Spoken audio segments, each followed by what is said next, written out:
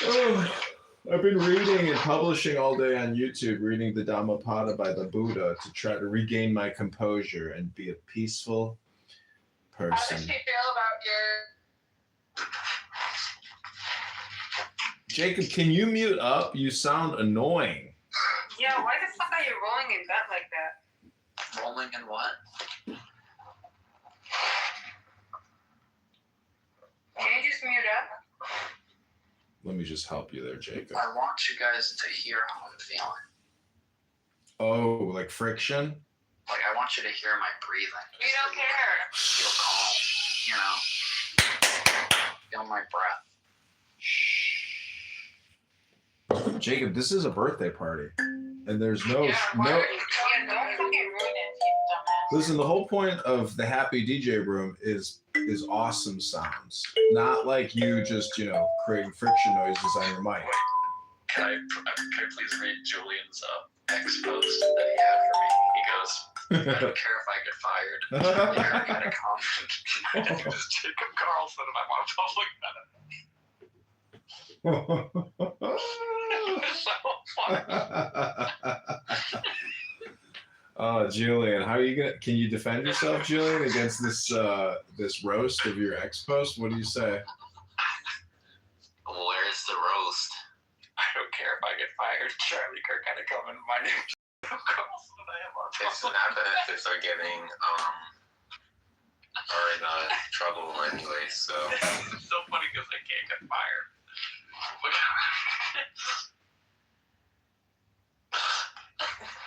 John, put birthday party in the title. Maybe more people will come in.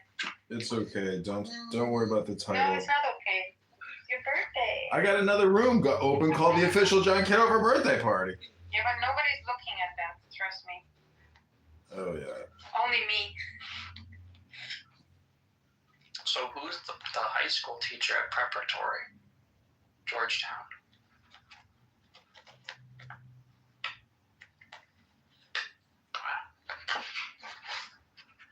Who's the high school teacher at Georgetown Preparatory High School?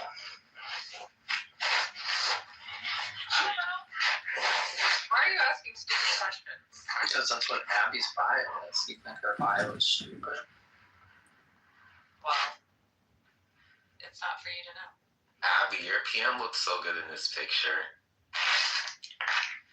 My what? Your PM. What is PM? Prime Minister. Yeah. Oh, Maybe worry about your own mayor. why does that say Gavin Newsom and Zoran Mamdani renew Europe? It's on like political account. I don't know why he made this post, but Rob Yetton looks really good here.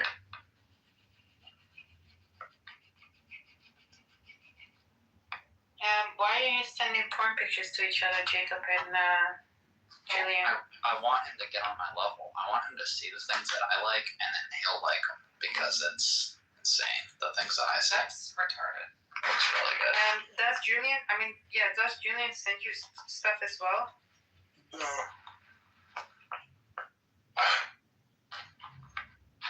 I mean, he sent me his booty. I bet he would. That did not happen. Okay. I believe. Might have happened. Sorry, Julian. My bad. Yeah, that definitely did not happen. That did happen.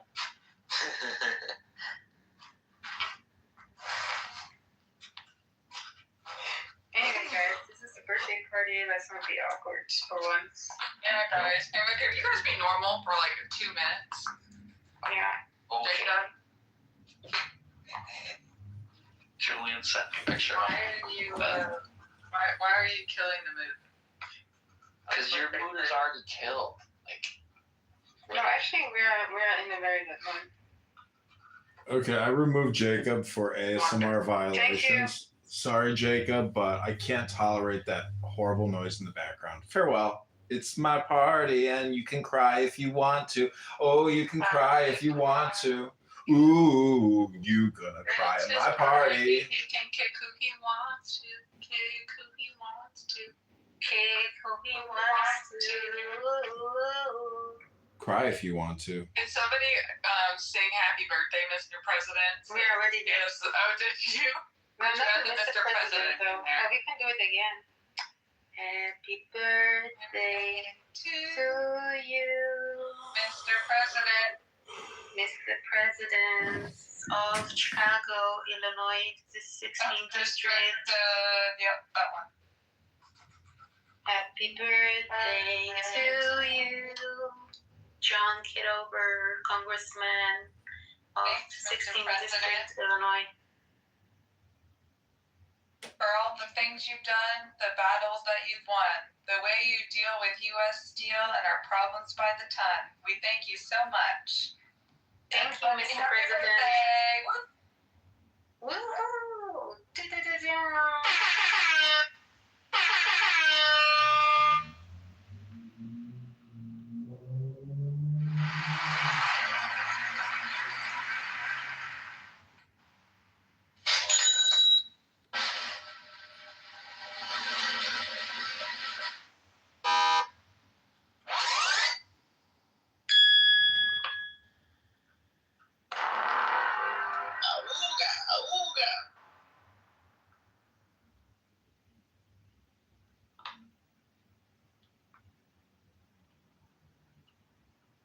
So deep fried dish.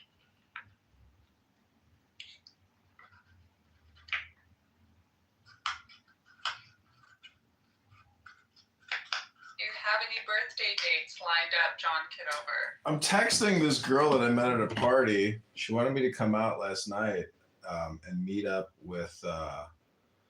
Anthony is here. Anthony is here to collect his $100, I believe, on his birthday because Gary Baumgarten was like, "What are you gonna do to help your constituent, Anthony? Give him your money." And I was like, "Yeah, Anthony, here's $100, Anthony."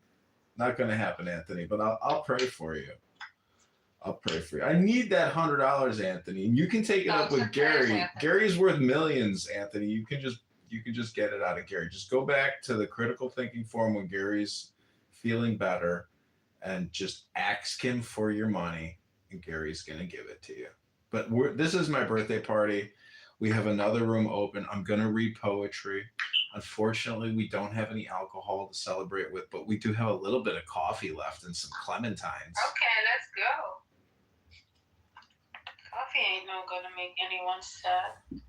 I'm also playing musical instruments like the kalimba.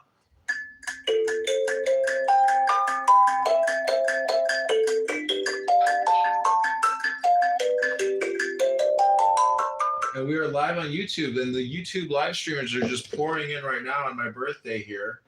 We have 9 viewers, 4 viewers, 1 up thumb. Hit that like button and leave me a comment. Let me know if you think my bald head is a cap or a mask. It's all cap. People were like, is that fake? Is that a cap on your head?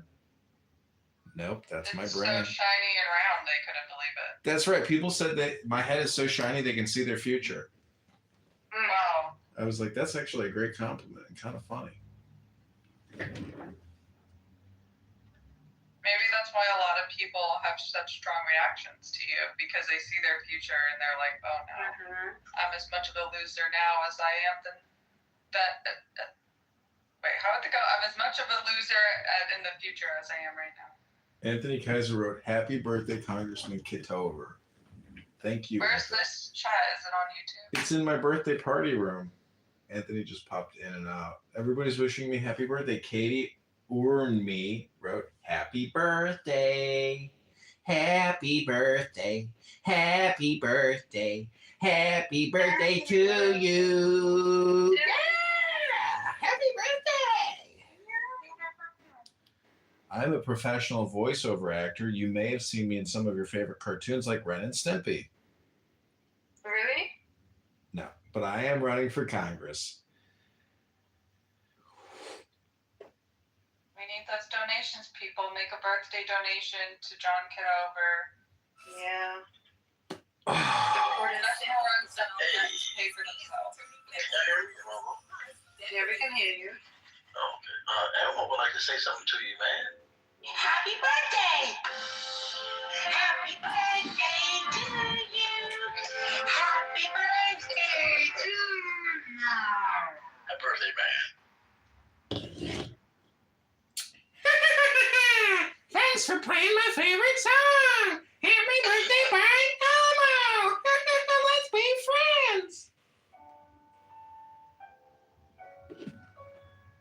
This is your happy DJ ASMR NLP experience you've been looking for here on Clubhouse.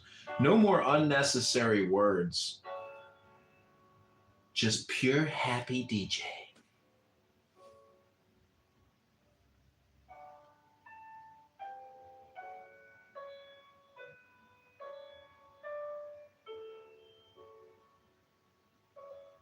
So you have a couple of poetry options. You have the Dhammapada by the Buddha, or you have Tao Te Ching by Lao Tzu, or you have poetry by Aleister Crowley, the Master Therion.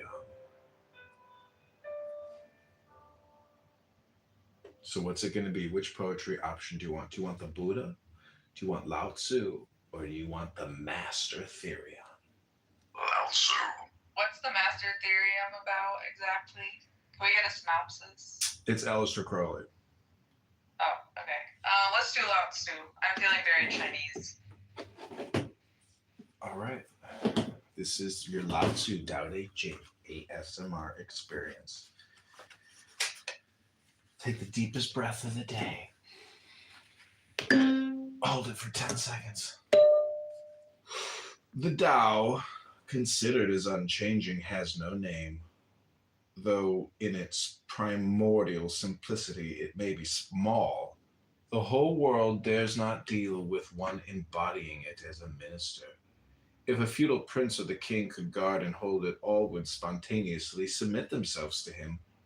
Heaven and earth, under its guidance, unite together and send down the sweet dew, which, without the directions of men, reaches equally everywhere as of its own accord. As soon as it proceeds to action, it has a name. When it once has that name, men can know to rest in it. When they know to rest in it, they can be free from all risk of failure and error. The relation of the Tao to all the world is like that of the great rivers and seas to the streams from the valleys. Om. He who knows other men is discerning. He who knows himself is intelligent. He who overcomes others is strong. He who overcomes himself is mighty. He who is satisfied with his lot is rich. He who goes on acting with energy has a firm will. He who does not fail in the requirements of his position continues long. He who dies and yet does not perish has longevity. Om. All-pervading is the great Tao. It may be found on the left hand and on the right. All things depend on it for the production, which it gives to them, not one refusing obedience to it. When it works, it is accomplished. It does not claim the name of having done it. It cloths all things as with a garment, and makes no assumption of being their lord. It may be named in the smallest things. All things return to the root and disappear, and do not know that it is which presides over the doing, so may be named in the greatest things. Hence the sage is able in the same way to accomplish his great achievements. It is through his not making himself great that he can accomplish them. Om. To him who holds in his hands the great image of the invisible Tao, the whole world repairs. Men resort to him and receive no hurt, but find rest, peace, and the feeling of ease. Okay, that's it.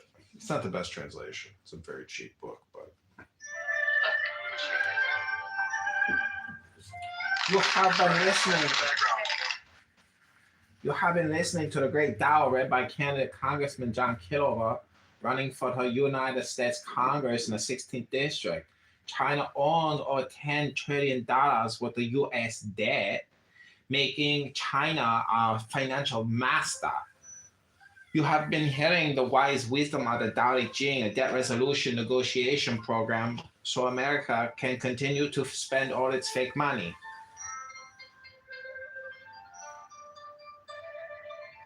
Bounty is 2 times more This message is brought to you by Bounty on John Kitover's birthday, the quicker picker-upper. Don't forget to go to Walmart and buy a new 800-inch television for $69.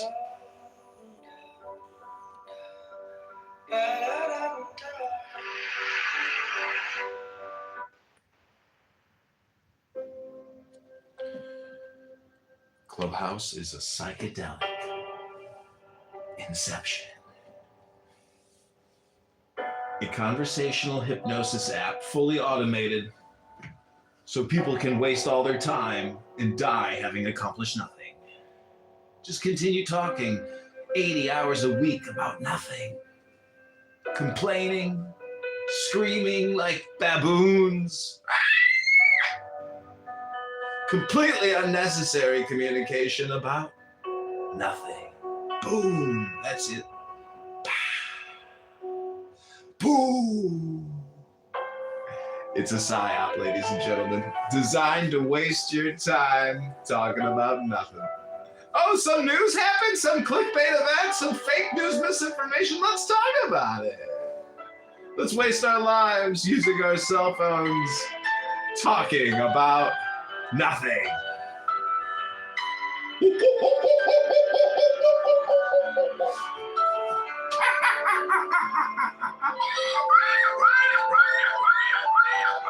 That's what's happening, ladies and gentlemen. It's just baboons screaming. Give me 2 peanuts. Give me 3 peanuts. This is your happy DJ, candidate Congressman John Kitover's birthday party. I hope you're enjoying our roast of Clubhouse users who have spent years here. Just all the time, nonstop, consistently. We are the revolution, they say to themselves. Oh, Serendipity is here. Welcome, Serendipity. Oh, Serendipity left. Went to go create her own little bogus room about nothing. Back to the show. They just come in, they just want to do a quick little spot check. Gotta go back to my own room. Can't get manipulated by candidate Congressman John Kitover. Can't waste my time listening to somebody waste his time. I need to waste my time. My way. Somebody sent us a YouTube video. We're going to see what it is. I'm hoping it's a live stream of me talking to you. Oh, but probably not. More music, let's see. Oh, it's a happy birthday song. In the ghetto, you don't have a birth, you actually have a birth.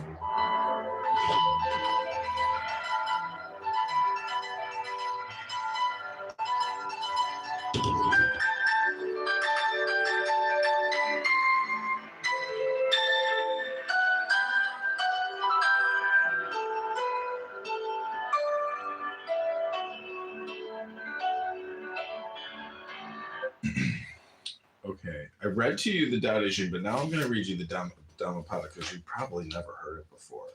That's very good. It's very smart. My book is falling apart here. This is called The Path of Truth if you've never read it. Many people have never read books. It's just a fact. Many of you don't know how to get happy, but I'm here to help you get happy. There's a chapter on happiness. Then there's a chapter on the pleasantness. Pleasant people. I hope this makes you all more pleasant. And just remember, don't take Clubhouse so seriously. It's all just hypnosis. Here we go. It's called the pleasant. When anyone mistakenly pursues only what is pleasant, avoiding the true path, forgetting their true purpose, attached to the senses. When anyone sees another on the true path, they will experience their loss and be full of reproach. Avoid attachment to both what is pleasant and what is unpleasant. Losing the pleasant causes grief. Dwelling on the unpleasant also causes grief. Do not cling to the pleasant. Let it pass, so that the separation will not diminish you. Clinging to what is dear brings sorrow. Clinging to what is dear brings fear. To one who is entirely free from attachment, from endearment, there is no sorrow or fear. Sorrow springs from affection. fear springs from affection. To loosen those bonds is to be free from sorrow and fear. Sorrow springs from indulgence in sensual pleasures. Fear springs from indulgence in sensual pleasures. Whoever is free from such indulgence knows neither sorrow nor fear. Sorrow springs from preoccupation with lustful pleasures. Fear springs from preoccupation with lustful pleasures. Whoever is free from such preoccupation knows neither sorrow nor fear. Sorrow springs from craving. Fear springs from craving. Whoever is free from craving knows neither sorrow nor fear. People cherish the person committed to right action and rich in understanding. That person, knowing the truth, walks steadfastly on the path. The person who reaches the sacred, the inexpressible, who has permeated his mind with it, who is in control of his senses, is one bound upstream. Friends and relatives welcome with joy a loved one, returning from abroad after a long absence. In exactly the same way will the fruits of right action welcome the doer as he travels from one life to the next.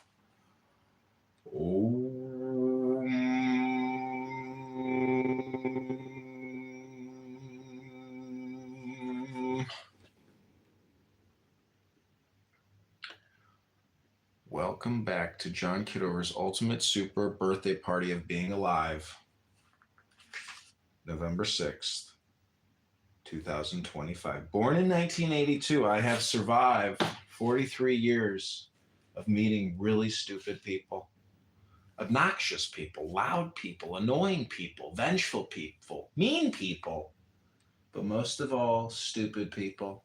Because if you have a low IQ, guess what that means?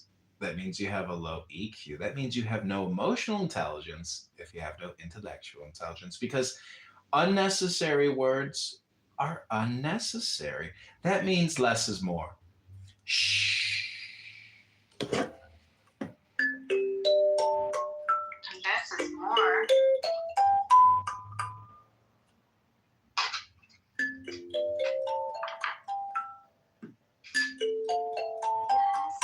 more to our hearts. Hearts to beat different. Melissa says I'm a cosmic human. No, Melissa, I'm just a man. If you think a man is a cosmic human, well, then that's what a man is. Ooh. Ooh. Ooh.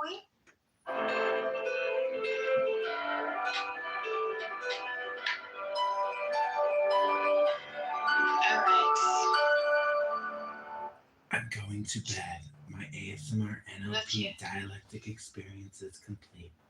This I've is been candidate something for Congressman you. John Kitover whispering sweet ASMR, sweet NLPs into your ear to make you go to sleep. Ay.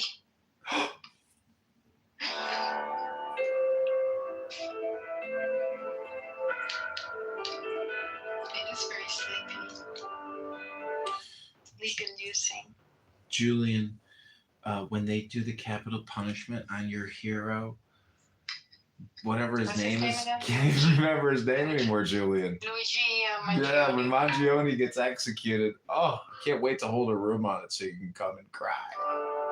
Why did they have to kill him? Why?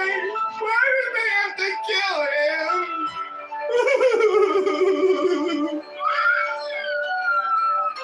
Let's talk about it for a week. 5 days at least.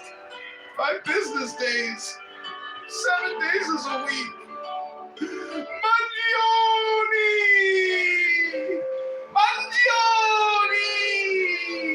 Oh, Mangione! Mangione!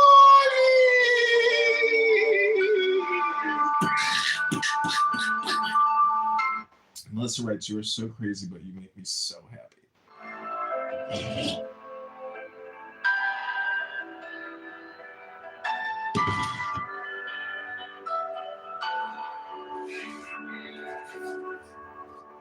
Okay, this is called Anger by the Buddha. You know, the Buddha was a pretty smart guy. He's had like billions of followers, and the fact that you can read him, you know, and get this divine intelligence, but yet people just keep coming to Clubhouse to talk about fucking, you know, sperm whales and narwhals and shit.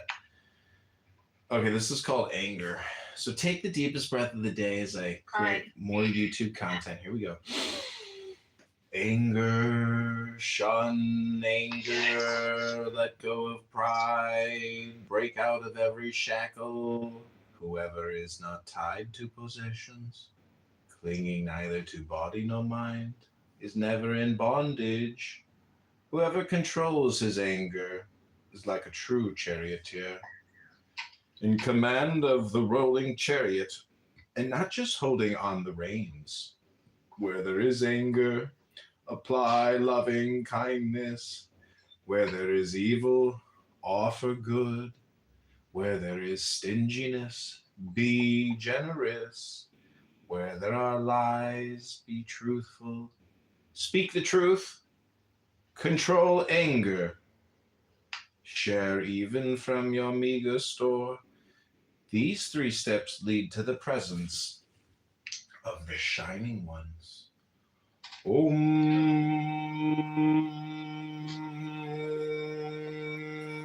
The wise ones who do no harm, ever restrained in body, word, and mind, come to the place of peace, where they will sorrow no more. The vigilant who follow the way day and night, who are wholly intent upon nirvana, their mental intoxicants come to an end. This, O Atula, has been going on through the ages. They criticize the silent ones, they criticize the talkative ones, they criticize the moderate ones. There is no one in the world who escapes criticism. There never was and never will be, nor is there now the wholly criticized or the wholly approved.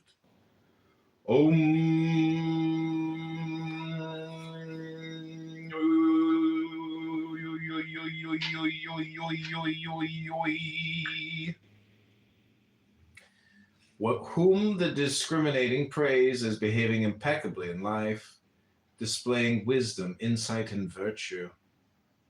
Who is like a coin of pure gold, he is praised even by Brahma. Avoid rash action, be restrained in action, giving up wrong deeds, exercise right action. Avoid rash speech, be restrained in speech, giving up wrong speech, exercise right speech. Avoid mental agitation, be restrained in mind, giving up wrong thoughts, think good thoughts. Those who practice restraint in body, word, and mind are surely in control of themselves. Oh, my F word abuela is here. Hi, friend. Hi, friend. It's his birthday. Happy birthday, John. It's his motherfucking birthday! Yeah. Let's go. Please, no profanity on my birthday. Abuela, would you like to sing Happy Birthday? Would you like to sing? Abuela, would you do me the favor of singing to me Happy Birthday in your best Marilyn Monroe voice impersonation? Oh my God. How did you know? I'll go on mute. Okay, here we go. Happy birthday to. Happy birthday to you. What a fucking F word. Happy birthday, Mr. President. Happy birthday to you. Let's go. Yes.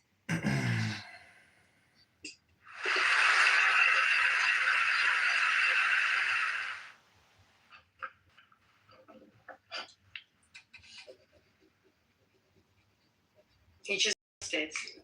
I bet he did. That's why he's quiet. one. Wow.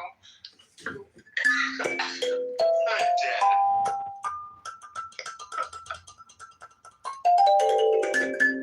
John Kitover, this is for you.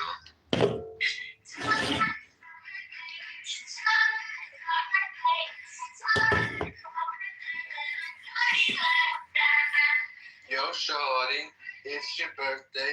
We're gonna party like it's your It's your birthday. Gonna sip Bacardi like it's your birthday. And then I don't even give a fuck if it's your birthday. Party in the club. Brr, brr. Brr, brr.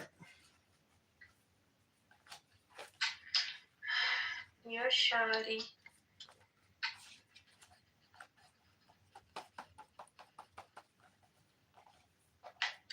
I'm gonna have to glue the binding of this book. You are very entertaining and a funny person, Melissa writes me. Okay, the next meditation we're gonna do, this one's for you, Ryan. It's called Blemishes. Okay, take the deepest breath of the day. Hold it for 10 seconds. You are now like a withered leaf, very close to the approaching messenger of death. Although at the point of departure you have not prepared yourself for the journey. Prepare a refuge for yourself. Work hard. Use good judgment. Free of flaws and passions, you shall enter the highest realms. You have reached the end of your time. You stand face to face with death. You have no place to rest upon the road, nor any preparation for the journey. Prepare a refuge for yourself. Work hard. Use good judgment. Free of flaws and passion. You need never return to the cycles of birth and death. The wise man, carefully, moment by moment, one by one, eliminates the stains of his mind as a silversmith separates the dross from the silver. Just as rust produced by iron corrodes the iron, so is the violator of moral law, destroyed by his own wrong action. Disconnection from Scripture is learning's taint. Neglect is the taint of houses. Uncared for beauty withers. Negligence is the taint of one who keeps watch. A woman behaving badly loses her femininity. A giver sharing grudgingly loses his generosity. Deeds done from bad motives remain everlastingly tainted. But there is nothing more tainted than ignorance. Eliminate ignorance, O Clubhouse disciples, and purity follows. Life is easy to live for a shameless man, aggressive, arrogant, intrusive, and corrupt. Life is not easy to live for a modest man with high values, free from attachment, humble of right livelihood and clear vision. Whoever in the world takes life, tells lies, steals, commits adultery, is addicted to drinking intoxicating liquors, is digging up his very roots, even when alive. Be aware, everyone, that those flawed in their nature have no control of themselves. Do not let greed and anger cause you suffering by holding you in their grasp. Men give for different reasons, such as devotion or appreciation. Whoever finds fault with the food or drink given by others will have no peace day or night. However, whoever gives up this habit of finding fault with others' offerings will know peace day and night. There is no fire like lust, no vice like hatred, no trap like delusion, and no galloping river like craving. It is easy to see the flaws of others, hard to see one's own. One exposes the flaws of others as one winnows the chaff. It hides one's own faults as a cunning fowler who covers himself. Far from removal and constantly growing are the blemishes of the man who clearly sees and points out the faults of others, but is ever resistant to corrections in himself. There is no path through the air. There is no real monk outside the eightfold path. People love their obstacles. Only the enlightened ones transcend them. There is no track through the air. There is no recluse outside this Dhamma. There are no compounded things that are permanent. There is no perturbance in Buddhas. Om. Oh, speaking of a Buddha, Nora is here. Hi, Nora. Welcome to Happy DJ Time. This is the official John Kitover birthday party. You're in the music room right now. Melissa M is asking me, am I married?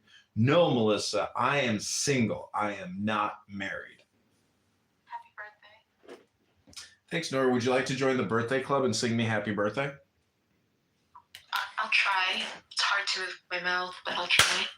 Happy birthday to I can't. Yeah. Well, like it. Yeah, thank you. Sing for me. Happy birthday, Mr. President.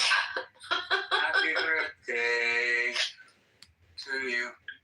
سنة حلوة يا جميل. Thanks, Nora. I'll be sure to let everybody know that you sang happy birthday to a Zion. Cumpleaños feliz, cumpleaños feliz, something feliz.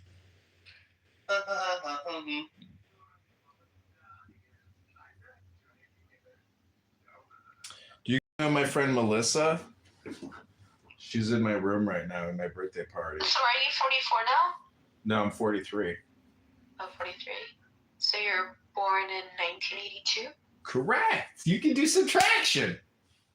I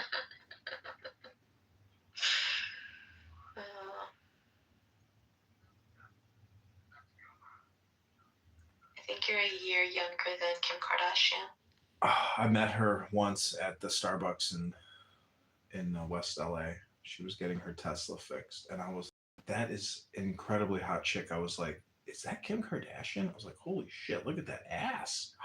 She's looking at me. Oh my God, she's checking me out. Are you making up the story? No, I'm serious. But she wasn't checking me out. She was checking out a famous soccer player next to me, and everybody kept going up to him. Be checking out the bright future on your forehead. It's true. Maybe I was reflecting light. Did her butt look nice in person? Oh yeah, incredible. Like, whoa. When was this? Because I think at one point she did have a real butt. 2011, maybe. Because when I was in California, I saw a lot of fake booties, and they did not look good to me. Yeah. Well, fake breasts also don't look good when you see them. Yeah, they looked really bad too, the fake breasts. There were so many, and they were just so hard. Exactly. Very firm. It's like grabbing a bag full of silicone.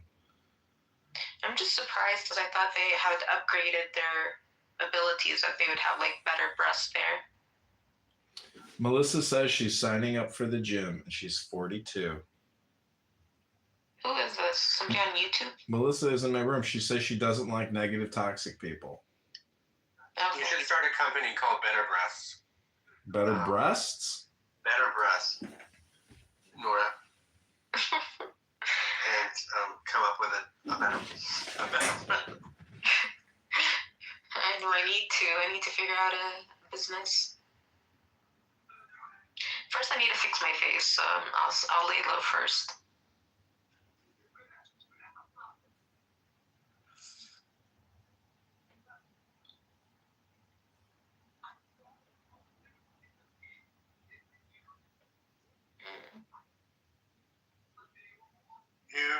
Halo.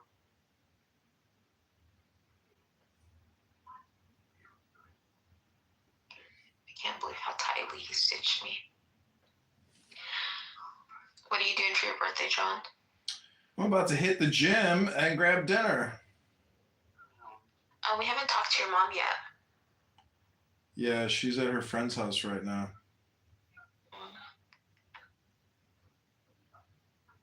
What did she say to you for your birthday?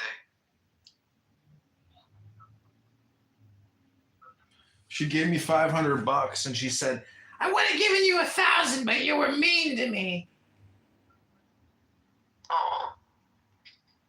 I said just the cost of doing business.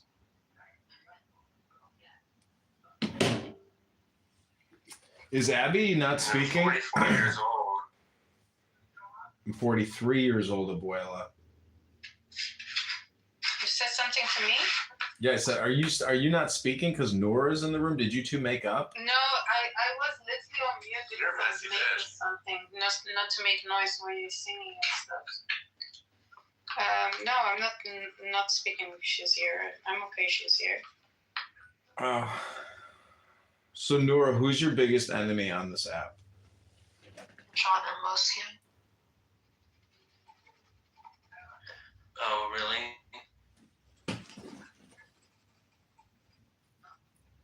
Oh, we got Q here. Guantanamera. Hi, Guantanamo. Second, I don't remember. Why didn't you call the San Diego office? Mm-hmm. I said, if John Hermosillo is your biggest threat, why didn't you call the San Diego office? I was too busy with other things. But I did have plans on getting to the bottom of some of the stuff that happened to me here. But my face distracted me.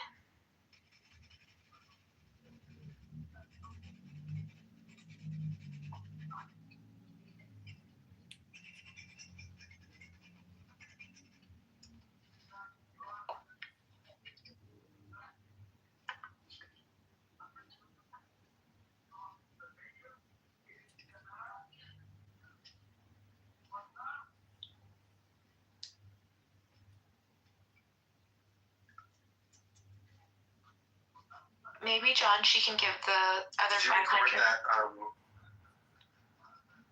Did you record that phone call that we had? Me and you? No. Yeah. Okay. No. Just making sure. I don't even think I. Did you ask me what I looked like? Mm-hmm. Yeah, I didn't record it. What's it called? I didn't put myself on video. Did I show you my scar or my wound? Yeah, you did. Oh, okay. Mhm. I don't remember. That's the only thing I saw. And your feet. I saw your feet. Oh, okay. Yeah, I think I was at LAX when I was talking to you. You were in the car. Mhm. Can you screen record Instagram videos? Yeah. Calls? You can screen record anything. You can take another phone and film another phone if it has some kind of privacy. Well, I don't have. Well, I do have two phones, but one of them broke. Not that one, but another one broke.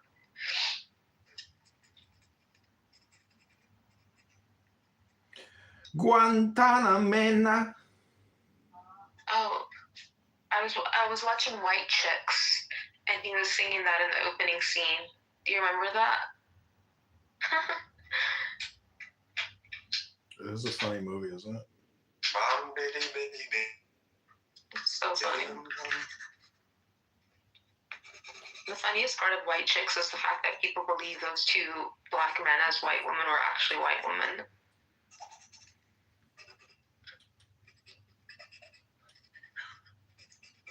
People in the movie or people in real life? No, in the movie, like how they all just acted like they were actually those white girls.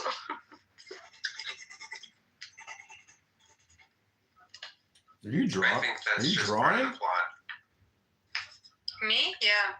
You wanted to be me off mute, so this is what you get to hear then. I'm gonna sleep soon though. I'm so tired. Oh. I was in the mood when you all were singing, so I was like, oh, let me make something while you guys are singing. Melissa's asking if you speak Spanish. Me? I don't know. Maybe it sounds No, like I don't. Spanish. I to her. was singing French. Who's Melissa? She's in my birthday party room, the official John Kitover birthday party room. She asked me if I speak Spanish. That's what she asked. Who is this girl? Melissa? Why does she come over here? I don't know. Why don't you go over to the official birthday party room? I mean, there you have to bring us up. Here we are here already. I think sore throat is an epidemic. It's funny how you're throwing yourself a birthday party. Good for you, John. Yeah, my mom ditched me. I just want to get drunk. But you're happy Throw about myself a this, body. You're happy you're not with your mom right now. Well, I wanted to go out for a nice dinner tonight, and you know what the problem is communication is. Well, she doesn't want to communicate with me, and then I don't want to communicate with her. So we have no real like scheduling. We have no real communication. It's all just like surprise. And she doesn't have a phone for you to communicate with. Exactly, and like she sits in the car and she'll be like, "Take a left here, take it right here. I think you take it right here." I'm like, "Bitch, you don't have a phone." Don't talk to your mom. Don't talk about your mom like Well, I that. don't say bitch to her, but you know, I did say, Bitch. "How the hell did all these sounds and noises come out of your body?" I was like, "Good God." We gave you $500 and she was gonna give you $1,000. Yeah. That's okay. That pays half my credit card bill. Mm-hmm. I just paid an $1,100 credit card bill, so that pays for half of it.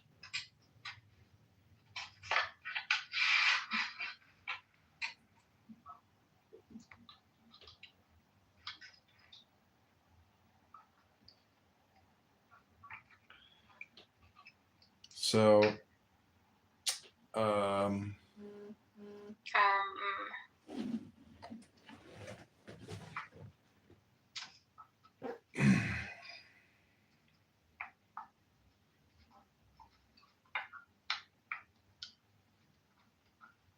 love that poem. It was very beautiful. oh, you're welcome. I hope you liked it. That was for you. Dedicating it to me. Yeah, that was for you, buddy. Wait, what was the title again? It was talking about your intentions can taint your actions or whatever.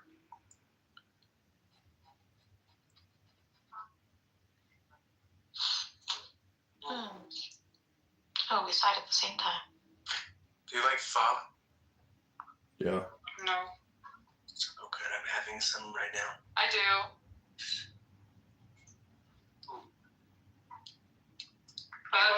What is it again? It's almost like ramen, right?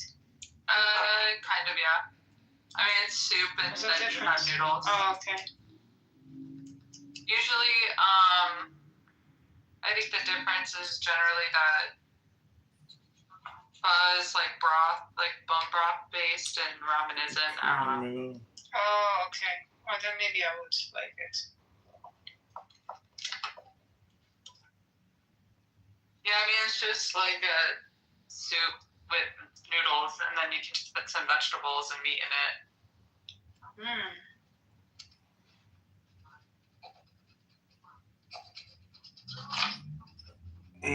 Abby, I have a Zen coloring book.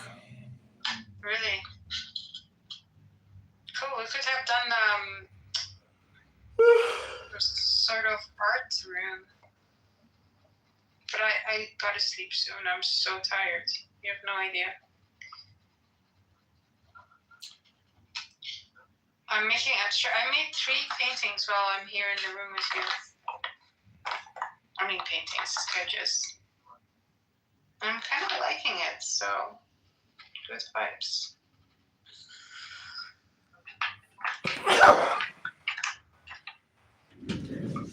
We have another visitor, Evital. He left already. He sent me $50 for my campaign. Yeah, he's gonna send me another 50. He said That is really When nice. is the election? March 17th. It's the Oh. primary.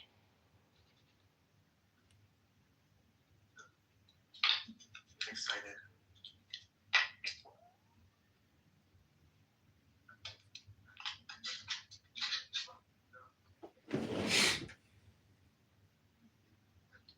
You're on the Republican ticket, Sean? Mm-hmm.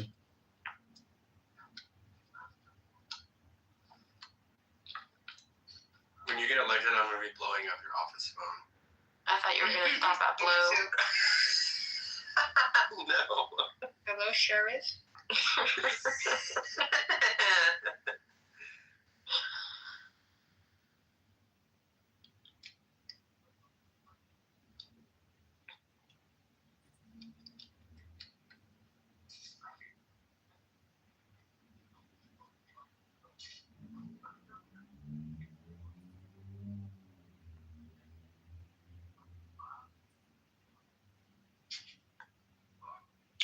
Alright, I have to stop this.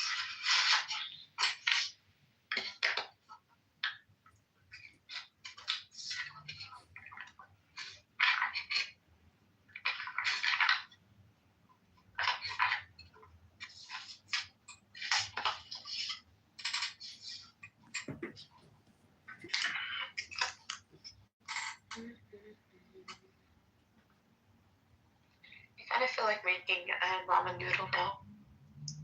You're welcome. No, but I've been eating it just because I've been craving it every night, and it's not good for you.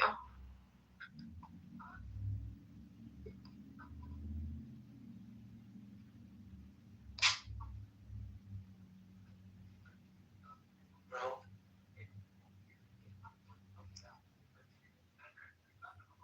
neither is harassing the FBI. Oh my god, Ryan, stop being petty. No, it's the opposite Not way being around. petty. I'm just telling her. No, You don't want trouble. dude, when the FBI was talking to my brother once a month, how am I the one that's harassing the FBI?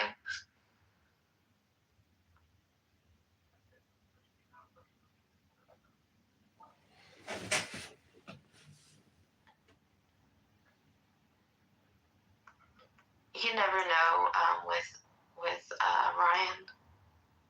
What do you mean? You have your I see flip moments. flops. Your flip flops. I never flip flop, sweetie pie. Yes, you do. No. I'm a pillow princess.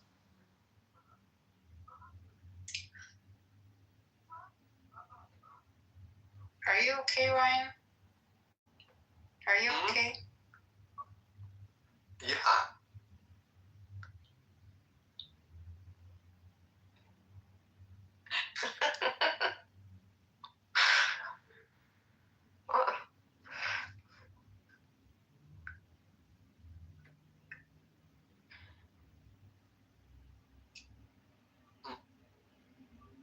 This is. I wonder how many people from There's Clubhouse. cinnamon and there's chili in here. It's so good. Cinnamon and chili. I don't know how to explain. Well, I think How the the fuck is broth has the chili cinnamon, in and your? I put chili. I think chili sauce that they gave me in it. he probably cooked it in something that had cinnamon in it already. I went to eat dinner. I went there. I've ordered it.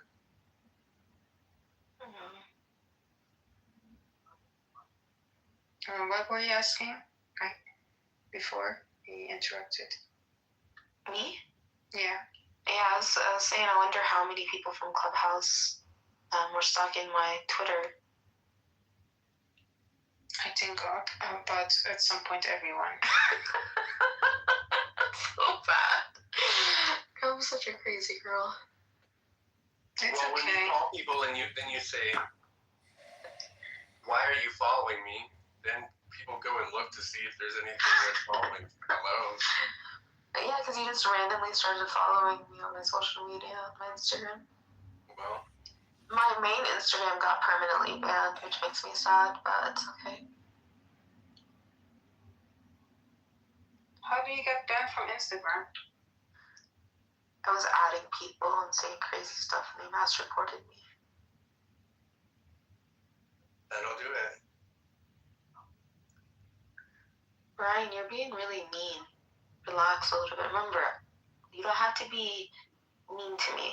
Like God I'm already cut my face open. I'm not being mean to you. Mm. I'm just saying that will get you banned. You know what's weird is it banned my my burner too. I had a burner that nobody was following, and it got banned. That might be because you're like logged into it on the same device, or have it.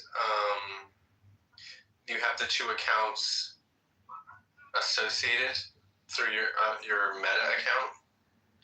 I don't know, because I never had that. It was just like Nuda Shadash, and it was just nobody followed it. Like nobody had, like, except for me. And I've had it for a long time, and it went bye. And then now that I have a new number, I trying to make an Instagram with my new number. I mean, I have Instagram. Like, I still have 2 Instagrams that haven't been banned, but I tried to make a new one. And after 2 days, they got banned. I was like, what? Like, okay. I don't know if I associated my new number with my Nura Bandura that got banned, and that's why. I don't really care. Like, I was only posting all close friends anyways. So, I mean, I care because I lost a lot of stuff, but whatever.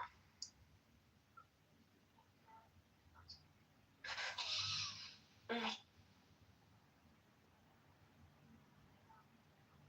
cannot get it back. No, I tried. The Nura Bandura, I appealed, and then they sent me a email saying I've been permanently banned. They're like, you need to, like, prove your face or something. And I sent it, I don't know, maybe my face didn't look the same or something. I don't really know.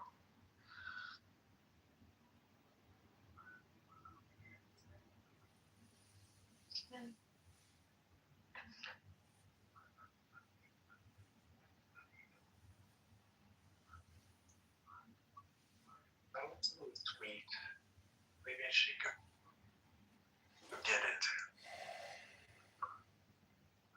What did you say? I said I want to eat something sweet. Oh, you should eat some ice cream.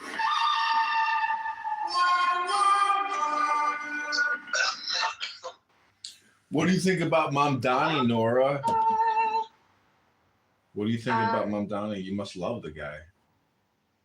I actually haven't posted any thoughts on him or New York.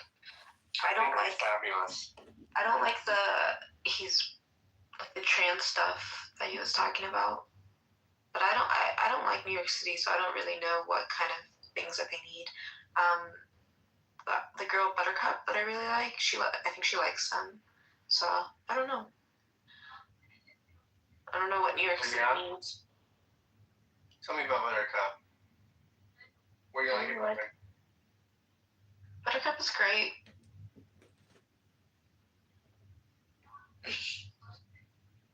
She's not afraid to speak what she sees as the truth, even if it goes against those who will ostracize her. Yeah, that's pretty attractive, isn't it? What is it? I said that's pretty attractive, isn't it? Are you trying to make me gay, Abuela? What? Why? I thought that's what you were saying. No.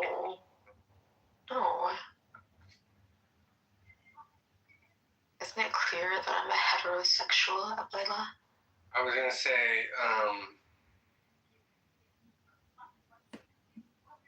that trait, it's especially attractive after dealing with all these men that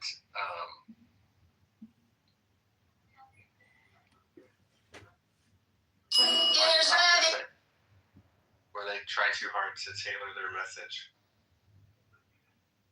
I don't know. Alright, Was that a double entendre, Abuela? Yeah.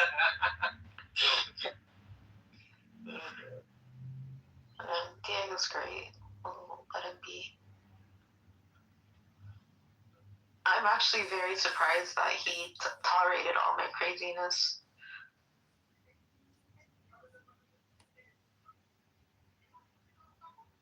In my defense, I really do think when I was in the hospital and they injected me that it scrambled my brain. What do you think, John? What did you say? I've never seen you act the way that you have recently, so maybe so. Yeah, I think that plus I was on burners and I was listening to like all these like lies being spread by some of your acquaintances, and I don't want to say names because I don't really care, and they were just rejoicing in it. And I think all of that just together just pushed me over the edge. And then I just was like, because I don't, like, I have some recollection, but really the reason my social media is private right now is because I've posted so much crazy stuff that I want to like go through and delete. But I know people probably have burners that are following it, even with my, because I had posted something right before I went to the hospital, like maybe August 27th, and I was private.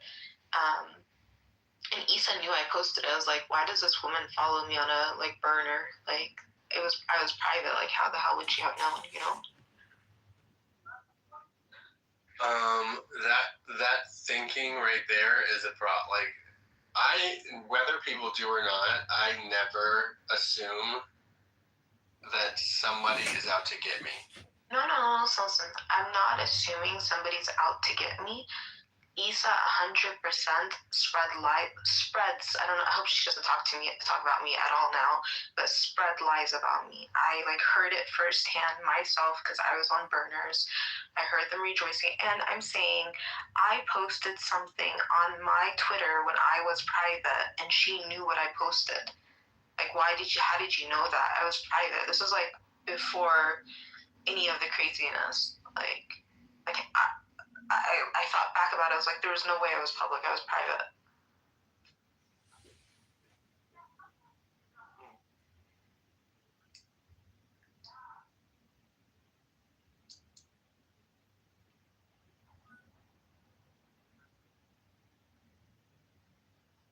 Hi, Kevin.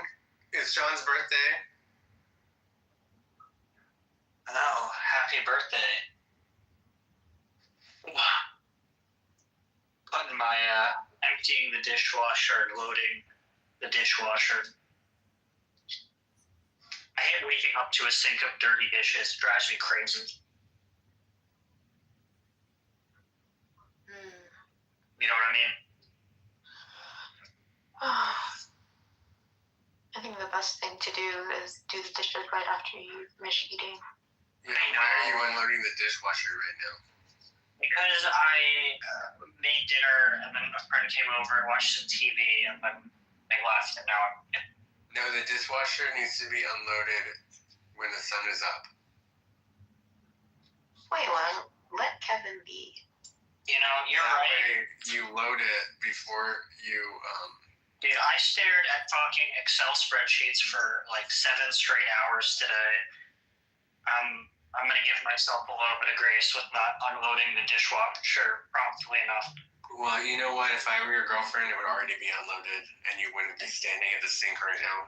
Stop hitting on him. Oh, I got superior again on my performance evaluation at work. Good job.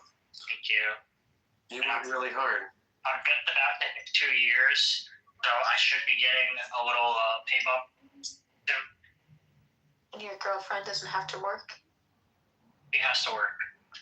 She has to. But I don't. Yeah, she has to. I'm not. Yeah. I can't pay for all this shit. Yeah, you can. No, I can't. I absolutely Yeah, you can. cannot. We would be so Absolutely poor. you can. We would be poor. We would be. Doesn't matter. Be poor then. We're not gonna be poor. We're not gonna be poor to be tried. I'd rather. You don't buy diapers. You buy the reusable ones. Does she have a job that she likes? Yeah, she likes her job. Are you all gonna get married? maybe at some point. We're just No, Max, how's it going? we just booked a Birthday to you. Happy birthday to you. Happy birthday, dear Johnny. Happy birthday to you.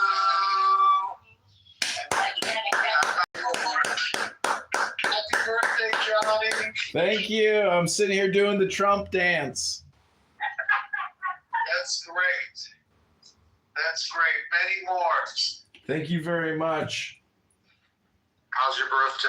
Is your mom still there? No, I dropped her off at her Orthodox friend's house, Sandy and Marty. I have a 24-hour reprieve. The silence is beautiful. On your birthday? Yeah, she cooked me a steak yesterday, or maybe she boiled it. I'm not sure, but it was the worst steak I've ever tried to eat in my life. I hope you didn't tell her that. Oh, no, I covered it in barbecue sauce. I said, good. That's good. Only a mother. Yeah. Yeah, I mean, I might go out for a drink with this girl tonight. I'm not sure, but Oh, but you have to do that. You have to go out, John. yeah, I got plans tomorrow, maybe Saturday. I don't know. But either way, it's Groundhog Day over here. I'm happy. How are you guys doing? We're good. We just had dinner. And, yeah, I think she's on the couch. Yeah, we got 2 martinis. Nice. Yeah, it's all crashing. And does she know it's your birthday? The girl for tonight? Yeah. Good. Yeah. Nice. I met her at a party this past week, but How anyways, was Halloween? it was fun. I went to Edison Park, and there was a party above afterwards late night, and then we went to another bar. You know, just typical. It was nice. Just, fun. And Lion? Were you the lion? no, I had a clown wig on the first night with a clown t-shirt. And then the second night, what did I wear the second night? I can't remember. Oh, maybe I dressed like a Mexican in my poncho with my black hat. People are like, is that a costume? I'm like, nope, this is me. This is an antique poncho from an antique shop. Mm-hmm. Did you go out in Nashville? No. We were still moving. I was still moving. I got here on Halloween. Oh, wow. Yeah. So, I guess, yeah, this today marks a week. Since I've been there. Holy crap, I didn't even realize that.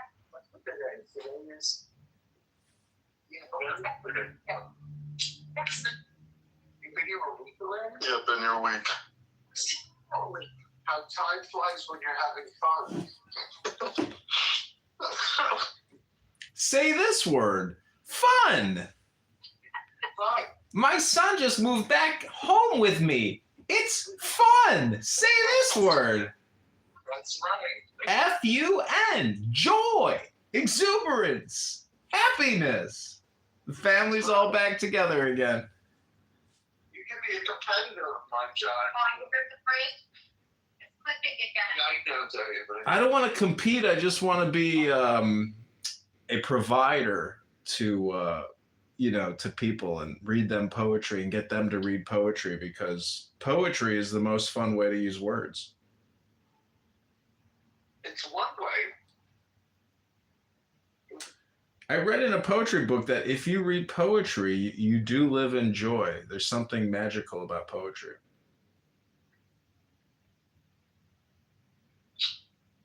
Well, does do limericks count? Yeah, limericks count. I think it's the rhyming. There once was a man from New Country. Exactly. That counts. I mean, maybe not crude, but Oh, I got another Jewish friend. Here, let me introduce you to my friend Paul in Beverly Hills. Conference call you in. Hello, Paul. Paul, you are on a conference call with another Paul and another Max. This is the John Kitover birthday party line. Well, hi, man. Hey, Paul. Hey, what's going on? Are you at 90210 zip? 90212. Oh, close enough. How's everything in California? Horrible. But the weather is good. Max, I know Paul because we have that mutual friend Louis Eisenstein, the guy that I threw the brick through his front door. And Paul called me up one time. He's like, 160 people have been talking about how you threw the brick through his front door, and they're so happy. Everybody hates Louis.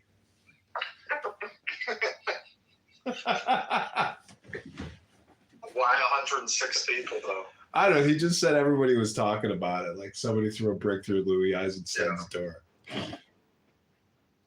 That's cool. Made me feel less guilty about doing it. A little happier. Well, you don't think about it for 1 second. So how's married life, Paul? When's your kid coming out of your wife? She's 6 months ago. She came. Oh, you already have a 6-month-old baby. That's great. Yeah. A lot of work, huh? Yeah, it's different having a kid now. It's definitely a different life. Paul runs a group of Burger King franchises. He's a hamburger flipper. Wow. Have it your way. Yeah. What's up with the meat prices these days? It's through the roof, right? Especially Yeah, when prices are up. That's a good business. It was. Margins kind of suck these days, but, you know, it is what it is. We have El Pollo Loco also. It's another brand. We have 2 brands. I like El Pollo What's the Loco. other brand? El Pollo Loco. You can buy stock. The crazy chicken. You can buy stock in El Yeah. Pollo Loco. What's their What tip? state are you in? I just moved to Nashville, Tennessee, where they're building In-N-Out burgers in the town. They relocated their corporate office there. Yeah. It's pretty crazy. California. Where are you from? Chicago originally? Yeah. Yes. And New York and Wisconsin. Where in New York? Born in Brooklyn, raised in New Jersey. It's fucked now. It's going to be an Islamic caliphate now. It's over. That's right. It's terrible. Paul, where are you originally from? Yeah. Are you originally from California? Potomac, Maryland. Oh, right. Beautiful. Right by the Lincoln Memorial. No, on Potomac. No, that's the Potomac river or whatever. I lived in Potomac, Maryland. Is a DC suburb. It's about 4 miles from the DC border. Oh my gosh. Nice, but it's a nice. When did you were born there? I was born in Maryland, and I moved to Los Angeles about 22 years ago. Wow. What brought you to California? The fucking weather, man, and the lifestyle. It's like nobody works. Nobody does shit. He's It's beautiful. It's a beautiful place to live if you have enough money that you're insulated. Like it really is a cool, nice place to live. It's like the California lifestyle. It's like being on summer break for 22 years. It's unbelievable. But you're always fighting. You're always getting sued. You're always suing. It's just nonstop fighting. Like, it's very hard to run a business, but you have a lot of cheap labor, but they can turn on you any second of the day, you know? Right. A lot of cheap labor. It's pretty crazy. And it's hard to get staff, isn't it? Like for the restaurants, isn't it very hard to staff? It's not impossible. It's much harder in other states. You have a bazillion people that fled the border. They need, like, a place to work, you know? I've some employees that have worked in my stores for 30 years. Really? Yeah. Not a lot, but a few. Well, Paul's related to the Shah of Iran. They escaped the Islamic Revolution. I'm Jewish, you fuckface. I'm Jewish, you Oh, the Shah wasn't Jewish? Shut the fuck up, man. You play all these like dumb games. Like,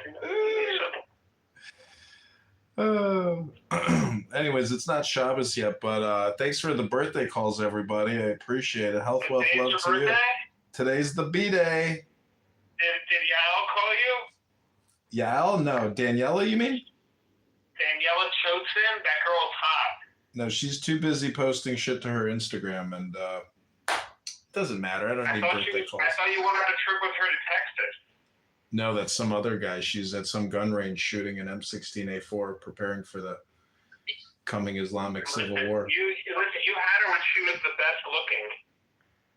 You had her, the guy, listen. The guy has your sloppy seconds. Well, I just wish everybody was a little kinder, a little nicer. Coming from the guy that has like 10,000 naked pictures of her, literally. Well, I'm not the only one. I went to her house one time and she had a whole package of naked photos of her and some guy on an island. And I was like, oh, I guess I'm not the only one. No, there was one time you got mad at her and you put up these pictures you took of her in Vegas on like Facebook. It was insane. She didn't even care. And knowing you, you have them right on your computer, like ready to go, like thousands of pictures of her. Well, when John was in Los Angeles, he would like hire like models to come over to his apartment, and he had like a whole photo backdrop and all kinds of cameras and all kinds of crazy shit. and two big ass dogs, like two fucking he got it from the shelter, like from like the home, like two fucking like horses, like big, huge. Huge. How did you clean up the shit from those dogs? It's like each dog would have 2 handfuls of shit, like multiple times a day. Beasts, yeah. They were huge. Yep, Jasper and Dixie, I think. Wait, so did you know John when he lived in an RV in California? I mean, he bought like a boat. I don't know if he had an RV there. He had a boat. No, I never had a boat. I had an RV. I had 2 RVs. You bought? When did you? At what point did? I remember when you lived in Manhattan Beach. I don't remember you having an RV. Yeah, when I moved from West LA, I bought an RV on Craigslist for like $2,000 or $4,000, but I think it was in perfect condition. I parked it behind the Sports Club LA on Sepulveda, and one time these Persian kids were like, "Are you that guy that lives in that RV?" I was like, "Oh no." Oh, I was so embarrassed, but it was, a perfect spot. I would live in a 5-star gym all day long and then just sleep in the RV. It was no big deal. You were a member of the sports club? Yeah, I would go to the Beverly Hills, or I would go to the one on Sepulveda. It was, I wasn't the only loser doing that. There were other people that just made that their permanent office, their permanent lifestyle. It was pathetic. A lot of Persians, a lot of hairy Persians that needed laser hair removal. Lazy Persians that have millions of dollars in like Persian rugs and things like that. Come on, John Kitover. You put a boat out there? No, I tried to buy a boat. It was an incredible. It was a 2-bedroom boat, fully furnished with copper and furs, and he wanted like $10,000. I didn't buy it, and then the next day somebody bought it. But it was cheaper to buy that thing and live in that thing and pay the slip fee than it was to rent an apartment, and it probably would have been a lot of fun. But I didn't buy it. It was fully concreted. It was not water. You couldn't take it out on the water. He concreted the shell of the boat or something. Mm-hmm. Oh, it's like a houseboat? It was like he made it into like a permanent accommodation. Yeah. How do you move it? So you have to move it at some point. Maybe you just tow it. It was like a permanent fixture basically to that dock in Marina Del Rey or wherever it was. Maybe Redondo. I can't remember where the boat was. Anyways, boats suck. John's lived a very exciting, very crazy life. Fun life. Yeah, what's the story about John? What's every story you can imagine? He's fought foreclosures, evictions. What is it called? You fought like a 5150 when you were in California. Yeah, That's when I first They tried learned to- about habeas They corpus. tried to convince you to the loony bin. They did. The doctor was like, he's like, I said to the doctor, I did the writ of habeas corpus, and he's like, I would go downtown and tell the judge that I want to keep you here, but I don't want to fight all the traffic, so you can leave by the end of the day. I was like, thank you, doctor. How many fights did you have with the landlord? You must have driven landlords crazy. Yeah, Louis was like, one time I was like, I don't know, Louis has some funny stories. No, but you probably, because you had all these dogs and all these whores coming into your apartment. I don't even know, like, what you did. Like, you must have driven your fucking neighbors nuts. I never had any horses come into the apartment. I said whores. Oh. I bring a horse. And Los Angeles is too dense. You can't get a horse. Like, it's not like there's not enough land. So I turned my apartment into like a recording studio, and I put together these pilots that I was trying to pitch, and I was copywriting them with SAG, the Actors Guild. You can copyright things for like $10. So I created 2 shows. One was called Foodie Hottie. It was a show of hot chicks that just do foodie reviews. And then I can't remember what the name of the other show was. But all these girls were competing for a spot on my television show called Foodie Hottie. You mean you were auditioning them? Yeah, they were coming over to my apartment for auditions. Allison, it's not this thing. If there's any way this place to do it, it's California. There's all a bunch of people just trying to do make media. something happen. They'll believe anything. Yep. But John is the only one to actually act on it. He could pretend, you know? I think it's a brilliant idea. Foodie Hottie. What brought you to LA? Was it Chosen that brought you to LA? What brought you to LA? It was February. I had just broken up with my fiance, and that story. See, listen, you've done every story. Runaway groom. Yep. Yep. No, legit. He had an engagement party. He woke up the next morning and broke up with the girl. Did you keep the kiss? The craziest thing about that story is I insured her diamond ring that I spent like $21,000 on, and I'm in West LA, and I get a call from the insurance company, and they're like, "Yeah, you're not entitled to any damages from not getting the ring back." Then they call me back, and they're like, "Okay, hold on, we're gonna have our legal team look at Illinois case law." They call me back a week later, and they go, "Is this John Kitover?" I say, "Yes." They say, "This is Geico Insurance. We have a check for $25,000. Where do we mail it to?" I was like, "Really? Holy shit!" Why didn't you buy the houseboat? If you had a $25,000 check, you should have bought the houseboat. The boat was later on, but I just didn't want to do the boat because I was like, there's got to be something wrong with it. For $10,000, this thing seems like it's worth more money, but I was just worried it was leaking or something, and I didn't know how to detect it. Anyways, Oh, we got another. An amazing life, dude. We got another birthday caller coming in. He's actually a political candidate for Secretary of State, but I will call him back because I don't think you can do a 4-way. So who's the chick? Who's the chick on the call? This is my friend Max and his parents in Nashville. Oh wow! So your parents, you moved your whole family to Nashville. That chick is my wife. So the whole family moved to Nashville. No.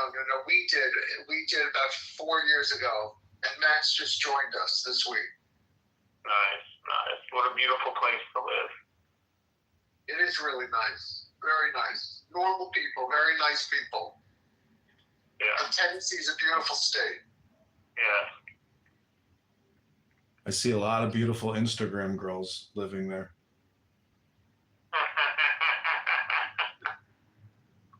It's great. When you visiting, when you coming down? Tennessee, not anytime soon. But John's got to visit. John's a free guy. He's no kids, no wife. He can do whatever he wants. Yeah, I don't know. I mean, maybe sometime in the summer or something. What was the name of that lake that you were on before? Old Hickory Lake. Old Hickory. Yeah. Oh, some of the girls on the geotag on that thing. Wow. Yeah. Instagram is crazy. It shows you suggestions, for all these chicks who take these erotic Halloween photos, and you're just like, I can't believe this. This is just crazy. They look, like angels.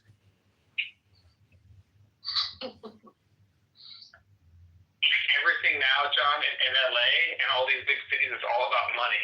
You can just do whatever you want with any girl you want, no matter how old, young. Like, I saw a guy in a McLaren at the farmer's market, and I was like, oh my God, that's so sweet. Like, this guy's taking his granddaughter to the farmer's market, and I saw it in the farmer's market. It was not his granddaughter. Well, because of these, It was like a 70-year-old and a 20-year-old. these dating apps have turned young women into gold diggers, and they're communicating with hundreds of people fishing for the biggest dig, and that's what's happening. No. It's like they'll do it it's just transactional. Like, can you buy me a purse? Can you buy me this? Can you buy me that? It's completely a trade. Yeah, I agree. It's crazy behavior, but It's insane. yeah. It's truly insane. Well, My friends tell me, my single friends tell me. it's very obnoxious, This one girl that I took Hold on out. one second.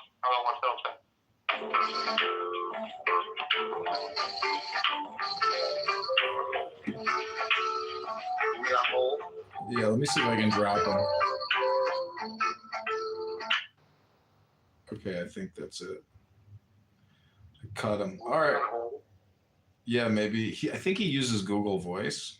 I'm not sure, but I just hung up on him. Anyways, thanks for the call. I hope your move goes well for you, and you meet beautiful new women and make new friends and enjoy your time with your family, and maybe your career will more, or you'll help your dad with his business, and you'll become the heir apparent and protege to the world famous Dr. Gruber of Pronunciation Workshop. John, you're very kind. Thank you. I hope it's a good move for Max. And if not, he can always go back to Chicago. Once you leave Chicago, there's no going back to Chicago. Once you leave this town, only suckers like me come back. John, I have a birth. You love poetry, so I have a birthday poem for you. Ooh, okay, great. Are you ready? I'm ready. I wish I was a bar of soap, all wet and white and shiny. And every time you took a bath, I float around your hiney.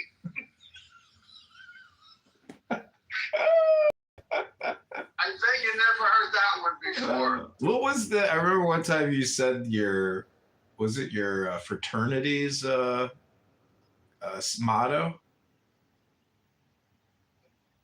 Refresh my memory. You've got some Greek motto. I can't remember. Tui, tui, kui. I can't remember what it was. Uppy-dubby. I'm not sure what it's some Greek motto. I think you have memorized. Sydney for Mikai and Toga Chua? Yeah, that's it. Are there ants in your pants or are there ants in your toga? That's Latin. That's it. Yeah, That's all I remember. That's all I remember from 3 years of Latin. There are ants in your toga. Yeah, are there ants in your toga? What is this line? Sydney for Mikai and Toga Chua. Are there ants in your toga? Oh, God. So, John, how old are you today? 43. Oh, God bless you. You're a baby. You're a baby. If I make it to 86, Another trip around the sun. It's a beautiful day to celebrate. it is. Life is good if you have breath. When you stop breathing, that's when things start getting difficult. That's right. That's right. Well, So take enjoy it. your Yeah. birthday. Thank you. I appreciate. Take advantage of every opportunity, and Max. I mean, swipe right, and enlarge your new environment. I mean, be social, even be political. Do it all. Yeah. You only live once. YOLO. Yeah. And hit the gym every day from 11 a.m. to 2 p.m. and just retire like me. John, you're not going into the IRS anymore? No, I sued them for sexual harassment and workplace violence. So you're not buying furniture or chairs? Oh my gosh. None of that. So crazy, nonstop. It's like clean your office. You know, they shake people down. They got to have a new $2 million office to do it. It's just clean your office, fatties. That's it. But And yeah, John, did you sue? Is it ongoing or is it over? I made the final submission. I got the all the paperwork back, and I'm just waiting for what their determination is. And then after that, this is how crazy the government is. If you sue for sexual harassment internally, they guarantee you that they will pay for your lawyer. So taxpayers are paying for people's lawyers. And if you look at the amount that Congress has paid out for sexual harassment, let alone other agencies, I mean, it's insane. All the taxpayers are getting shafted and shaken down. Just look at Chicago. They've paid out like $500 million for the police abuse stuff. It's like the legal industry is the real industry. Suing. It's unbelievable how much money there is. John, what are you claiming? That someone sexually harassed you at work? Yeah, my manager called me a whore. A man whore. A woman or a man? A big, fat, obese black woman called me a man whore. Seriously? Yeah, I told her I had to schedule 3 dates on Hinge just to get one date because women are so flaky. She said, "You a man whore."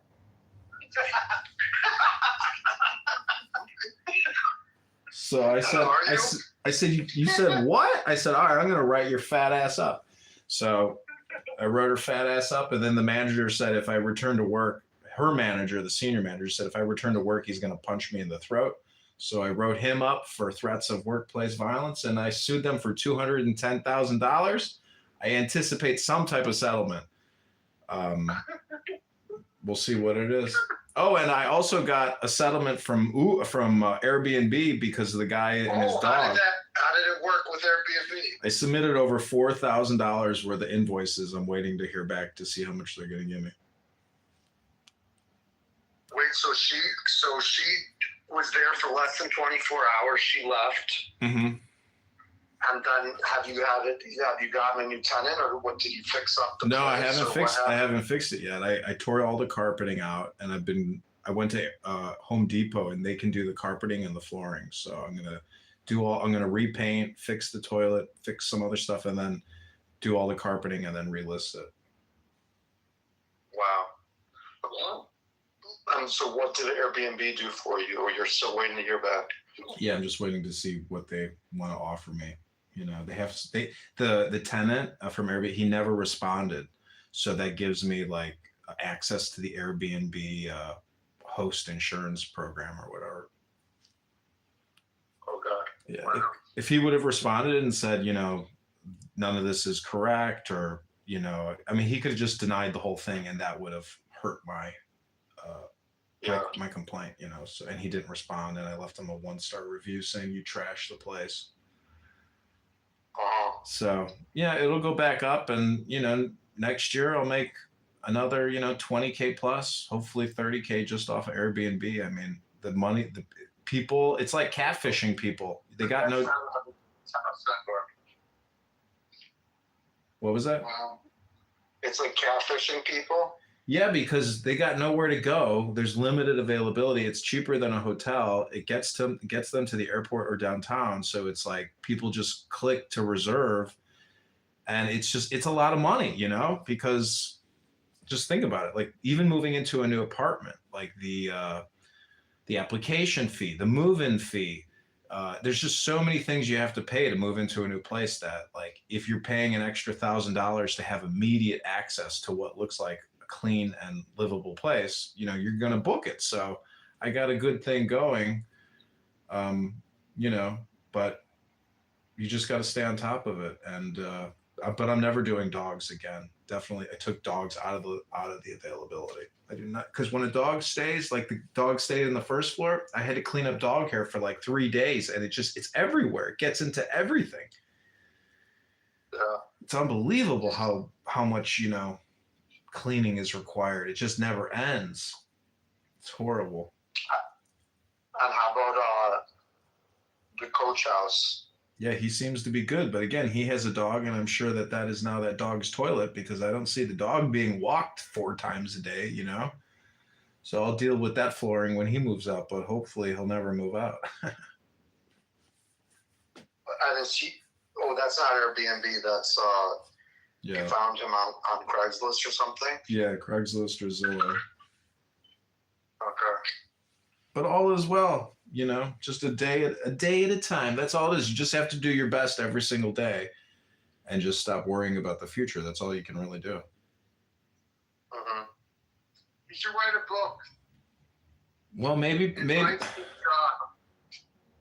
pronunciation work presented by Pronunciation Workshop.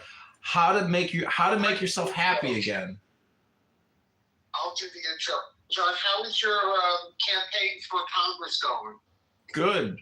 Monday, my mom and I, we submitted the petitions, and he can challenge, and we get notification via email. He has till Monday, and I will probably challenge him on Monday. And Max Rice is pulling his petitions, and we have till March 17th to campaign, and it's possible the Democrats vote for me to knock him off the ballot, because there could be enough Democrats to overcome his organized Republican vote. And there's a small chance, but the publicity from it, there's going to be a lot more publicity over the next couple months. So I'll be doing interviews, and I got invited, get this, to an all Islamic, I'd have to read it to you, but it's like a social civic event in Rockford put on by some Islamic groups and some like Arab hedge fund. So these Muslims, they're organized, and they've invited me to speak. I'm not going to say anything controversial. I'll just read a poem and listen.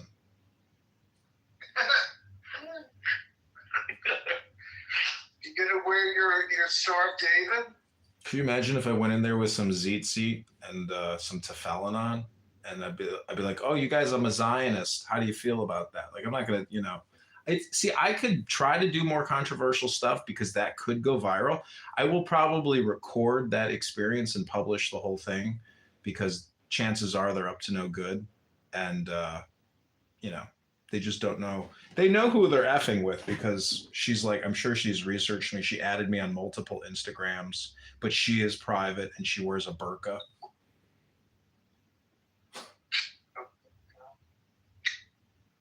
Yeah. But you should create a subdivision within Pronunciation Workshop called Poetry, where you get your students to read poetry to enhance their English, language and English speaking capabilities through poetry. Make it a whole new workshop. Poetry by Dr. Gruber and Max Gruber. It's a good idea. Oh, it's brilliant. John, probably 80% of my clients are Muslim and Muhammad. Like every person is a Muhammad. Oh, have them read Rumi, and then you'll fully hypnotize them. But you'll make so much money, they might come back against you. So you got to just take enough not to get in any trouble. Okay, sounds good. This is a joke, but read Rumi. Do a Rumi workshop. Rumi is super hip. What's Rumi? Rumi is the famous Muslim. He's really like a coexistence. He's a Sufi mystic poet, and it deals a lot with love. But his poetry is super hypnotic, very simple, very powerful. How do you spell it? R-O-O-M-I-E? R-U-M-I. Let me just read you one little one, and you'll see how amazing it is. What is R-U-M-I? Yeah.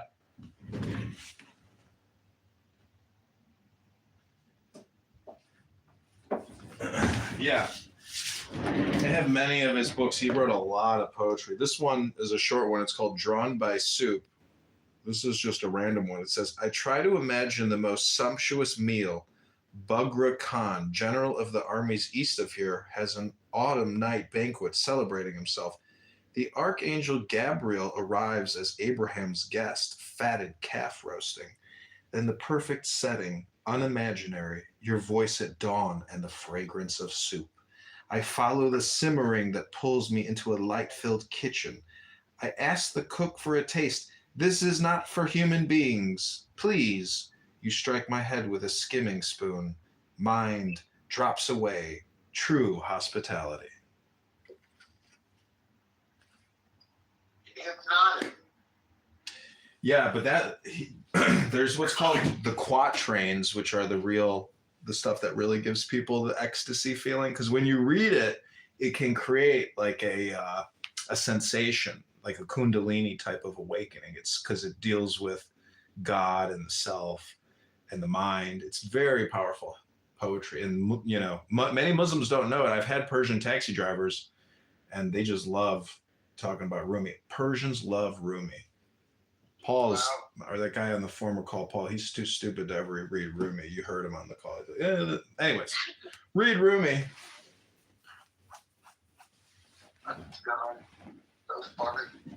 Serious. I've read Rumi for years now, and every time you read it, it's jaw-dropping, eye-opening.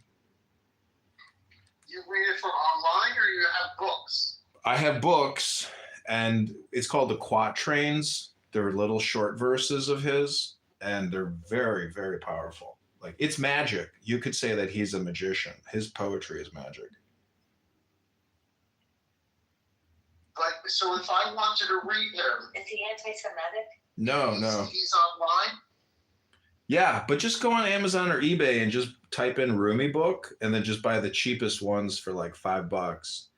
And I see. it's much easier to read from a book than it is to read from your cell phone, because also the books are all formatted, and you're going to get the quatrains and the special stuff. But get the books, read the books. Does he hate the Jews? No, he's got a lot of stuff in there about the Jews, a lot of stuff in there about Christians and Muslims, and he's got everybody in there. It's very, very peaceful. There's nothing, unsavory about it. He just says, like, kill the Jews, death to the Jews. That's not in any of the lines. Nothing like that, no. Oh, that's good. That's good. Okay, John. Happy birthday, buddy. Okay, thanks for the call. I really appreciate it. I hope you guys have a splendid night. All right, nothing. Celebrate. Okay, if she calls, I will come. Okay. Okay, take care, guys. Okay, bye. Bye.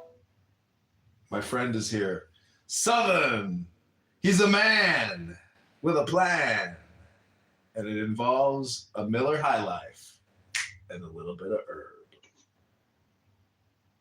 Welcome to the birthday I party. ain't trying to do none of that. I just ate a banana and mayonnaise sandwich with a whole glass of milk.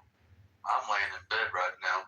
Oh, you got an upset tummy. Mayonnaise and milk never go well together. What are you talking about? I've been eating it my whole damn life. Oh, I see. Banana and mayonnaise sandwiches are like my favorite. Why are you acting so crazy about it? Interesting. I like them better than peanut butter and jelly. Don't judge me, Ricky Bobby. Have you ever had a peanut butter jelly sandwich with butter and bananas on there? I've had peanut butter and banana sandwiches. Mm. On toast.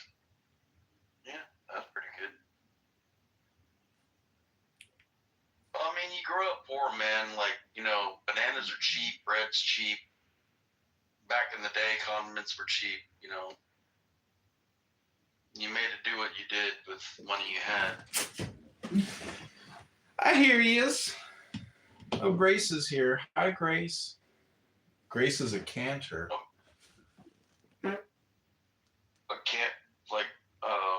I know what a decanter is, like for wine. What is a canter? She's a singer. I am a decanter.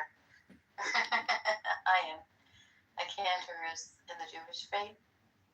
Oh yeah. There's Okay. a rabbi and a cantor, somebody who sings, who has the same Oh, well, responsibilities as usually a I- rabbi. Yeah. She sang me a really nice song a couple weeks ago about like Right. the Lord's Yeah. wings protecting me. I was like, oh wow, I really felt it when you sang it. That's the best, John. That's the biggest gift that you felt, and I'm glad. Yeah, I did feel like you were really calling in divine, protection. I was like, I really felt it. You deserve it. You deserve it, my friend. It is those moments that make life only good. Well, I'm not Jewish, but I play bass and I sing in the praise and worship band, and I'm part of chorus. That is So the I'm best. guessing that might make me I guess. It is.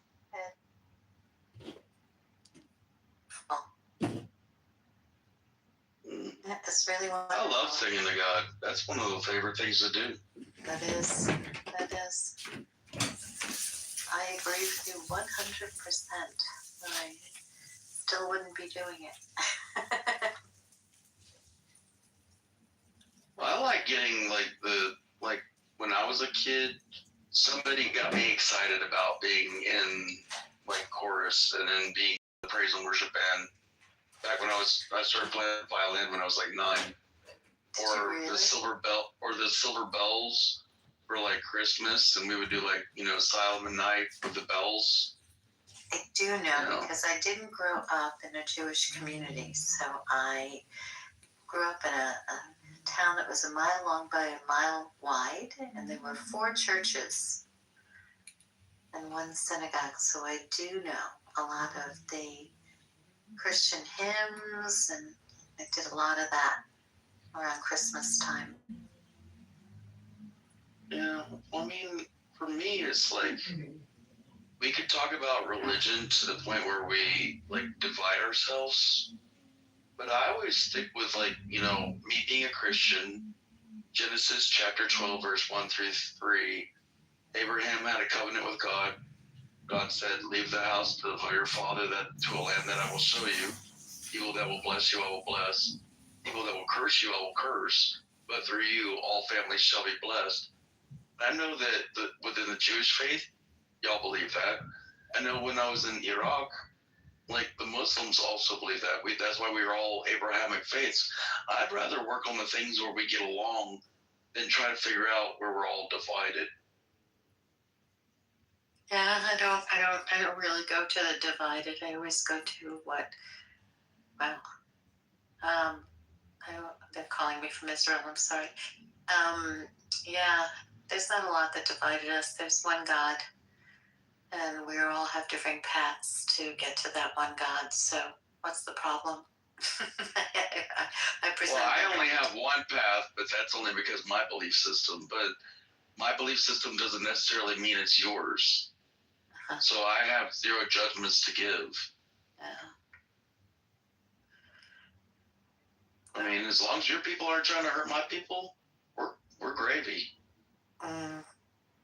Yeah, I don't have any idea that it's a hurting. I think that there's one God, and we all have different paths to that one God. We have a clear understanding of that, right?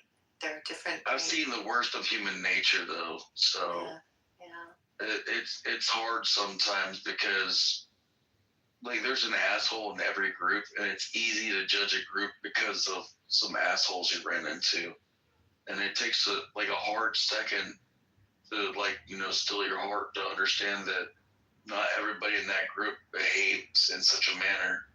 Well, they don't really understand godliness if they are acting like that. Yeah. So that's the problem. That's the problem. People don't understand what that means. It's not just worshiping a person. It's understanding the ideologies of how we get along with each other. Hey, John, what are you, like 46, 47 years old now?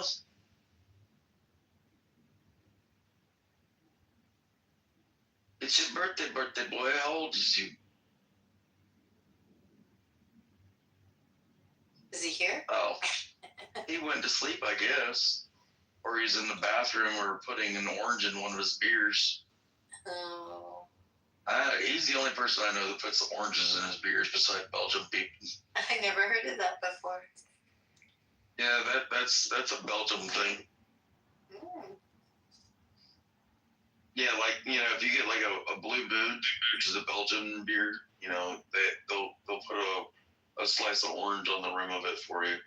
Well, look what I learned tonight. John, I was going to sing you happy birthday before I go to bed. And now you're not here. Are you ready What a to joy. say John, I don't go sing happy birthday to everyone.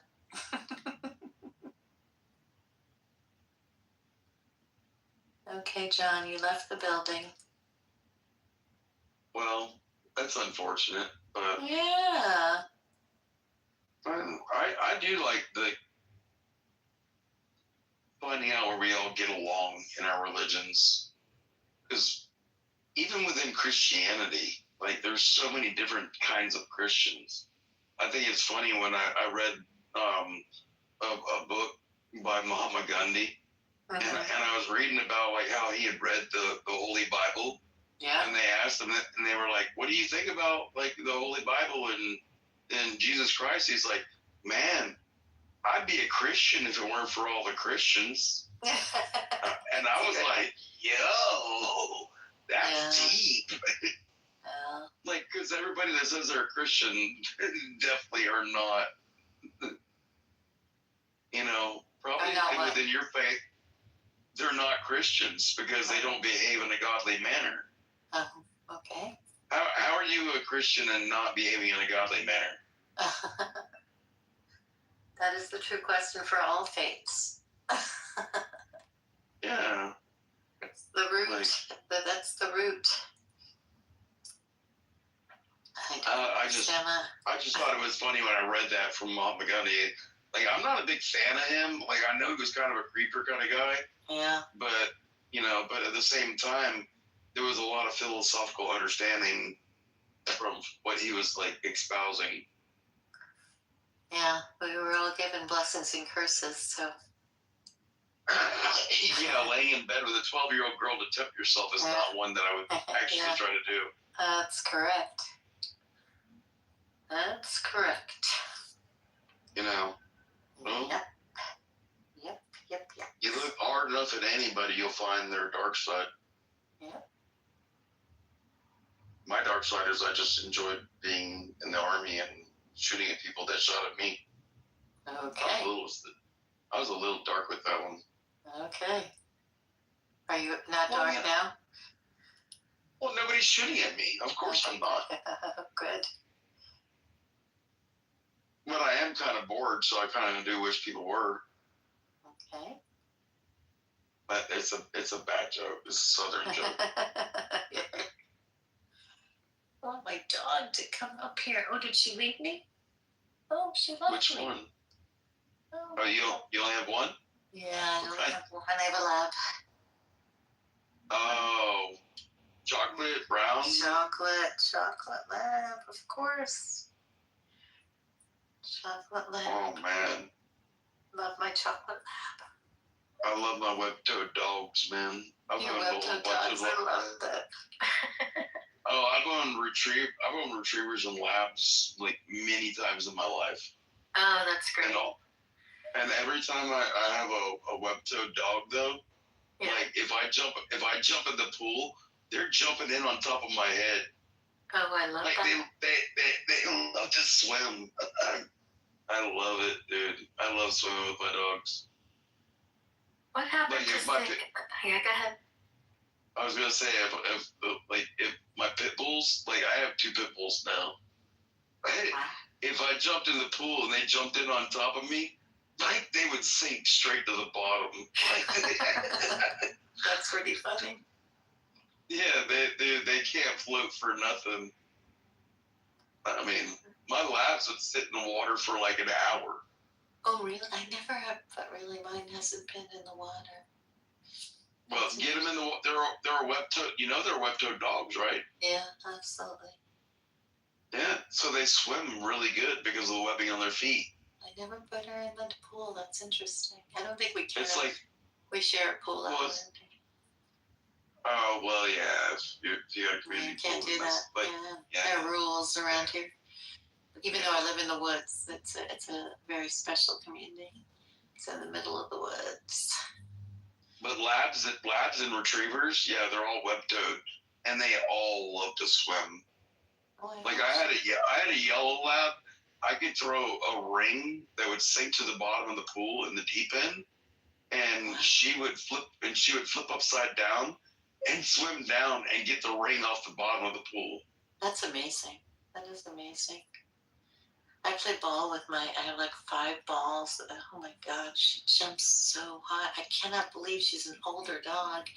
And we were worried, because we saw that she had little arthritis. But let me tell you, me playing ball with her, she jumps like 3 feet up. I cannot believe it after all these years. Do you do glucosamine? I don't know. My husband's in charge of the vitamins and everything that he gives her. But he's given her, I call it marijuana. He's definitely given her that she's really changed. Well, glucosamine is like really good for like joints. The cartilage in your joints. Yeah. I think he gives her that. I've never had a lab that died before the age of 12. Yeah. And I've had retrievers lived at 16. I think now with the stuff that he's giving her, I cannot believe it. She's never jumped 3 feet. I just I have a very big piece of property, just her and I have those rubber balls of all different sizes, and she's just, I keep screaming from my husband. I keep saying, you gotta see this. I mean, we've never done this before with her. We just. She's a crazy girl. I think because he's giving her the marijuana stuff. She's just like.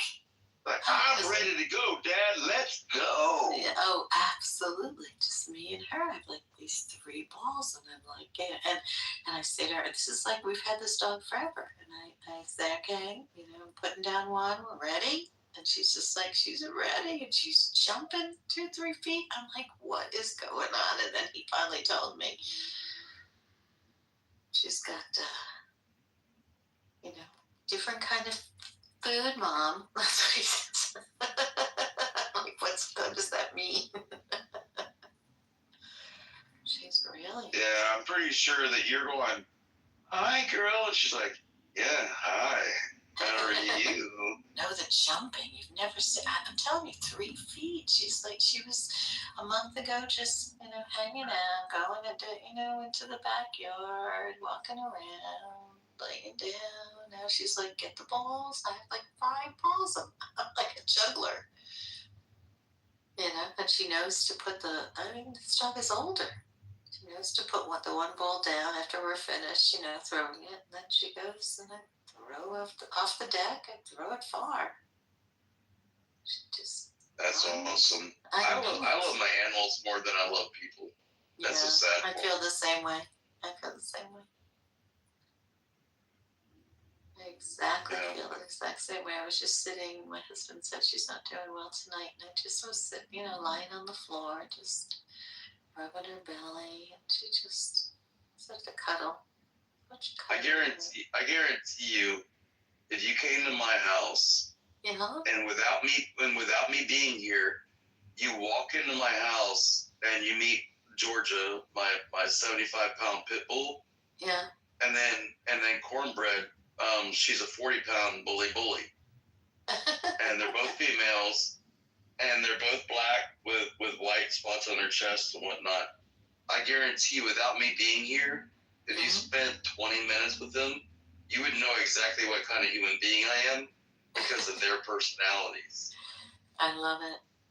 Love it. Yeah. Because I raise them like they're my daughters. Oh, this is exactly. I mean, it's unbelievable. Because I'm like, I just was on the floor. I was on the carpet. She's like totally stretched out, and I'm doing her belly. like spooning in front of me. Like, okay, Caleb. Now she went downstairs. She had enough. Somebody's probably feeding her downstairs. That's what's going on. Cornbread is literally laying on top of my flip-flops on the rug that I have underneath my bed. I love that. I don't know how people live without animals. I really don't. Like it's been my life, you know. And this is our second dog already. Well, I've been trying to potty train John for 4 years, but he always tries to escape the cage. Really? Yeah, John Kitover is the worst to potty train. He doesn't even know how to go pee outside yet. Oh no. Oh no, that's not good. I'm just talking stuff. It is not a good outside yet. That's an interesting thing. No one's ever said that to me before. It doesn't have to go outside yet. Where I come from in Georgia, if you're a boy or a girl, it doesn't matter. You know how to go to the bathroom outside. That's I love it. I love that. You know what? Living in apartments, and now I have a very big property for years, but God, it's different. It's different. I don't know how my parents did it with all those dogs walking in the city. Yeah. We have such a big piece of property that she's good. She's good about where she goes, and just wonderful. She's a love bug. Yeah, I got an acre, you know. Yeah, with me too. But I've got 50 acres. My acre is grass, and my 13 pecan trees on my acre. But then I got 50 acres of cotton behind my house. Then I own I got 16% ownership in the field. Wow. Cotton. Wow. Well, I mean, it's cotton right now. It'll be out in another week. And then it'll be peanut for the winter crop. And then for spring, it'll be corn. And then for the end of summer, it'll go back to cotton. But not before, but after corn, we fill it over it and we put in seasonal flowers. Wow. Like springtime flowers. And then we put bee boxes all around the outside of the field. And all the bees go and pollinate, make them honey and whatnot. And then we, pick up all the bee boxes 2 months later and then till it all over and then it'll become another crop. But that way you don't burn the soil doing the same crop over and over and over. I'm fascinated that I have the reddest maple tree I've ever seen. I've never seen a real red maple leaf. I've never, I've seen it in garden centers. I grew up with them, so yeah. Oh, you did? Oh my God, I have the most beautiful, beautiful red maple. That is just. I'm a Georgia boy, so that would just be me going to North Georgia for fall and watch all the change. Oh, everything turns gold and orange and brown and that's yellow. That's exactly what's happening in my. But I have not seen the red. I have not seen the red. We've lived here 20 years, even more, and I have not seen that. This maple is just incredible, and I'm just so. I'm at the top of the mountain, so I just see only beautiful colors. I feel the same way about my pecan trees. Yeah. Well, I can imagine. How do you think, I have a totally. How do you think I pay for my property tax? Wow. I make more money off my pecans than it costs for me to pay for my real estate tax. Wow. So my property pays for itself. That is incredible. That is really. Yeah. I love being self-sufficient. Yeah, that is really amazing. What happened to John? Who started this? I'm here. I'm here. I just went downstairs for a minute to check on my other Clubhouse mole burner spy cam accounts. Your what? Say it again. I'm just joking around. I recorded What is on my other YouTubes downstairs in my yoga studio. I have some stuff streaming. Welcome to the show, Mr. Humperdinck. Jay, I miss you. Come on up. Jay, come on up and talk. I missed you. I was in the other room right next to you. I didn't hear you speak. Can't talk. Okay. Whatever you say, Miss J, we'll do it another time. So Dr. Jordan Shaw here is a press agent or a talent agent and a publicist. And he's going to get me on Turning Point USA for the campaign. I actually did. I did talk to them today, and well, he's giving me some contacts. So we're moving forward, but we'll see. It's tough enough. The problem is it's tough to get people who are running. It's tough enough. I'm having trouble getting this one person who's a journalist and an advocate. So we'll see. John, what state or what are you running for? U.S. Congress. Congress? Yeah, in the 16th district. Yeah, District 16. In what? In Chicago, Illinois.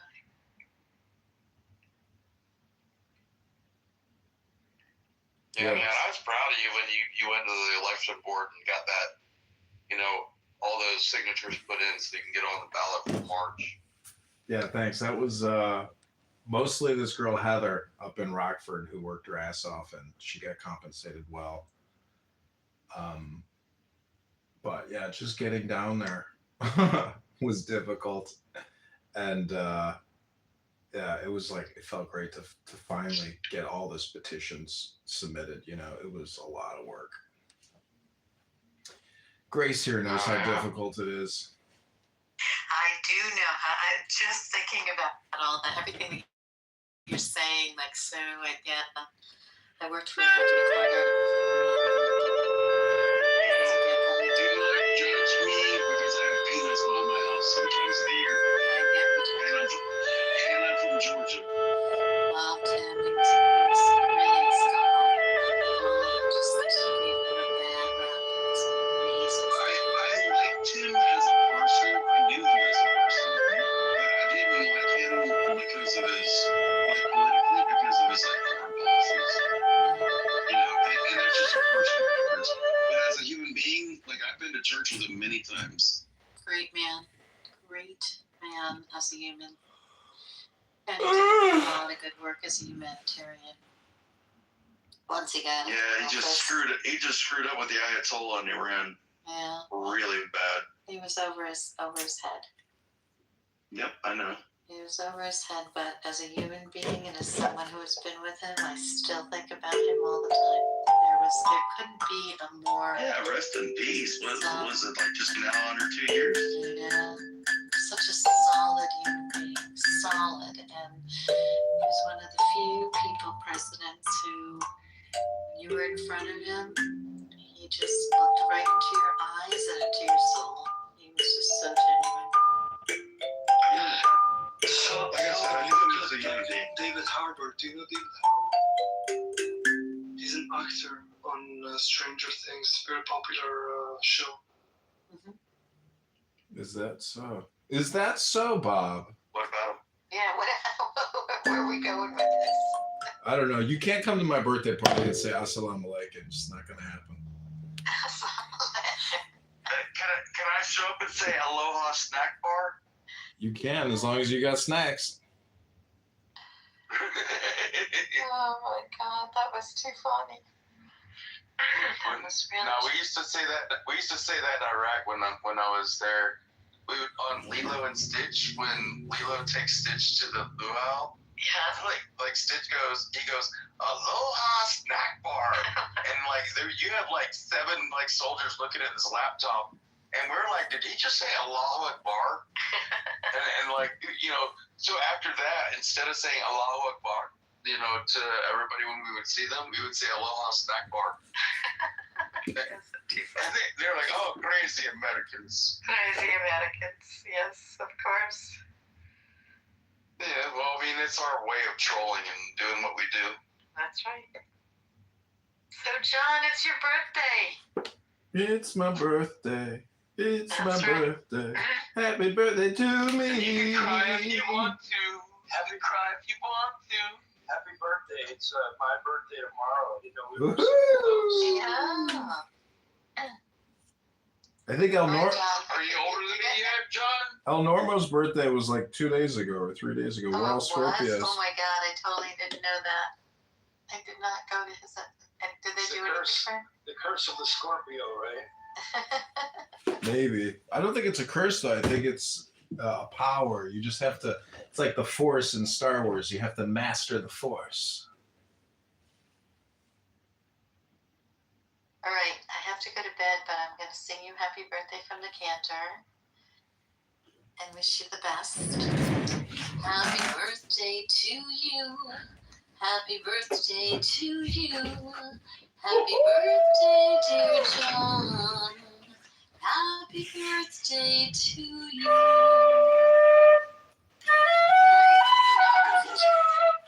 It was a great night. It was great night to see You everyone. have a pretty voice, girl. Well, the pretty voice is that I'm a cantor by trade. I don't think it's that good tonight, but I wanted to make sure that I sang to Tom.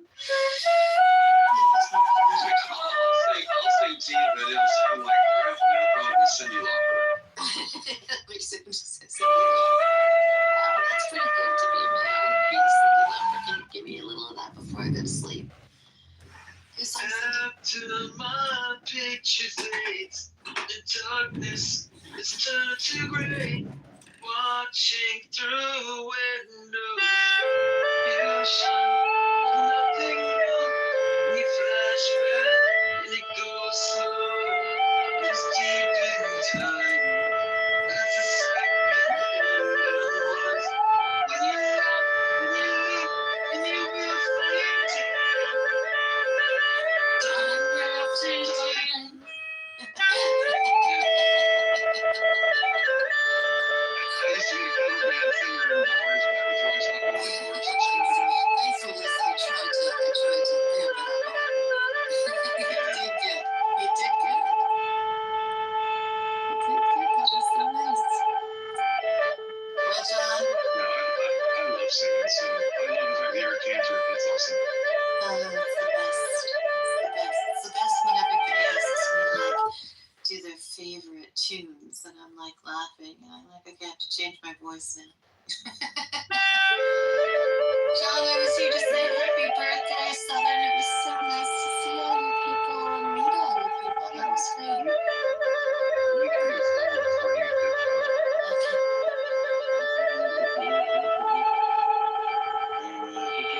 I love this. The official John Kitover birthday. I love it. Yeah, man. I love it. I love it. He still didn't tell us. He still didn't tell us how old he was, though. I'm 43. Yeah, how old are you, John? I can't leave without knowing.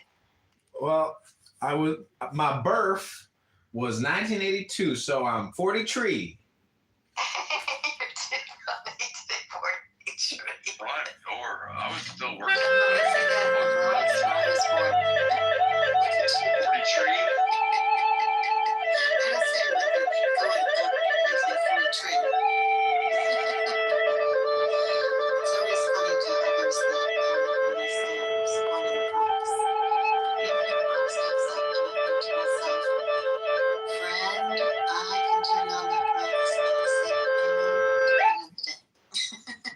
Well, I mean, I'm the same way, Grace, because I'm a Georgia boy, but I also have 3 college degrees, and I talk like this. But if I want to get like when I'm talking like with a Southern Big Town with a draw, I can be convincing as a Southern gentleman, and I'm articulating my conveyance of words.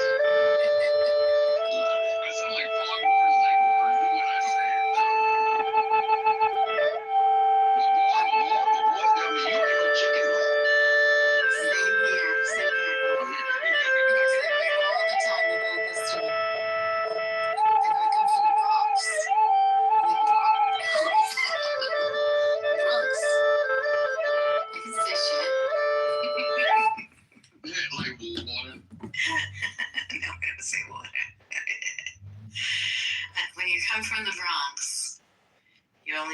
curse words. Well, like for me, it was always like, you know, when I think about, like, I've never even been to, like, other than at the airport in New York, I've never been to New York. And but it's always like, to me, because of Georgia boy, I've always, like, you know, I was born in '75. I'm 50. But Andrew Dice Clay for me was like, hey, yo, why are you over here trying to bust my balls and shit? And I'm like, you know, but to me, that's like, when I think of Bronx, that's kind of like, hey, yo, wait, why you over here busting my balls? I'm like, are you saying balls or like a bowl of chili? Like, I texted Melissa, and any time that I tell people that I came from the Bronx, you should see their jaws drop. I'm like, listen, I can say all of those words. Everyone's like, I've never heard you curse. I'm like, no, I don't use those words, but that's where I came from. I know. Well, it's been a delight, Grace. It's definitely. It's really a lot of fun, John. Happy birthday! Thank you. It was so nice for being here. What a sweet thing. I'm glad you did this tonight, and enjoy, everybody. Good night.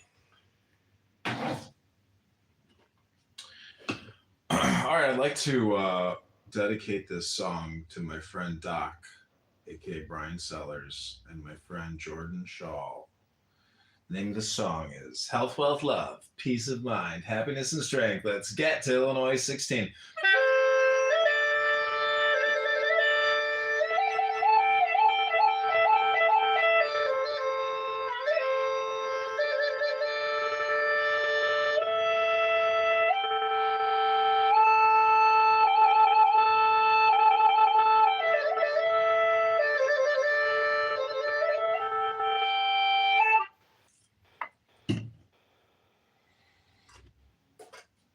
Ladies and gentlemen, and he never even had one lesson.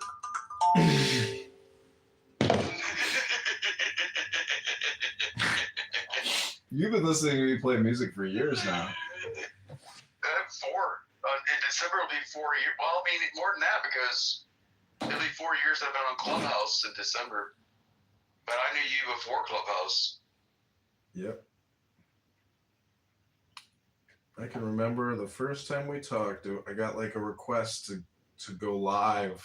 I was like, this is weird. This is the first time this has ever happened. And I'm looking at your face. I'm like, oh my God.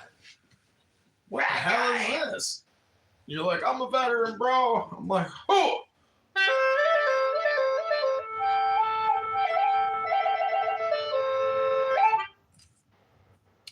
The first instrument you played, though, was your space drum. Yeah, that's in a Jordan, are you? On that back porch that you repainted? Yeah. Jordan, are you at the gym right now? Yeah, I am. Nice. Good for you. At 11 o'clock at night? No, he's West Coast. It's 7:40 there. Oh, so it's, yeah, okay, so he's getting his laid out. All right. Shit. I was about to say, dude, I'm about like 30 minutes from hitting the rack hard. Have you a peanut butter or banana mayonnaise sandwich?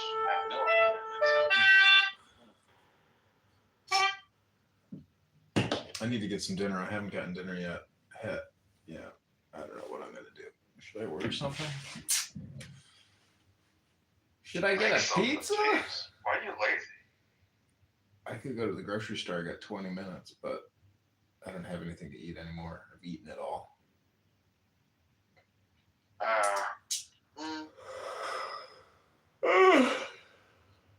You got a little corner store you can go get a Cuban sandwich at or something? No, everything closes at 10 o'clock here. Oh. Yeah, I got one that stays open until 11. I can go get a Cuban sandwich right now. Love me a good Cuban. With extra mustard and extra pickles.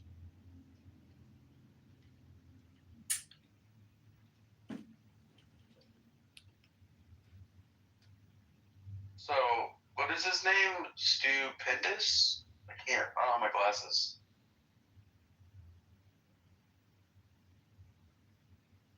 We're gonna go with Stumper. Stumper, what is the max bench that you could do 8 times in a row? 400. Oh, Jesus criminy. Holy shit. Like, I made it to 250. I could do it 8 times in a row, no problem, but and when my dad was teaching me to do weight training, like, he says if you can't do it 8 times, then you didn't do it. That's why I asked 8 times.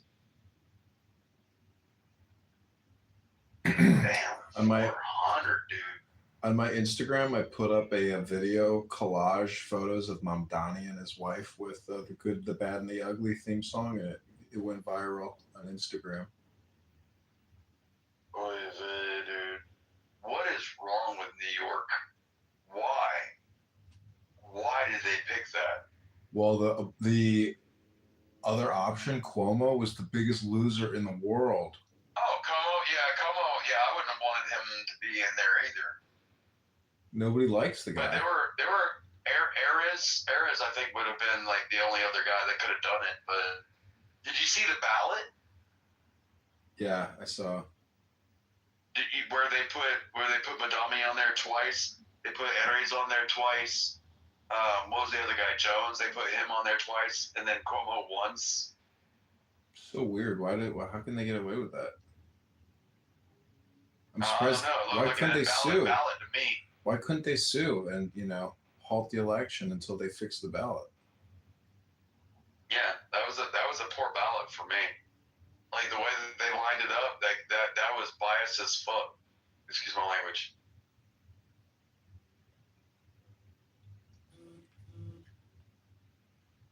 Yeah, I don't think that was fair. And I'm not even a New Yorker. I mean, I didn't even have a dog in that fight. And don't put me in jail like Michael Vick, because I don't fight dogs.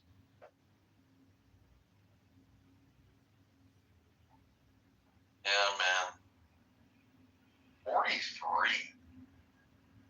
Fuck. What year was that for me? That was 2018. God, life was so much better back then. Life is a grim prognosis. It just gets worse and worse and worse till the day you die.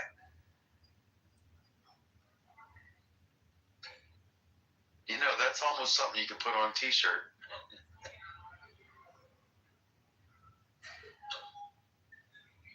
Yeah. How are you getting it set up for the online, campaigning that you're trying to do for 90 days?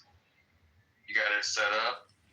I mean, it's set up, but it's like I need to put out pre-recorded messaging, reading a script, and then run those ads in Rockford, Peoria, Bloomington, etc. And I'm gonna try to find campaign volunteers to create content in the top towns, and then film speaking engagements. I got invited to some Muslim civic engagement for candidates to do Q&A with interested voters.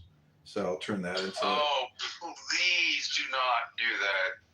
Well, I could see that turning really bad really quick. Well, I was thinking I would read a Rumi poem and then just listen, but record them and expose them as being potential terrorist supporters. Yeah. I got no bad press at this point because he's got $10 million and he's very confident. So I can't have. It's impossible. You talking about Lil Hood? Yeah. Damn it, man. Fuck. Oh. Well, I mean, you can't lose what you don't have. Yeah, but if I can get phone numbers for people in your district, I'll spam call them. But at least it's not like me going, "Hello, my name is Daniel." Yeah, we might do a phone bank, weekend phone banks, because we do have the voter registration list and all the telephone numbers and emails. So if I can get people to come to my house. Shoot me a PDF and I'll sit around one day for like 3 hours completely sober and just like campaign for you. Yeah, I will. We'll do phone bank weekends. Yeah, we can do it like we did when we were reading like the Dominion voting systems like book. Like make it a day of it. Yeah. Yep. I need to create a calendar of events and to-dos and schedules and share it with everybody so if they want to participate, they can. Man, my money's fucking kind of hurt right now, so I'm not good with the tender, but I've got the time and the talent, bro. Yeah, that's all we need. We don't need any more money, really. My mom just gave me $500 for my birthday. We're flush with cash tonight, ladies. Who wants a big one? We got the belted beer with the oranges on the side. Yeah, I don't have anything to drink right now, which is pretty lame, but Well, that's your fault. I got coffee.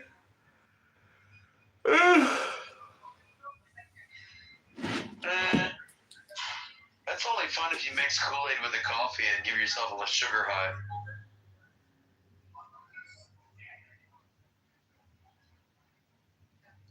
I don't know why that's a thing in the jails, that people mix coffee and Kool-Aid together all the time. Brought your teeth out of your head.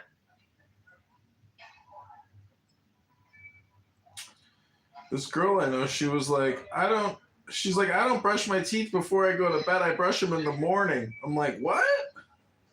What? Why wouldn't you brush your teeth before you go to bed? I have to floss before I go to bed because otherwise I'll be sucking my teeth all damn night. I know, and she doesn't floss. I'm like, what the fuck?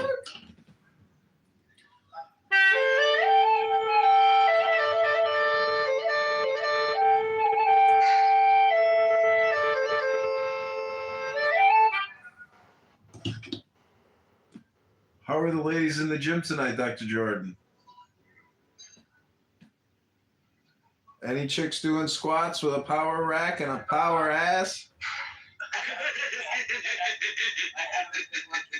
really haven't been looking at it before. Oh, you are so fibbing. No, I mean, I usually do, but when I'm looking at my phone, it's also usually they're her earlier in the year.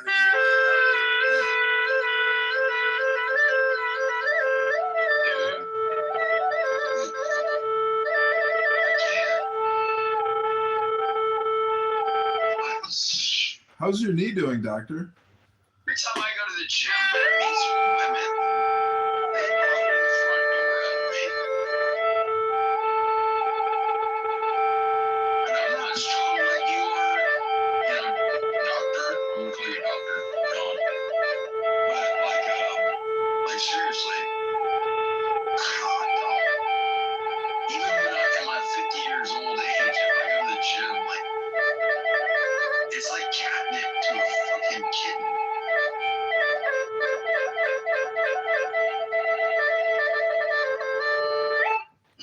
I can't even imagine being able to throw up 400 pounds of holy shizness. Dude, I'm down to like 165 8 times. I used to be 250. Can't imagine. Well, I was joking. I was joking. I don't even know. I don't bench anymore, so I don't even know.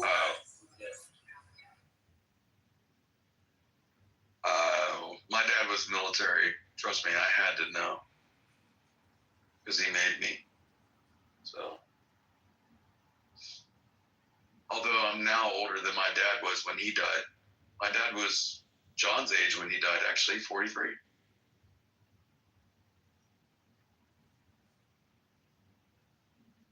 But John doesn't have a VCR, so I ain't worried about him. I got a DVD player.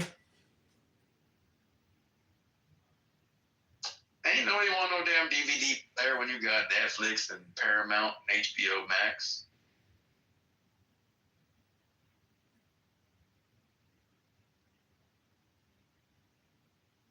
No, in 1992, that VCR was $400 though.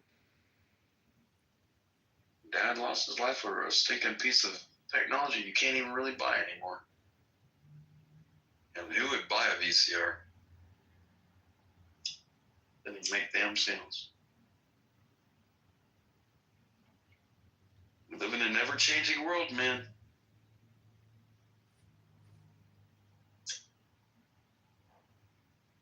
So what do you think about, like, you know, John, like, politically, when you hear Mondami, like, talking about, like, government-run, like, grocery stores and free transit, like, how would you think a mayor would be able to, like, be able to do that in New York City, or, like, our biggest population city?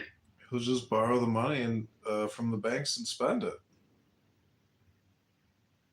Who's going to pay it back? Future taxpayers. That's theft. Welcome to reality. Back to life, back to reality. Oh, nothing here and now. Oh no, little 80s. However do you want it? Whatever do you need it? I don't even remember what song it is. Why is that song stuck in my head? Man, I hope you can get Lil Hood, like,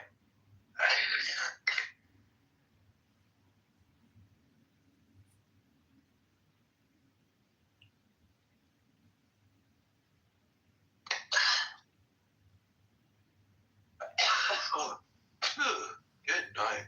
I hope you can get Lil Hood ousted, you know, as the incumbent. Yeah, that would be sweet. I mean, what are his positions that you would, if you had a debate with him, you'd be able to, like, you know, needle him on? Probably the big beautiful bill, because he was a big proponent of it, and the fact that we're just deferring you know, revenue to the treasury by laying it onto taxpayers for future tax payments is just crazy. We need a big balanced budget act is what we need. And government has to cut spending by 1%. We don't want to become Zimbabwe or Venezuela. That's what we're doing with our currency. The M2 money supply is 23 trillion. We just, every second we borrow and spend $20,000. It's crazy. Luke, welcome to the room. Luke is a campaign contributor before there was a campaign. Luke gave me $200 on Christmas, and he helped me get my car out of the impound lot. Thank you again, Luke. I've never given you money. You gave me hundreds of bucks. I don't remember what it was for. So that make me a campaign contributor? Yeah, I just gave it to you for shits and giggles. It was for no reason. Yeah, you're already a campaign contributor. You're locked into the upcoming campaign party. Welcome to the room, Luke. Hello. Hey, when we win you that seat, we're gonna take the Lady Hawk out, and I'm gonna teach you how to sail it right. Well, that boat is sitting up on some blocks right now. It's probably impounded in some chains, being ready for auction. I'll donate if you win, you know, as long as you're really tough on cybercrime.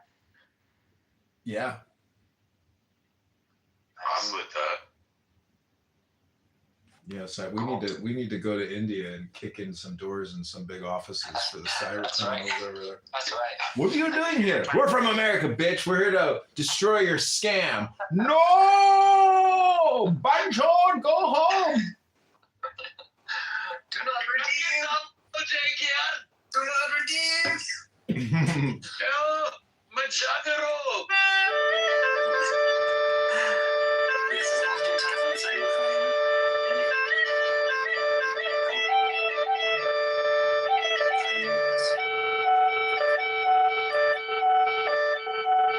Yeah, man. No, I hope you get a fair shake at it, though, John. You know, and I wouldn't be afraid, dude. Knowing you and like your intellectual background, like I would never, if I was going to debate you, ever bring up religion, because I know you'd wax the floor with like me up and down the hallway. I hope you get a fair shake at getting a good debate in front of, like, you know, your constituents.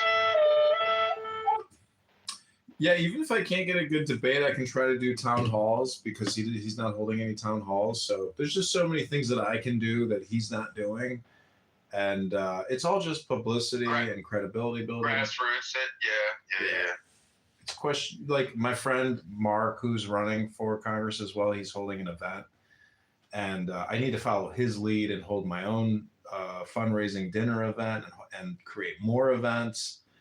The whole thing is just creating content as much as possible to try to get something to go viral and just create more voter awareness. That's the whole thing, as much as possible. Well, like I said, if you me up me all those phone numbers, I'll just start ringing them up, and hit them in the middle of the day. Like I said before, I started drinking, from like 9:30 in the morning, Chicago time till noon, for like 2.5 hours. I'll slam it 3 days a week and go through the whole list and talk about like a set of like point bullets that you can do a Word document for that you want to be, the points of your, positions.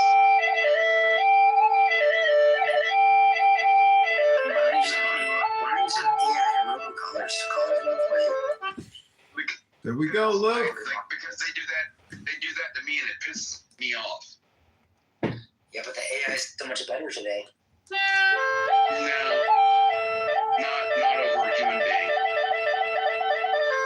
I mean, it's not as good as a human being, but is it 20% as good? Because it's 100 times more efficient.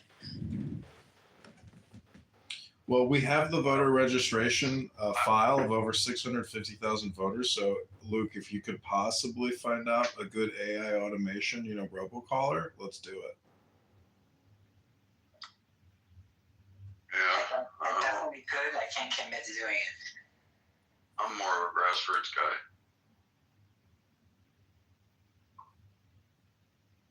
But I mean, I've never.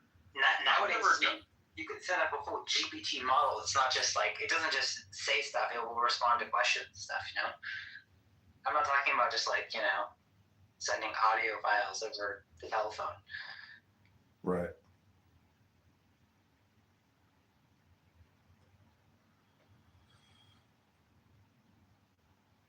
Yeah, but I know if like you send a robocall to me, I know I'm talking to a robot. I'm immediately gonna hang up. You'd be surprised. The whole thing is to get my name into as many voters' brains as possible and give them a positive reinforcement, feedback through the words. It's all communication is hypnosis. So we just need to implant positivity and my name into as many people's brains as possible. Do you have the ability to fundraise? Yeah, we have I mean really fundraise, John. Not just Clubhouse. I mean really fundraise. Yeah, it's all set up. We have the donation, we have the processor, we have the bank account. We just have to get people to listen to a message and encourage them to donate to the campaign. Do you have a budget of like say $1,000 that you can buy surplus food and then deliver it to your local food bank and pass it out? Because that's the shit that's going to get votes. Well, especially under the current under the current environment, being a man of the people is going to be your best leg to stand on, honestly.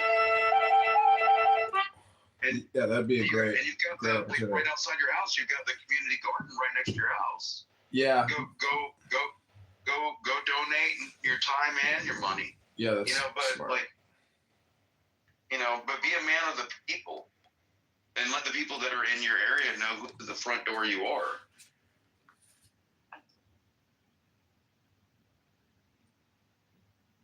I mean, I never ran for. Well, I did run for Congress here in Georgia, but Penny Houston, I didn't even get on the ballot. But that's only because there's only 27,000 constituents in my whole region, and it's very rural. So like growing up is getting on a four-wheeler and spending all day and only seeing 10 people. You know, so it's a little more difficult rather than a dense population of a city. But like, dude, I think going to where people are gonna want to be, and under the pretense of like, you know, Snap being the way it is, food banks and like,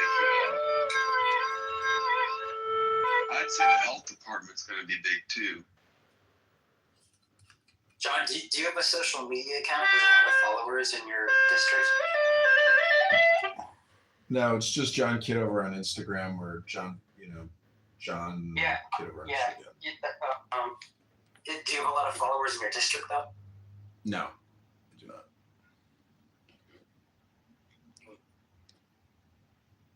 Yeah, this guy has a lot of followers in his district because he's been building Facebook campaigns, and he's got over 27,000 followers there. He's got a lot of followers. He has spent a lot of money doing targeted advertising. Welcome, Lenda. Wait, who does? The incumbent, Congressman LaHood. Why don't you just go to his Facebook page and look at all his follower lists and just add them all using ChatGPT. Copy and paste. Using ChatGPT agent mode.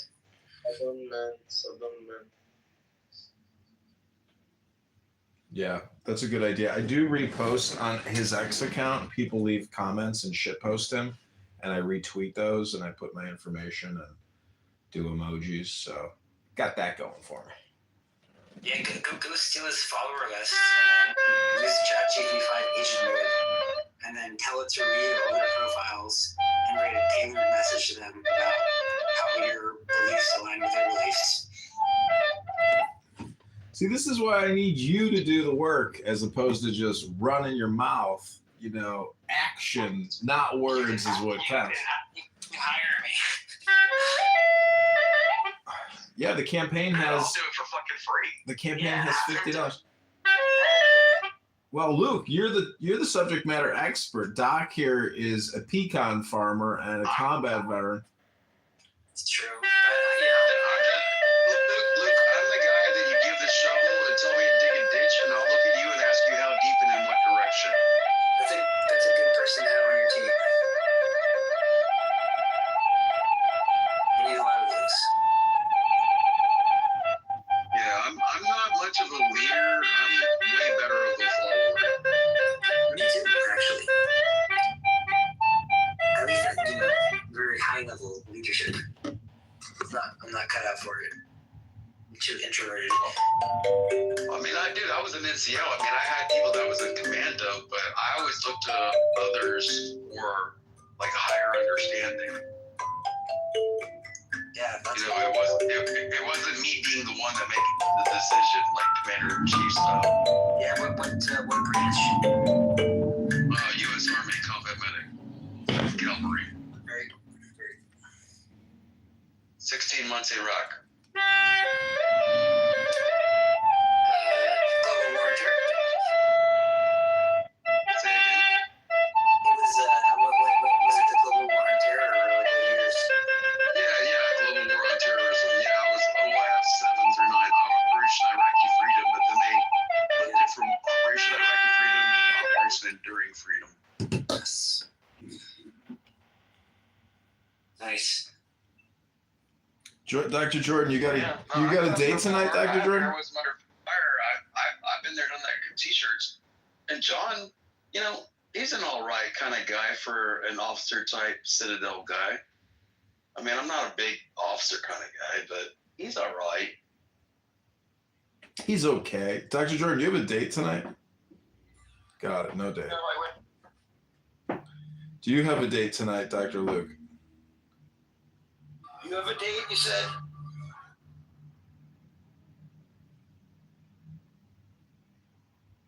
He don't have a date. He can't even figure out what to eat for dinner. No, this He's like, girl. "Do I need to order something?" This girl wants to meet up for a drink, she said. I should text her and say, how's the pool going? She's playing in a pool tournament.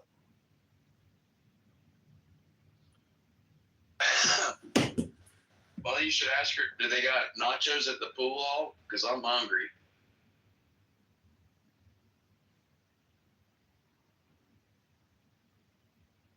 You were just talking about food, John. Dang, man.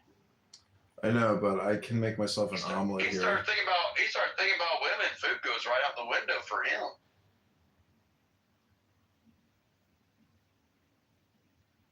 Yeah, my bad.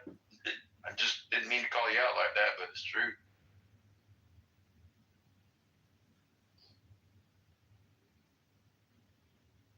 Is it a chick you've been out with before, though, John? Yeah, I met her at a party last week.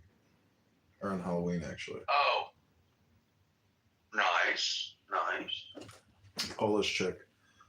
Now you're just trying to pick fun on me. Luke, how's your love life? It's complicated.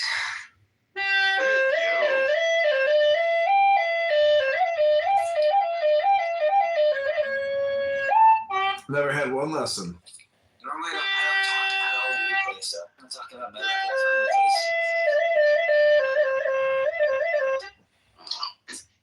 I got zero.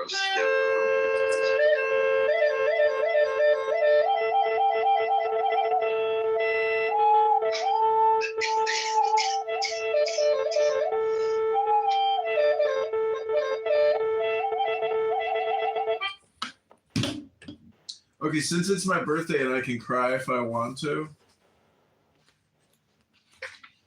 I'm gonna read you a poem. It's called "The Righteous" by the Buddha.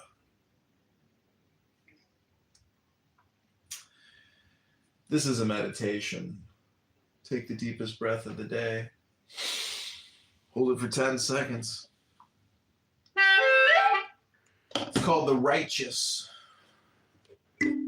He is not righteous, who judges a situation impulsively. But whoever distinguishes between right and wrong, that one is righteous. Whoever leads others even-handedly, but not by force, is a guardian of justice and is called righteous. A man is not considered wise because he talks a lot, but he is secure and called wise who is free of hate and does no harm. A man cannot be regarded well-versed in the Dhamma by his rhetoric. However, even with little learning, a man who does not neglect the practice of virtue may be considered well-versed in the Dhamma. Gray hair does not make a man an elder. He is but ripe in age and may simply be called a foolish, doddering old man. To be considered truly an elder, a man must practice truthfulness, righteousness, harmlessness, restraint and self-control, be free of stain and rich in wisdom. Neither good looks nor a glib tongue make a man attractive if he is envious, stingy, and dishonest. However, once he has cut down and rooted out these traits and found wisdom, then can he be called attractive. A shaven head does not make a man a monk. If he is still undisciplined and dishonest, how can he be called a monk? If he is filled with desire and greed, a man may be called a monk if he is cleansed of evil, large or small, free from unwholesome tendencies. Living simply on alms does not make a man holy, if he also behaves badly. He who lives the higher life, full of understanding of the world but free of its good and evil, that one can be called a holy man. A man cannot be called wise simply because he is silent. Whoever is aware, conscious of what is, choosing wisely, that one can be called a sage, having discerned both worlds, both the inner and outer life, and having chosen good over evil. A man may be called a sage. If one harms living beings, he cannot be considered noble. Only by exercising harmlessness towards living beings can one be called noble. Not merely by keeping precepts and observances, not yet by scholarly learning, not solely by attaining meditative absorption, not by lying alone, do I weave ascetic bliss, not experienced by the worldling. The bhikkhu should not rest content until mental intoxicants are fully extinct. Amazing.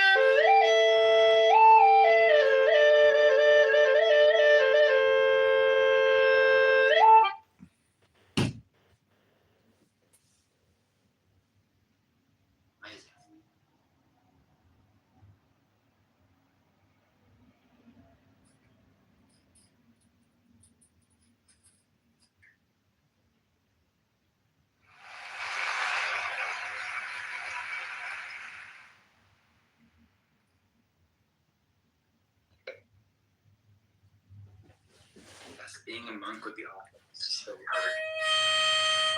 You know, John, for someone that tries to understand the truth a lot, you speak a whole bunch.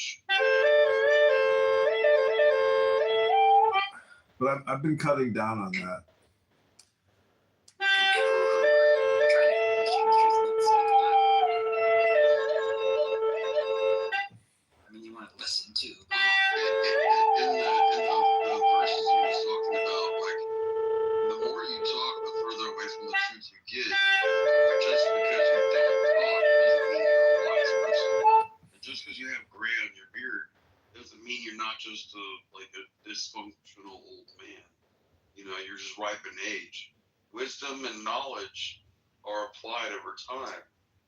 And a lot of that is through introspection. But people that talk a lot typically are just talking because they don't actually know what the fuck, excuse my language, what they mean. I tend to agree.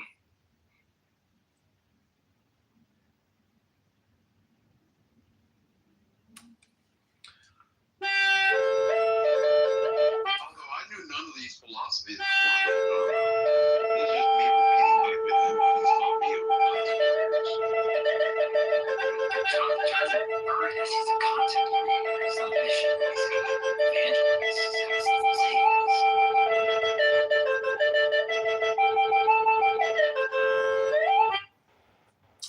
Well, the thing of, there's like meditation and then there's just casual conversation. And if I really do believe that if you just read these books out loud, that's meditation, because meditation is focused concentration. And when you read, it requires focused concentration. So technically you're doing breath work, meditation work, wisdom work, sacred text scriptures. That's really the true meditation. So a lot of Christians and a lot of everybody says, oh, you don't have to do any of those things to get salvation or enlightenment. And I would just challenge you and say, oh, really? Yeah, but even within your own poem, like, he's a man that goes through this process of, associating, enlightenment. Just because you know how to go home doesn't mean you are understanding what you're doing. I think a lot of that being said is a lot of people think that just because these people behave in certain ways doesn't make them Yeah, I'm not professing or claiming any type of holy man status. I'm just merely reading books, and that's why I call it the book club.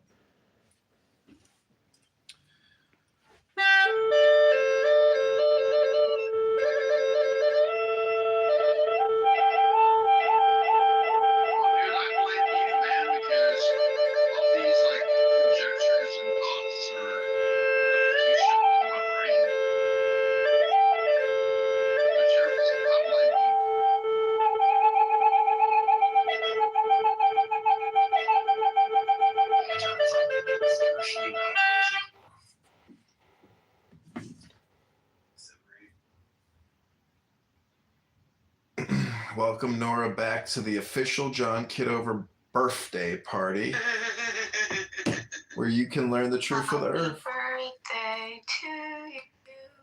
Happy birthday. Happy birthday, dear Lord. Happy birthday to you.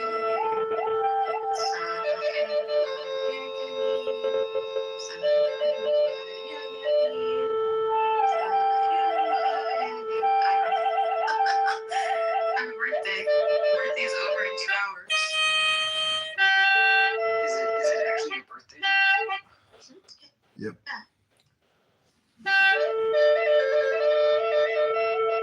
John would never throw a birthday party for his birthday.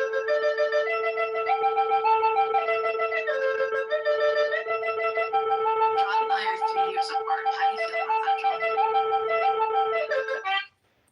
Well, life is a, very grim prognosis, but, if you go to the gym and you eat right and you read a lot of books. John, what you're saying is not true.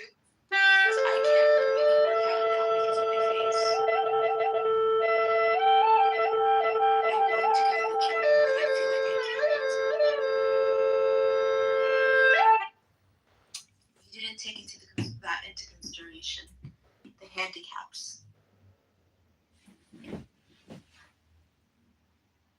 Sorry, John is peeing right now. No, I'm over here playing the Chinese flute.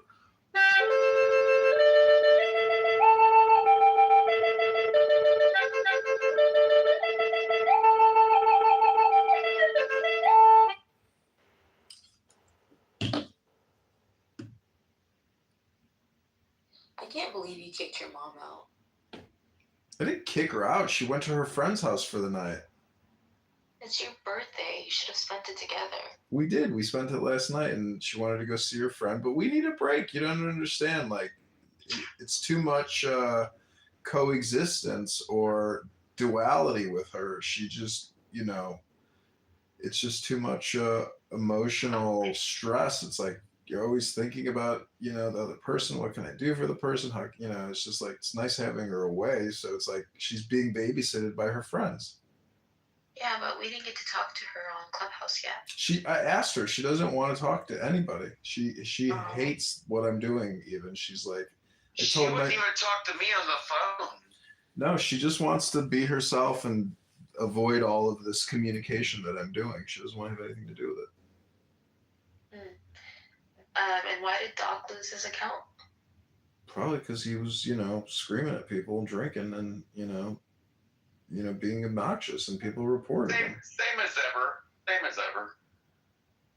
You're friends with the Jews. The Jews?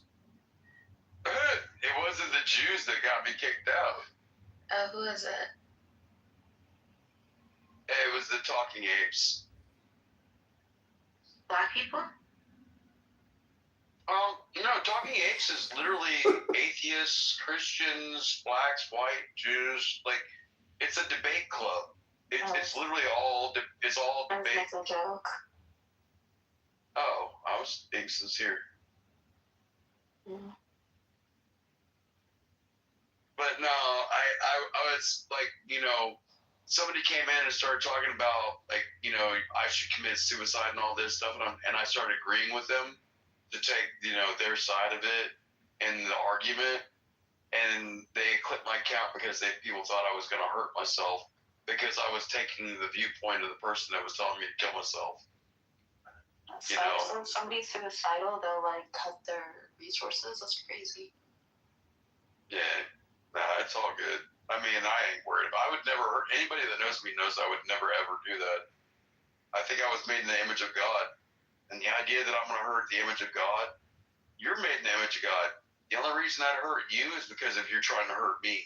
If you're not trying to do that, then I ain't got no problems with you. So what happens if your image of God gets hurt? Does that mean that God is hurting you? Well, I've hurt the image of God, but they try to hurt me first, and I was protecting this image of God.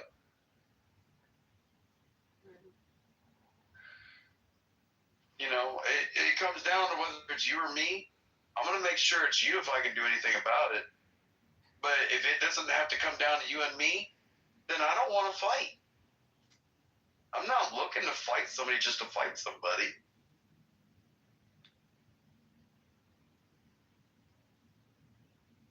You know, but the idea that you would tell a veteran to commit suicide knowing more than 500,000 veterans have committed suicide since we left Iraq. We only lost like 5,000 something people in Iraq, but we've lost 500,000 of those soldiers that went through Iraq through suicide. Like there's real things that we need to worry about rather than like the dumbest, you know. There's too much dumb shit.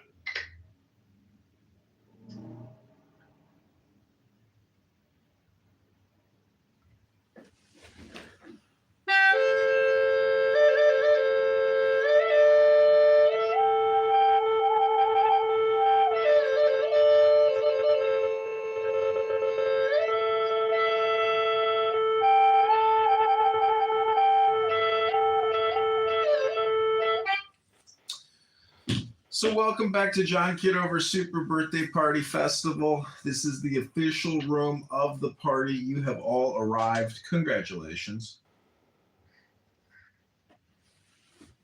We're just missing your BFF, Who's that? Diego de la Vega. Oh, yeah, that's projection. Should we call him? No. Let's call his ass up. Invite him to the party line. I'm calling you to tell you happy birthday. I'm calling you to wish myself a happy birthday.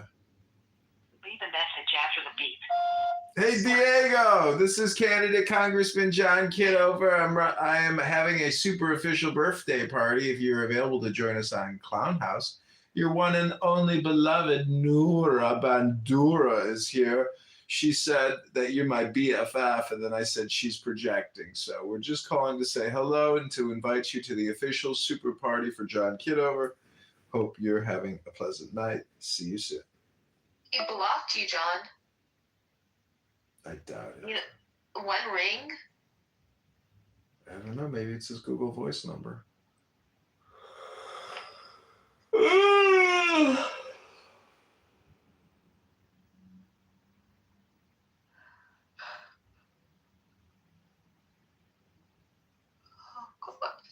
You know what sucks? It's like I can't sleep on my side without it affecting my wound. Mm-hmm. Because gravity's pulling it down. You just keep talking to yourself with all this negative speech. You're going to have to do some neurolinguistic programming or dialectic therapy.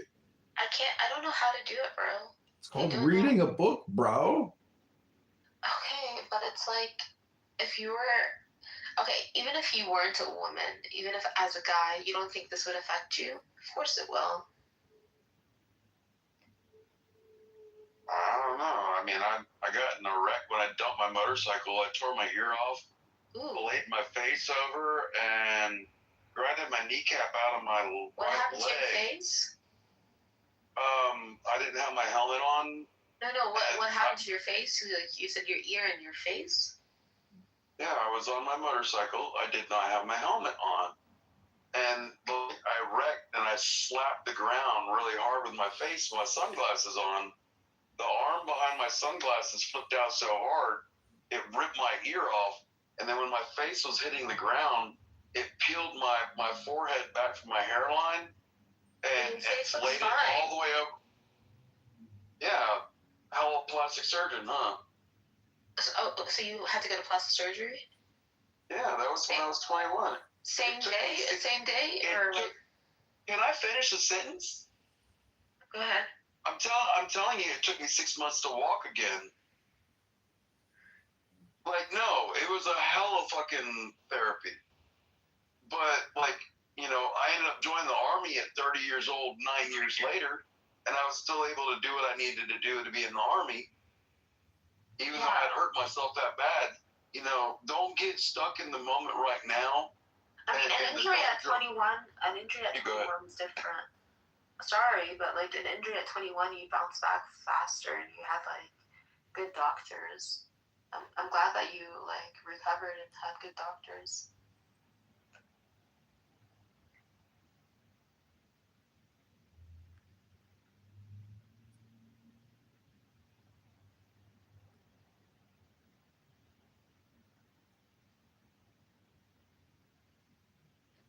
All I'm saying is just don't get caught up in a moment.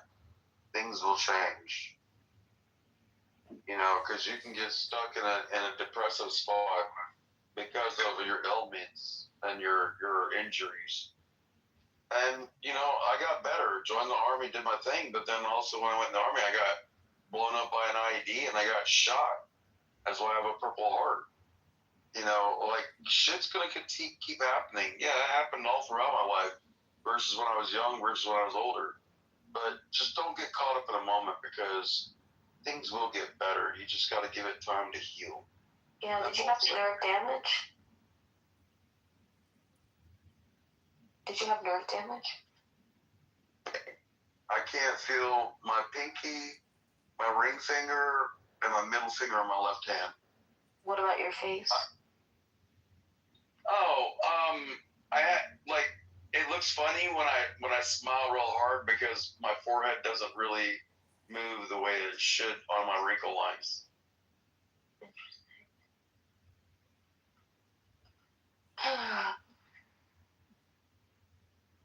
But it is what it is. I mean, like, shit's gonna happen. Like, but don't get caught up in the moment and become so, like, melancholy that you can't realize that things will change and get better. Yeah. Like, honestly, your attitude's gonna be your best healer. Yeah.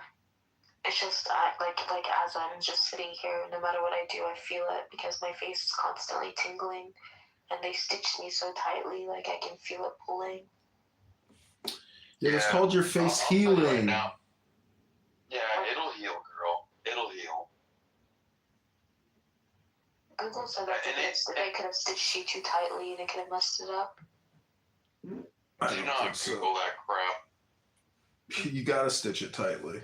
What are you talking about? If you don't stitch it tightly, it's not stitched. No, I'm saying on the inside when they stitch the muscles together. Oh, well, I wouldn't panic. It's like going to the dentist. You feel it. You know, it takes time. These things take time. The face is healing. Yeah. Do you know what, like, redos is? I went to nursing school before I joined the Army. I went to RN school, so we have this acronym we call redos, REEDAS. And when you're looking at the sutures on your face, you want to look for redness, edema, which is like, you know, swelling and fluid like retention, ecchymosis, which is like bruising. And like you want to make sure that, you know, you're acknowledging what the drainage is, the D, and then like, you know, A is going to be like, are the wound edges approximate? Are they stick together? Are they gaps opening up? Or is it all like, you know, suture lines that you can definitely see? And then you have your sutures. REEDAS, edema, ecchymosis, drainage, marginal edges, and then your sutures. And like you want to make sure that they are tight. And trust me, I know how to do 3, 2, 1, 1, 1 because I've done arterial cut downs. I've done like every kind of suture you can imagine on your body. You know, as a medic in Iraq. And like, you know, so you're just going through like the discomfort of the healing part. But like, just don't get caught up in the moment, is all I'm saying. I saw social media like people getting plastic surgery and their stitches didn't even show. So I kind of feel like the hospital didn't really stitch me with the proper stuff on my face. Like if they use like facial stitches, I don't think they would have been as visible. If there's such a thing.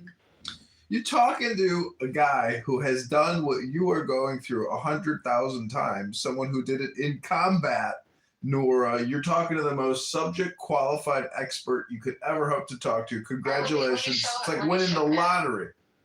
Let me show you. Let me show you how deep the movement is. This guy's technically a plastic surgeon, Nora. Here, look at this. There you go.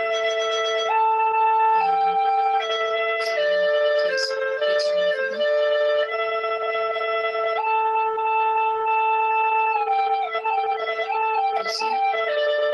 Shit. That's the mouth. That's not the head. Well, I mean, the mouth is the head, but like the head is like, to me, is like the forehead. The mouth, you know, the mouth is actually the quickest healing part of the whole human body. It's my chin. It cut through my nerve. Yeah, your mouth. Like it was what holds your tongue. Yeah. So I feel it all the time. Yeah. Yeah, but your mouth is literally the fastest healing part of the human body. I am not fucking kidding you. Like, I got in a fight with this Samoan dude when I was in But Germany. do you see how deep it is? Like, and how they had to stitch all that shit on my set? I get it. I guarantee you, with some aesthetic lasers, after, like, you know, it's healed, you'll be able to minimalize anything that you'll be able to see cosmetically. How long do I have to wait? I would try to go get a consultation with a plastic surgeon now. I did, and they wanted to inject me with Kenalog. What do you think of that? Kenalog? What the fuck is that? You don't know what Kenalog is? Like, is it collagen kind of? No. It's a steroid, and it's a steroid that like makes your face. Because I've had a Kenalog injection in my my head before because I had a bald spot, and they used that Kenalog to like help with inflammation, but it made a dent in my head. So the idea was where it's like where I have scar tissue. If she injected it, because I already had developed scar tissue, where she injected it, it would make my it would make it go down. How fresh is this wound, may I ask? It happened September 12th. September, October, November. You must already be almost damn near like closed up by now. No, the stitches were dissolvable, so they came out like. Yeah, well, the secondary ones underneath, and then you have the top ones. Yeah, but what I'm saying is like it's so tight. Like when I talk, when I eat, when I'm just it's just not. You're just gonna have to give it. You're gonna have to give it time. It like you injured your face. You don't think it's gonna stay tight forever? No. Ligaments loosen when you get old. Your face starts to droop because, like, you know, you get old. No, it's drooping already. It's drooping already. Oh my god! I'm glad you listen as much as you talk. Doc, she's gonna go on all night. This is what Nora does. No, but what I'm saying, girl, is you got to give it time. Like, you're expecting it all to be fixed within like now. And it's not I Dream of Jeannie. You're going to have to go through the heartache of it.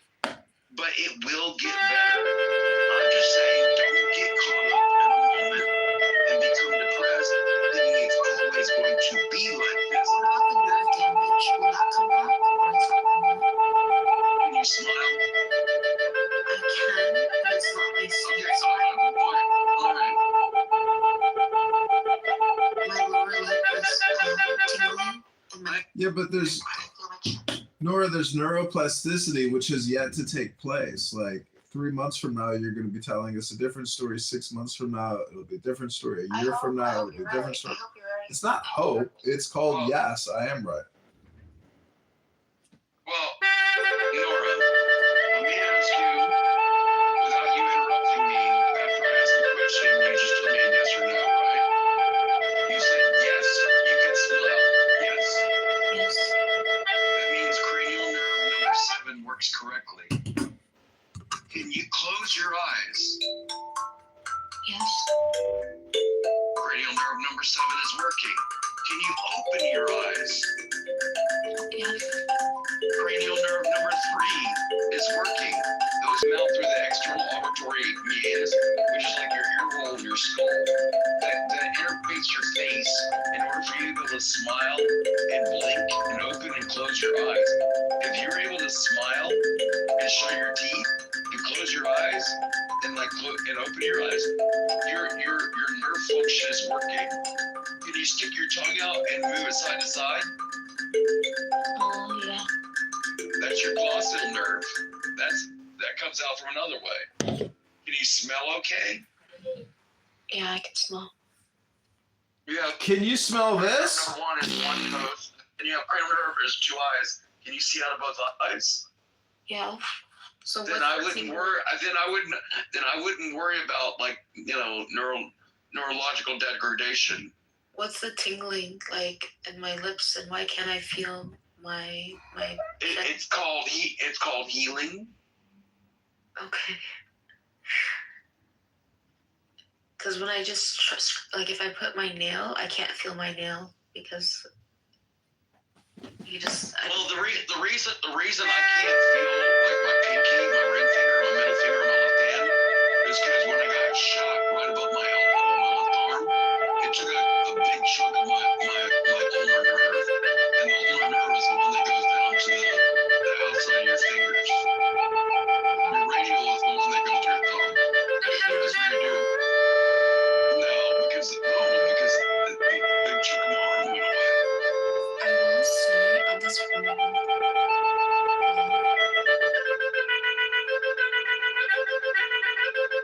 will say that I couldn't smile when it happened. Like the dentist. Oh, obviously the trauma. Yeah. You shouldn't try. Well, the dentist asked me to, because I got stitched by a dentist in the emergency room, like a resident oral surgeon dentist. Well, if he's asking you to do the same things that I just did, he's trying to figure out whether you have nerve damage to number 7, number 3, number 1, or number 2. Because those are the ones, and then number 3 is your tongue. Yeah. But they're checking to see if you're having nerve damage. But it sounds to me like you've got soft tissue damage, and you're just worried about the aesthetics, not whether it's going to be functional. I agree. I do care about aesthetics a lot, but also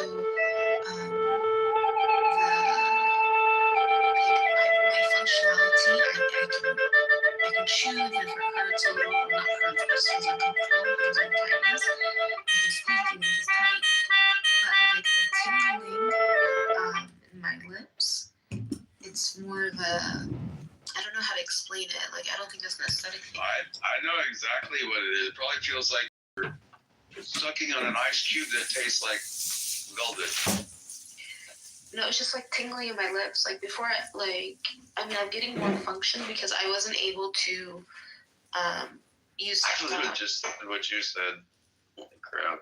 I couldn't use a straw before. Like I couldn't close my lips on a straw. You can't purse your lips now? Not that well, no. Can you purse your lips now?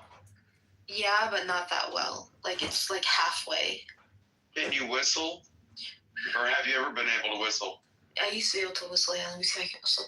Yeah, I can't whistle. Like it's like. You just did. No, I'm trying, but I can't. I can hear you whistling. But I'm pulling, and it's not letting me pull all the way. That's pursing your lips. Yeah, I'm telling you, it's not the same as before. I know it's not the same. It's not going to be the same until you're healed. Okay. I appreciate the tough lecture. I needed it. I'm not trying to be tough. I'm just trying to say you're being caught up in a moment. Yeah. You act like today is going to be the rest of your fucking life, and it's not. I mean, my brother did say, I'm glad he didn't die by door because it could have been my neck, but I would have preferred my neck over my face. You'd be dead. You think if that same cut happened to my neck that I would be dead for real? 110%. And you'd be dead within 2 minutes if it hit your carotid artery, like Charlie Kirk. Yeah, that's crazy. Girl, I've seen enough damage on the human body when it comes to trauma that there's not a lot of anything that you're ever going to tell me about that I haven't seen in real life. Yeah. I appreciate you talking to me. Yeah, just don't get caught up in the moment. Do you think that the muscle, like being stitched, can also pull on my other muscles around my lips? Because I feel like it's pulling on those muscles around my lips. Girl, once it heals and you get like full functionality back, I guarantee you that you can go to a plastic surgeon and they'll be able to like give you a high cheekbone, lip filler, take care of the scars, and make you however the front door you want to look if you're going to be that vain. I don't. Why do you think it's vanity if I'm like I don't want to have a deformity on my face? Because I have a deformity on my face and I really got 0 F's to give. But you're a guy. You're not a girl. And you don't have a deformity. Why are you being sexist? I don't think that's sexism. I think that's reality. Like. Why? So men can't care about their looks? No, men can still look good with like scars and everything on their face because their handsomeness is not like so scrutinized like the looks of a woman. And I don't even think I'm that like. It's not like I think I'm attractive. I just don't want to have this deformity. You don't want it, but you think that, you know, when you heal it, if you never went to go get plastic surgery, that like a man like me wouldn't be able to love you? Or is it you critiquing you, or you trying to tell me that I'm critiquing you through your lens of view? No, you're right. I'm putting myself down, and it's because like and I'm seeing like I'm seeing the people that I want to like see me through the eyes that I see myself, and I need to stop. I agree with what John said, and I agree with what you're saying. Like I need to like get better. And I'm not trying to be a dick. Trust me. No. I was self-conscious about like myself before this happened because I had injuries when I was a kid, so I was always self-conscious, and I just like like it wasn't that noticeable to others. But it's like I feel like God just was like, you keep complaining about small things. Here, let me give you something to complain about. And I know I need to be like grateful because it could have been worse, but also so many people never have any kind of thing like this happen to them too. It's like such a that's literally the same reason I asked God to never ever teach me patience, because I don't want to get married. Oh, you should like.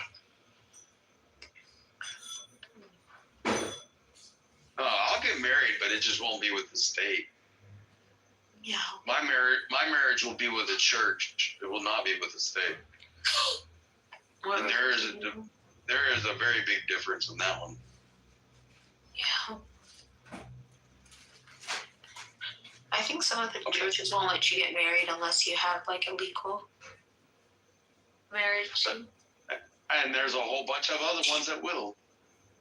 Yeah.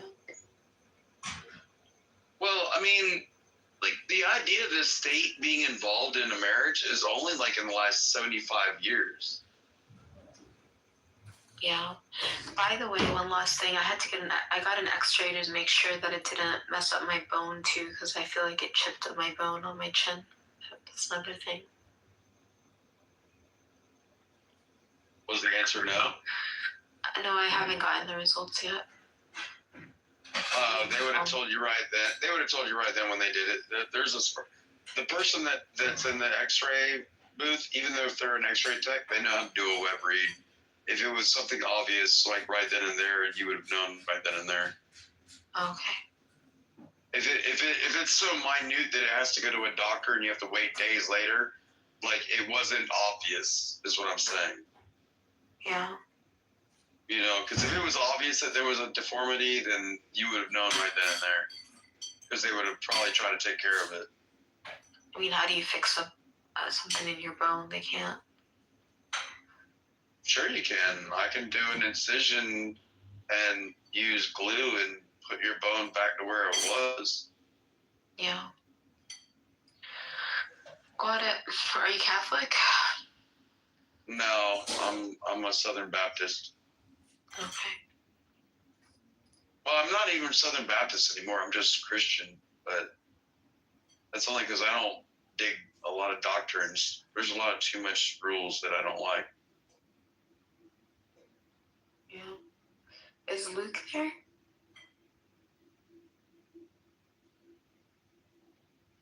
Luke, you available?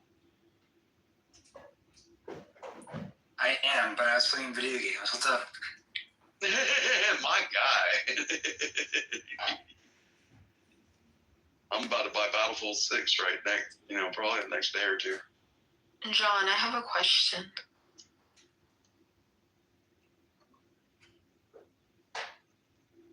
I already know Luke believes it, so I wanted to ask John. I am a believer, yes. You want to ask John what he believes about religion? I want to ask John if he believes that Jesus went to hell. I don't know that one.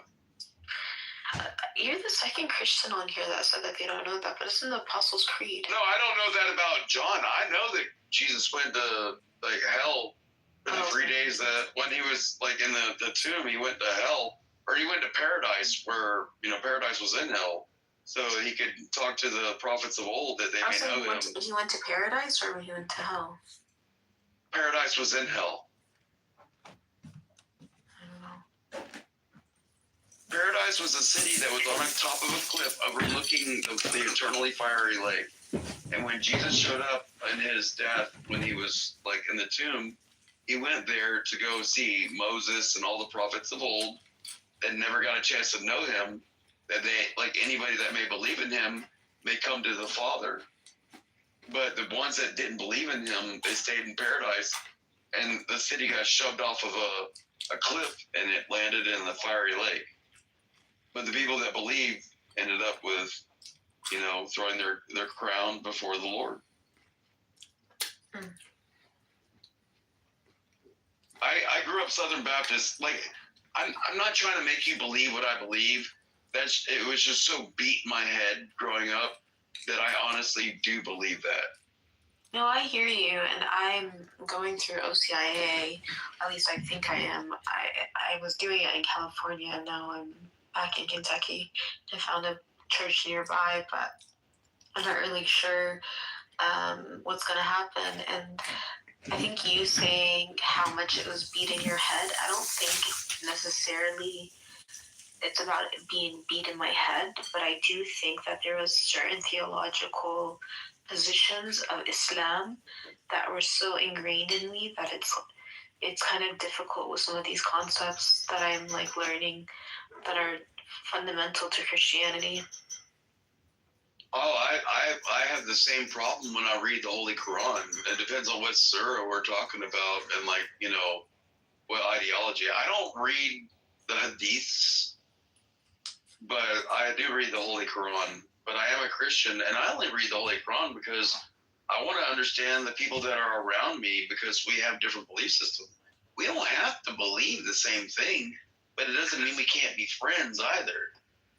Well, to me, it's a matter of what is the truth. So I just feel that so many people, for the most part, do just stick to what they're born with, and even if they leave what they're born with, they eventually go back to that. It's very rare. But Nora, in my opinion, that people. Nora, when you say I only care about the truth, that totally denies or negates what Southern just said. It doesn't matter what the truth is. We can still be friends. That's the real truth.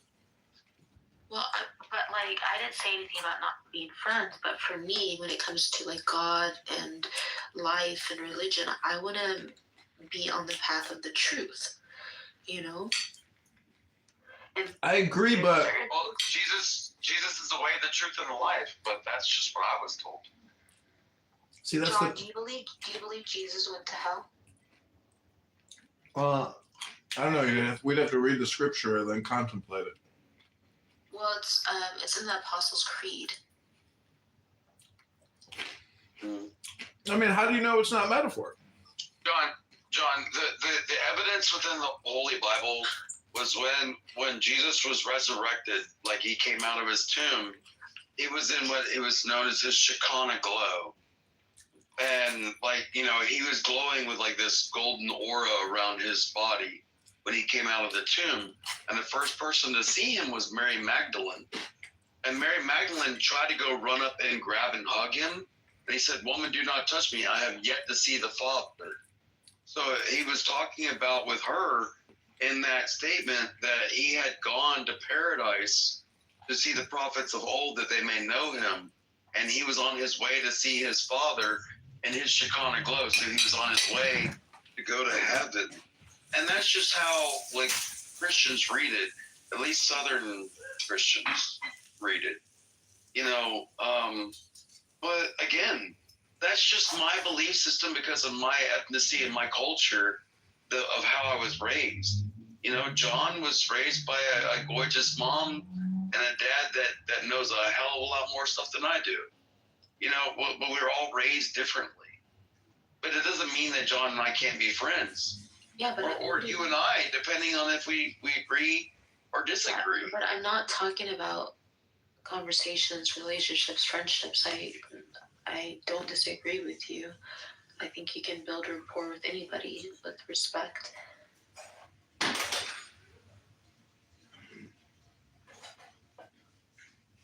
Yeah, but how would you be evangelizing, you know, the word of God from your viewpoint to me if you're not trying to connect with that?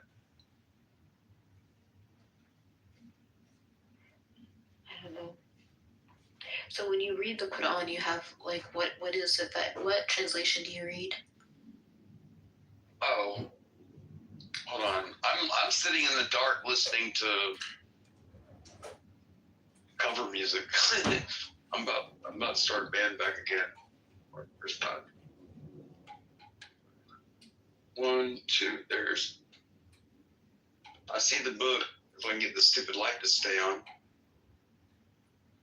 It's got a faulty switch. There it goes. It stayed on.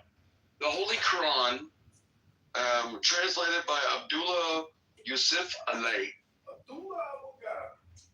But I have, you know, talk to me about any surah. It's in English. It's been translated. Yeah. But I read it just because I wanted to understand the people that were around me when I was in Iraq. I mean, I lived there for almost a freaking year and a half. You know, my Arabic is a shway. I sound a majnoon when I speak it.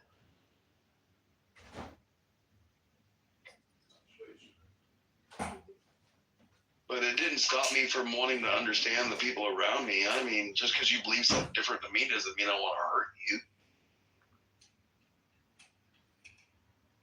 Despite what people think about Americans, especially dumb rednecks like me from the South. Yeah. I try to keep up, but my Arabic sucks. You know, my Gujarati and fuck, you know, Hindi, Calcatom, like all I know is I can get a hooker in 11 languages, a beer, and a taxi ride to an airport in like 11 languages.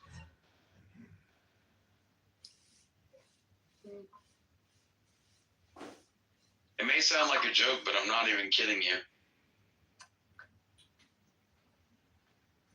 Can I ask you another question about my injury? Sure. If the scar tissue has already hardened, is that a lost cause? No. You're gonna have keratin buildup, and it's like when I got shot, like a whole bunch of like metal from the bullet ended up in my arm.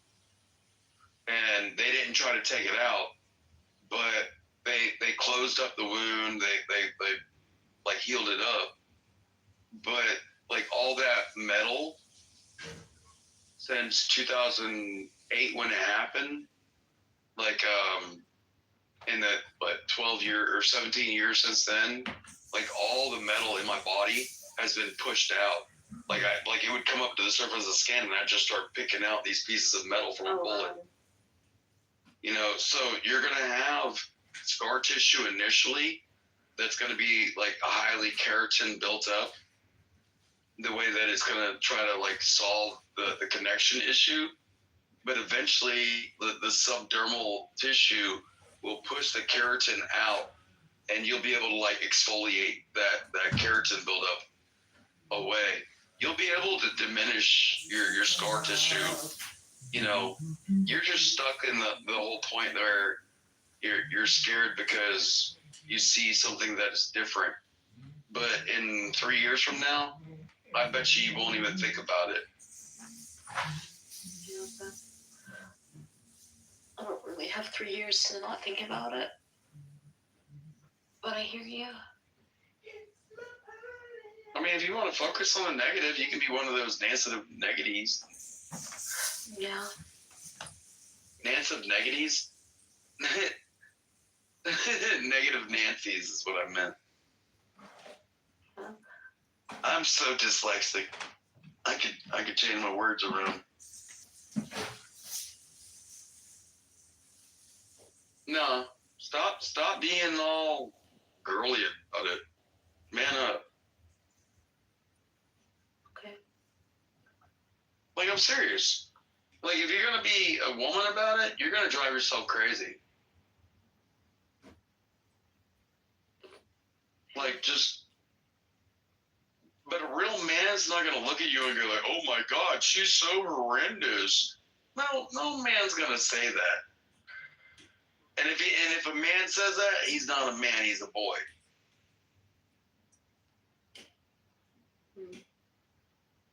Well, that's like I had this girl that I used to really, really want to be with in high school, but like her and her boyfriend were high school sweethearts, and then they went to college. They got married right out of high school, went to college, and then like when they were living together in their early 20s, there was a house fire, and she wanted to go out the window, and he wanted to go out the door into the hallway, and he grabbed her, opened up the door, and it flashbanged her in the face and knocked him out the way. He went out the window. The firefighters ended up getting her out of the house, even though she ended up like full thickness, like never will be right ever again. No amount of plastic surgery will ever be right. That's so sad. And he left her because after he's like, I can't deal with the way you look. And she's probably one of my best fucking friends now. You know why? Because I love her for I know who she is. And like, if you're gonna be so superficial about like what your fucking looks look like you're really gonna fucking piss me off. Yeah, but it's not about. Stop making it about superficial. Like our faces are how we communicate with people in real life. You know, it's hard, and like I can't imagine like how hard that is for her. So did she ever get married and have children? You know how much I make that stupid bitch smile. But you didn't marry her. You didn't have children with her. I've never been married, and both my sons have died. Oh. Did she get married? Did she have children? It like altered her whole life. Yeah, she never got married again. Yeah, it's difficult. Like, it's not superficial. It's like reality. It's just very difficult. Yeah. It's not vanity. It's not superficial. It's hard. I would marry her, but I don't think she'd marry me. Do you have a picture of her face? And I wouldn't do that to her. That'd be like doxing her. Did she get a plastic surgery at all for it, or was it just like hopeless? It's hopeless. Like, probably 30% of her nose is gone. Like, no eyebrows. Like parts of her eyelids are gone. There has to be plastic surgery. Wow, I'm glad you're such an expert with like medical technology interventions. I mean, that's where it would be needed the most. Is like when it happens, things like this. Yeah, but if there's nothing to build off of, then how do you rebuild it? There's some really genius plastic surgeons. Oh my god. Doc, don't frustrate yourself. Doc, you cannot change this girl's mindset. She is going to repeat herself till 3 in the morning. I didn't hear what we were. John, you weren't even listening to what we were saying. We're talking about his friend who got her face burned. Yeah, but you're being superficial about, like, honestly, I think that wound on your chin is secondary to anything that I've ever seen. Nora, you're lucky your head didn't fall off. So, front door. Nora, you're lucky your head didn't fall off. Just, it is a beauty mark at this point, and a man who loves you is going to love you. The beauty mark and all, the beauty mark's included in the love, trust me. You don't have to worry about it, and it's going to heal. So we're moving on in the official John Kitover birthday party room. I am cooking spaghetti in the other room. I just put a new Dune movie poster in a frame I bought. I'm drinking green tea, and guess what? I'm going to cry because it's my party, and I can if I want to. It's my party. Dune picture is not a Frank Herbert one.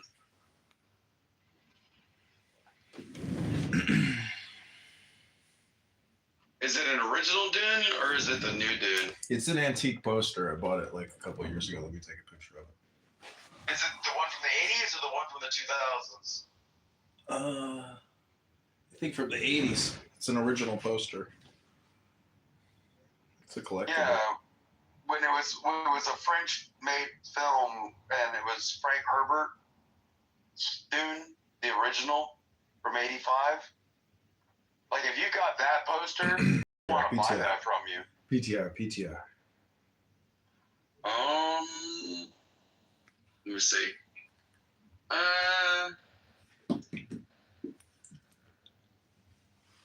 Oh, that's a book. That's not the movie. Yeah, the Sandworms of Arrakis. Yeah, that was a book. That wasn't a movie. And it was Frank Herbert, who was the original one. But when Frank died, his brother was the one that continued the saga.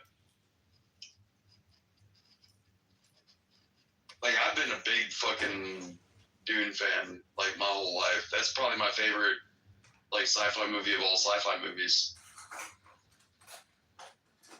Death is the mind killer. Wait. What was that? With the minute we used to talk about that early on when I first met you, John, about 4 years ago, when you were in your 30s, and we were talking about, like, the men talk, like, the oil becomes the stain becomes an understanding of time becomes, like, the relevance of, like, and then, like, through my mind all like, it was called the men talk, like remember that one? The men talks from Dune? They were like the robotic people that were, like, super logical. And they were hooked on, like, heroin.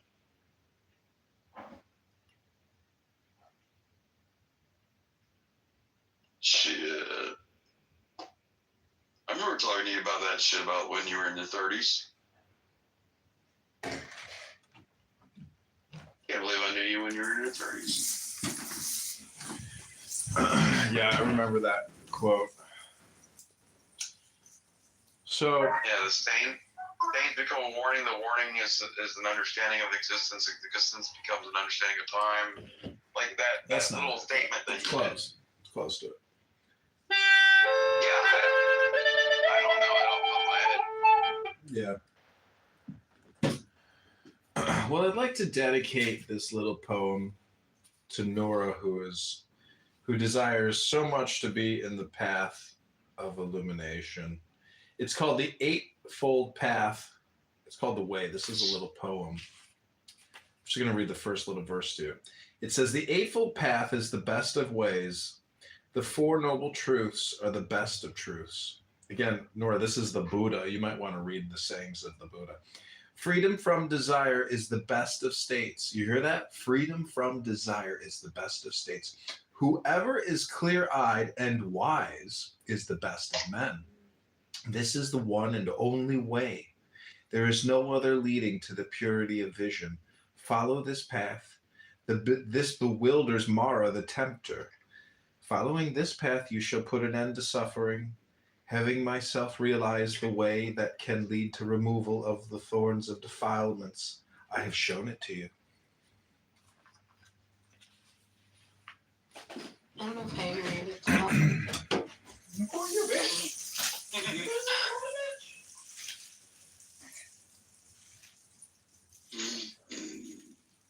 Can't make that shit up. Desire is so human. It's so necessary. Like, you don't have humanity without desire. Do you have the love of God without desire? I don't know what God is. Nora, it's describing the state. It's describing silence, meaning that quiet your mind. If you want to be in the way of truth, like you said you want to be, it deals with silence, silencing your mind. You have an overreactive mind. You're like my mother. You never shut up. You just constantly think, and you constantly observe, and you constantly say, I don't agree with that. It's not about agreeing or disagreeing. It's got a point. It's to quiet your mind, to stillness, to silence, to equilibrium, to equanimity. God lives in silence. God doesn't live with a chatterbox. God STFU. But John, my mind is usually silent. Like, I don't really have rushing thoughts or thoughts in my mind. Contrary to Clubhouse mental illness diagnoses.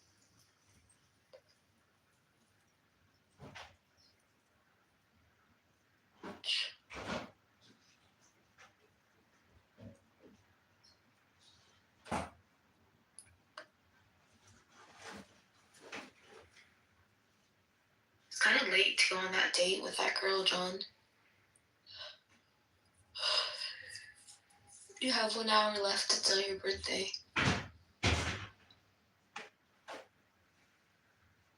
Or do you take the whole month as your birthday? He's cooking spaghetti in the other room. Didn't you hear? John has like 20 phones. He's listening. I know he's always listening. I can call him on my other phone. I've got more phone. John's giving me phones. John, send me a phone.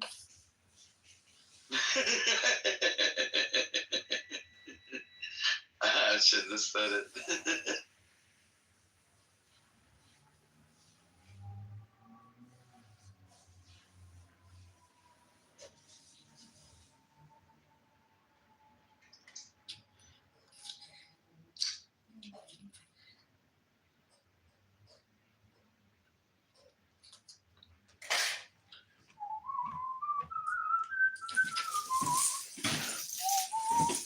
Go ahead, Doc. Tell this little one, Nora, our magic saying about the more you think, the more you speak. Go ahead. Tell her the truth. Well, the more I talk, the further away from the truth I get. There you go, Nora. You want the truth? You got the truth.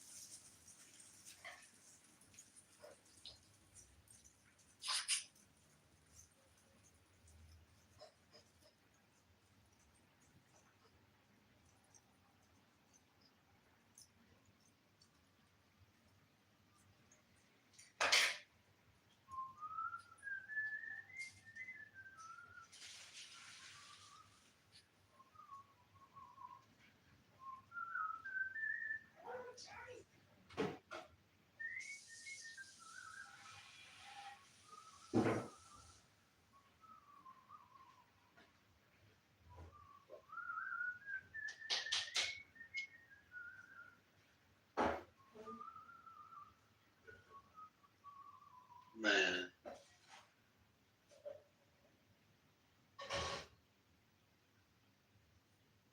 Trying to figure out whether I'm going to go golfing or fishing tomorrow. Made a decision.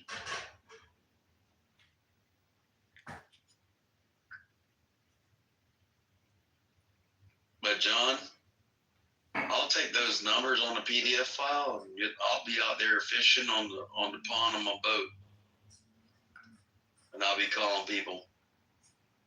Be like, hey y'all, doing over there in Chicago? I ain't gonna say it like that though. Nah, I really do hope that I'd like to be able to like listen to something LaHood is even trying to do with his policies. Does he even have points, or is he just running on the fact that he's the incumbent?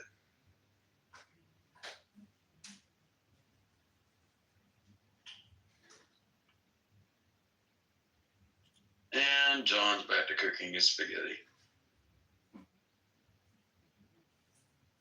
What do you think, Luke?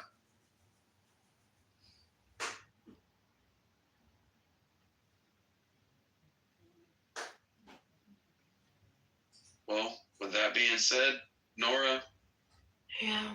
Don't get caught up in a moment. Your face will heal. Your mouth is literally the fastest part of your healing of your body. So don't worry about it. And I guarantee you, it'll heal to the point where I don't think you'll even recognize that you even got hurt with it, unless you pointed out to people. So don't be so self-conscious. Okay, thank you. Yeah, the only thing you have to fear is fear itself, Nora. And spiders.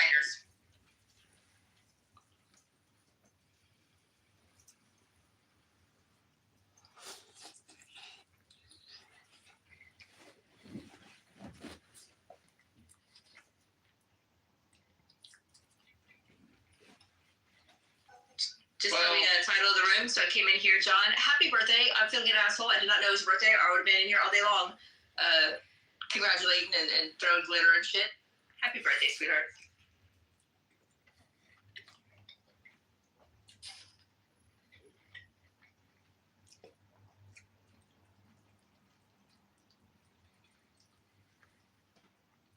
Thanks. I'm eating a big bowl of spaghetti right now.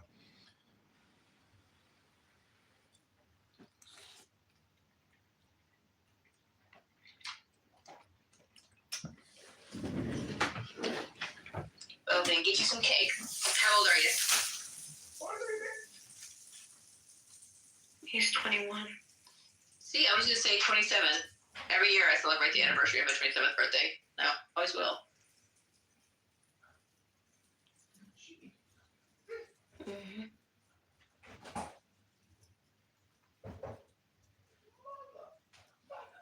I love you. I just came in to say happy birthday, and I will catch up with you later on. You seem to be preoccupied at the moment, but I'll start back in a little bit. So, happy birthday, sweetheart.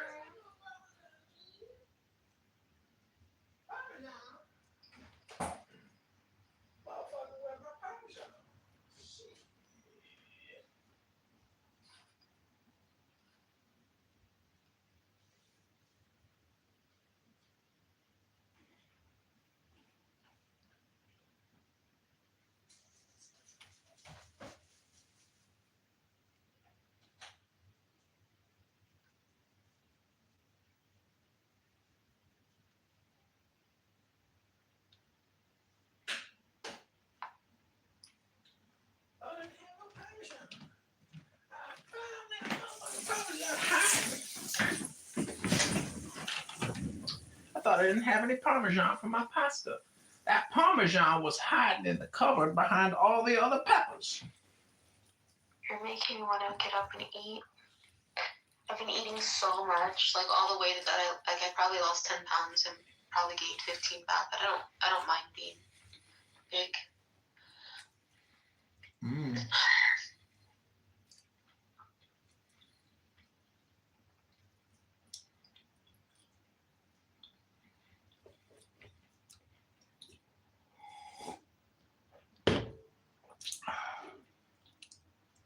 Pasta.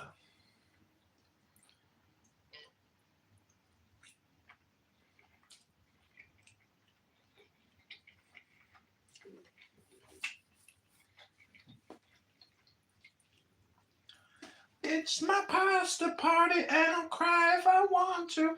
Cry if I want to. cry if I want to. It's my pasta party, and you can cry if you want to too. Do, do, do, do, do.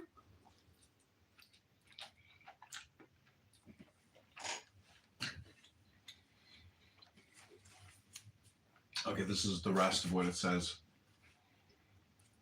about the way, Nora. Read something else. I don't want to hear you. You don't want to hear the sayings of the Buddha? No. Well, that's your problem. Like, why the Buddha? Like, why the Buddha? Because it's intelligence.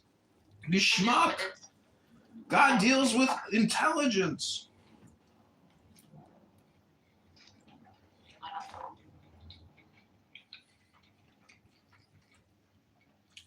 The Buddha is much more ancient than Muhammad. And the Buddha abandoned his wife and child to take up enlightenment. It's horrible.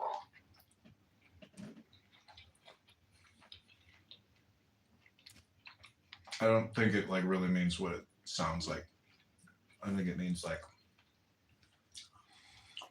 he basically, stopped dealing with all the drama and became drama free. That's not what he said. He said he abandoned. Which is true.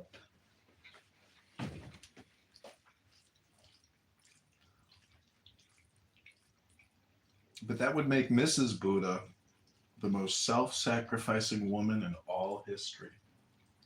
Next to Mary Magdalene, of course. Wait.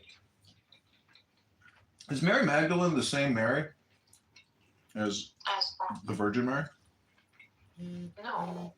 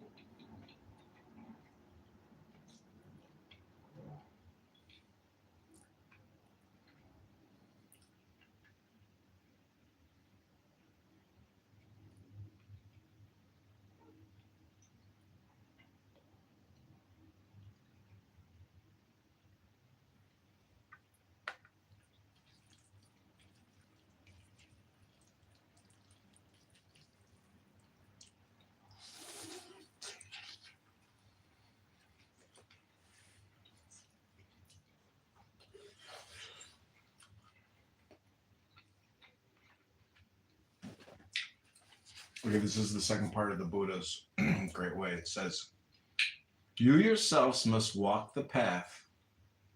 Buddhas only show the way. Those who are meditative, who have gotten on the path, will be free from the bonds of Mara. All conditioned things are subject to change.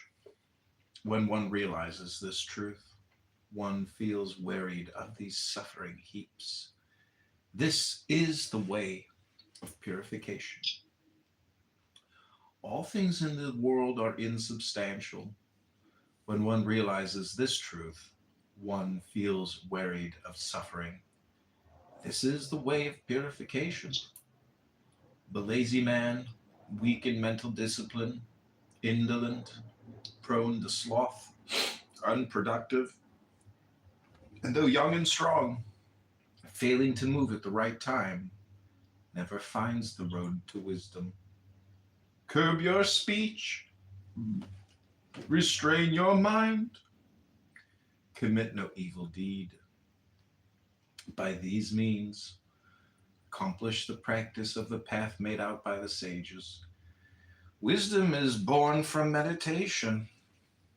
Not to meditate is loss. Know the difference between gain and loss.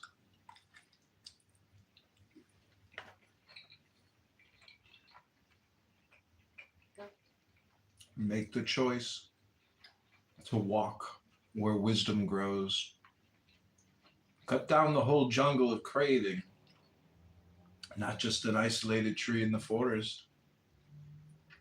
The jungle of craving harbors danger. Clear the trees of craving, both strong and weak, and find freedom. As long as there is the least clinging to lustful thoughts, man will remain in mental bondage, like a nursing calf attached to its mother. Cut off the love of ego with your own hands, as you would an autumn lily.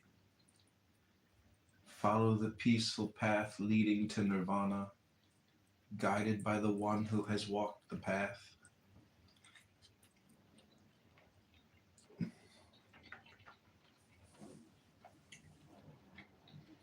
I shall live here in the rains, there in the winter. Elsewhere in summer, muses the fool, not aware of the nearness of death. Death carries the unaware man away, while he is still busily acquiring children and animals, much as a rampaging flood engulfs a sleeping village. When death comes, neither children, father, or other loved ones can offer refuge. Aware of this, the wise behave well.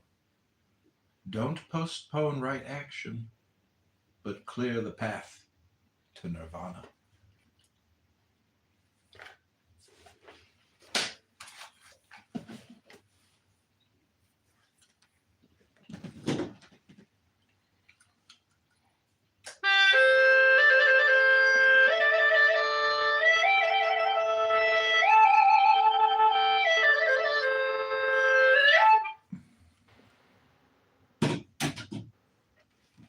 How do you feel about Kanye West talking to the rabbi? This motherfucker is the biggest troll alive. Coming from you? Mm-hmm. It takes one to know one.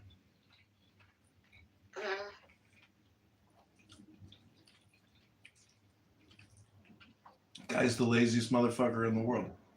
He can't read a book. He's got to create a video of him talking to a rabbi. He's so fucking lazy.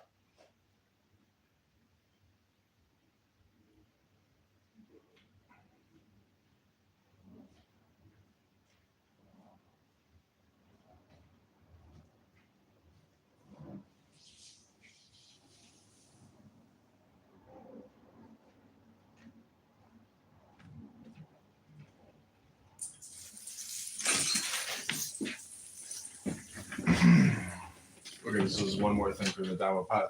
Nora, what you're saying is you're searching for God, but God is within you. And so if you keep searching all the other places, the Catholic Church, the Protestant Church, the Muslim Church, this church, you're always going to be looking away from the correct direction, which is within. I will be honest with you. I do think, I don't know if it's because I already have the tools, but I feel like in Islam, there's a lot more ways to get closer to God that I know than the other paths. But what you're doing is Gnostic work, which is essentially merging with the divine consciousness. So you're just trying to raise your IQ, and the only way that I've experienced it is through books, never through anybody else. No it's organization. prayer. It's through prayer. Yeah, but reading books out loud is prayer to the divine. It's called chanting hymns. It's called chanting sacred text to the divine. But you're just chanting it to yourself too. So if you don't read books and you don't, study, you will never get anywhere. You'll be on this app just talking to yourself forever. Nothing will ever change for you in your life. I mean, bad things have happened.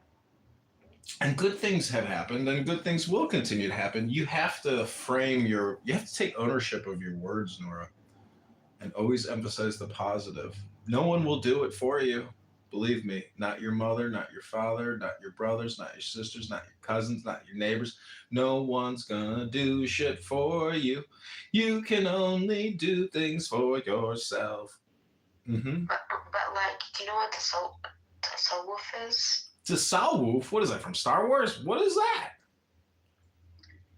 It's the active way of like purifying yourself, and there's like methods for it, Mm-hmm.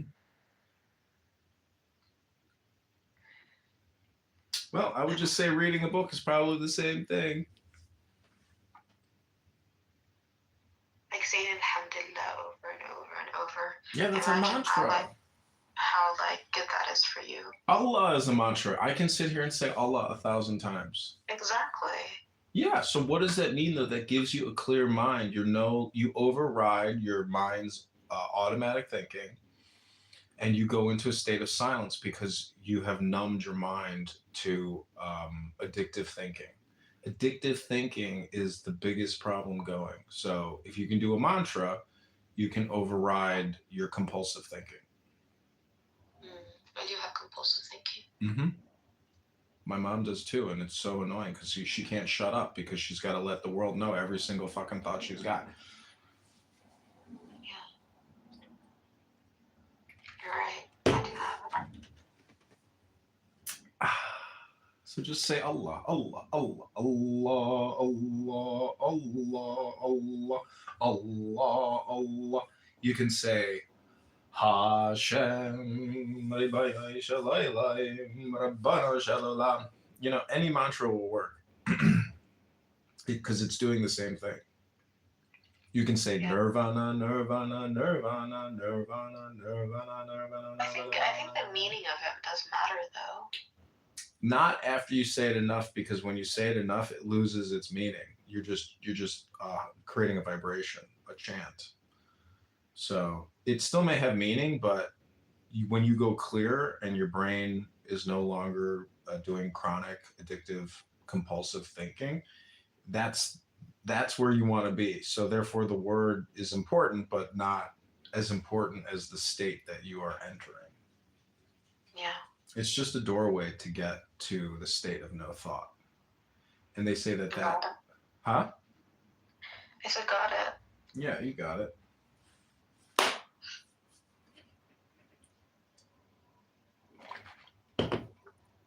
But what's cool about reading a book out loud is you're doing the same thing, but it's much more complicated. And you can access real intelligence. And hopefully when you read out loud, you have comprehension. If you have comprehension, then you become the Skywalker, and you have the power of the Force. So everybody on this app is just addicted to talking, addicted to thinking, but no one is exchanging real high value information like they are in the official John Kitover birthday party room. Victory! Victory! Alhamdulillah!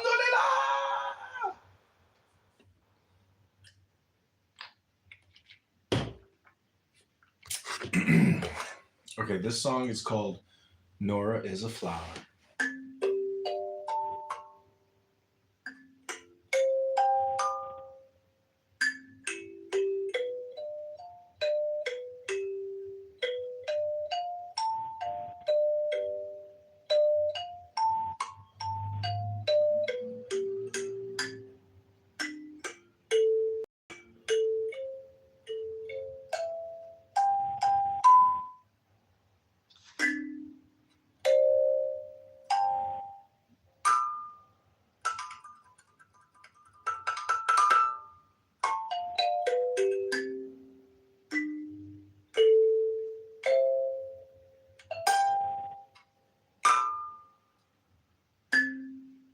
Nora is a Flower, performed by candidate Congressman John Kitover of the 16th District in Illinois. Ribono Shalala.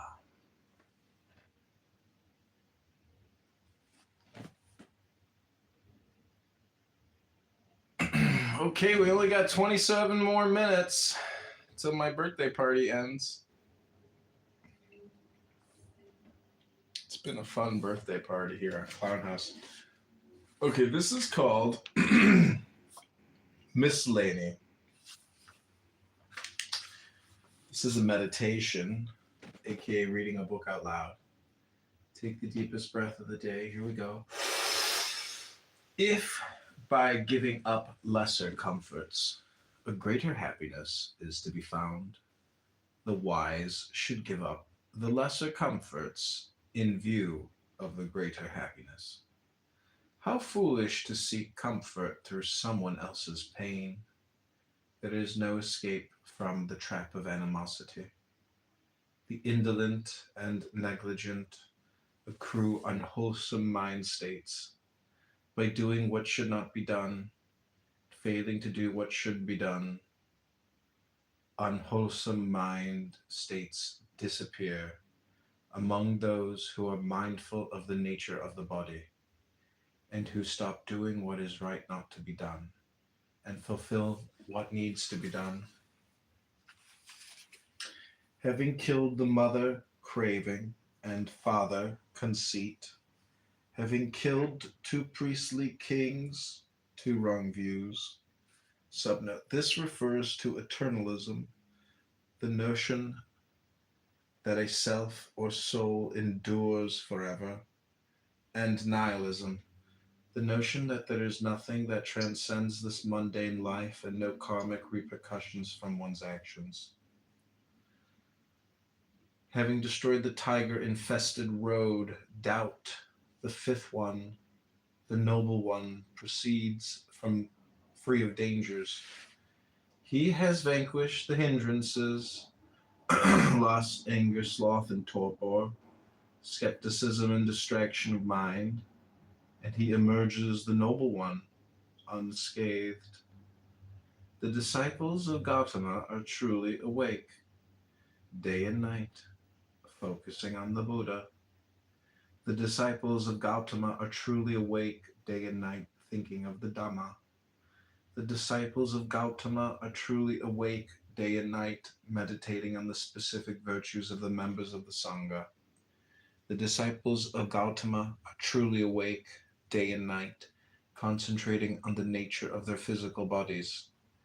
The disciples of Gautama are truly awake, day and night, joyfully practicing non-violence. The disciples of Gautama are truly awake day and night, setting their minds joyfully on meditation. It is hard to renounce the world. It is hard and troublesome to live the household life.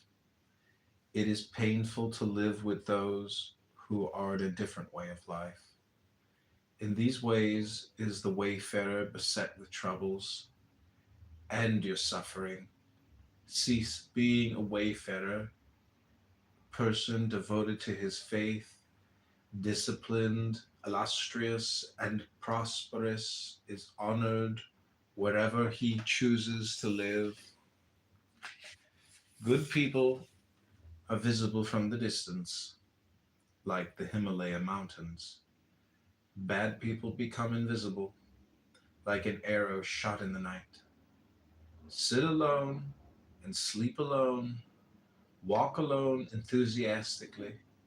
Tame yourself alone. Enjoy the life of seclusion in the forest.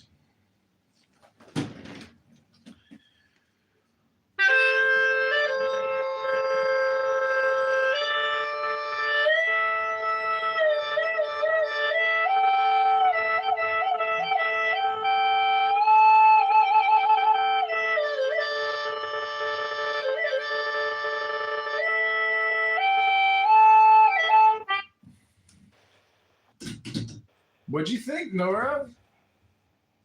I appreciate it.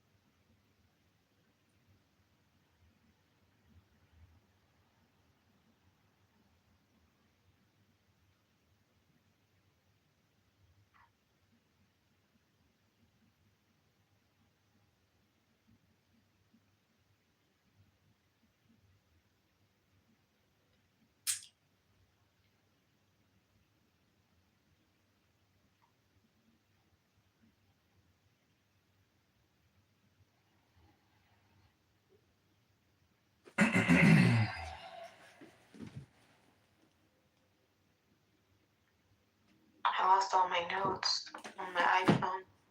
Oh no. How will you live without your notes? It had like my poems and stuff.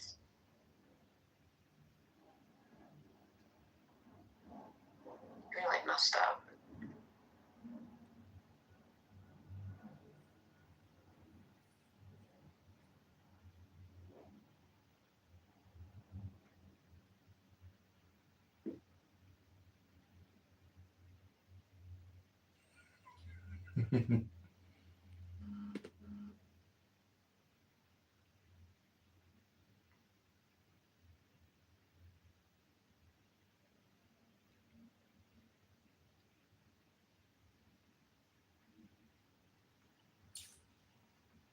I can't get like my iCloud connected to my notes.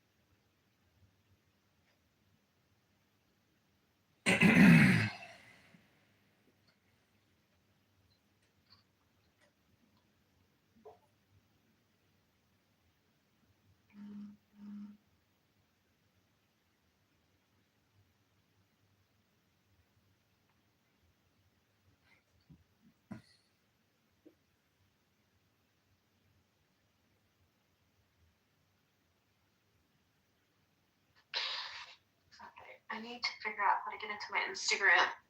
It's the one that I didn't use. Just try the password reset. It's wanting me to reset it to my phone number and change my phone number. But I think I might still be able to connect to my WhatsApp. I can find my phone. I don't know what I did with that phone though.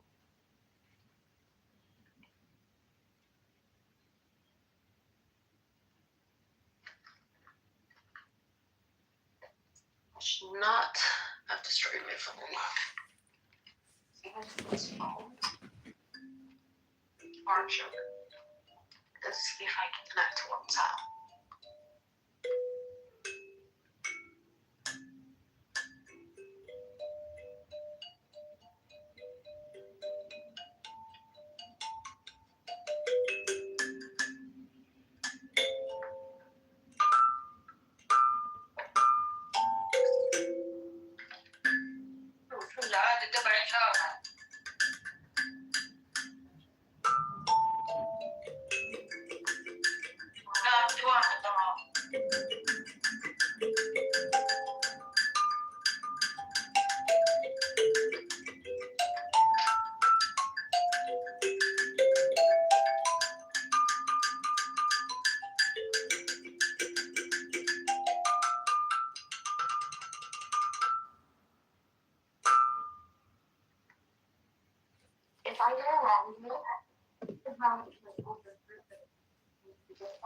Would I still have that WhatsApp? What was that? Trying to see if this is charging. I don't think this phone's gonna charge. Like if I want to like connect to WhatsApp on my old phone that's like broken and like doesn't have this like SIM, will it still have a WhatsApp? Should probably change. Yeah. Oh well. This old phone. My screen is completely like destroyed on my old phone. And then I destroyed the other phone because Diego asked me to destroy it. Like a dumbass, I destroyed it. Holy shit! Did he at least buy you a new phone? No.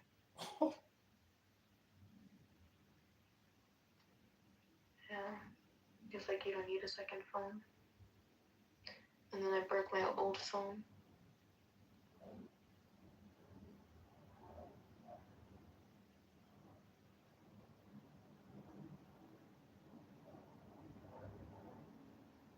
It means Clubhouse knowledge is not nothing new. Like he wanted me to do it on Clubhouse. But whatever. Oh well, water under the bridge.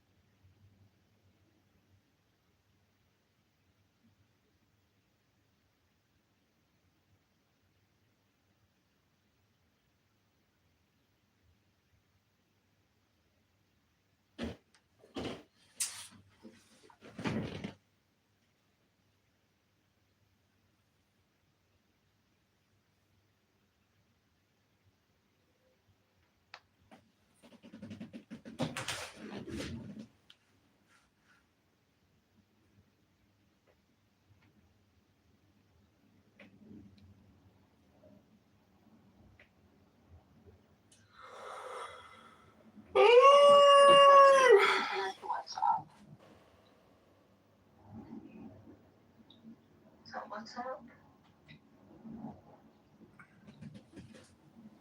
Okay, I think I can do this through WhatsApp. Okay, I think I can connect to my Instagram through WhatsApp. You got this, girl. Let's see. Where there's a will, there's a way. Log into existing account. Because I lost my Nuda but Nuda account is permanently banned.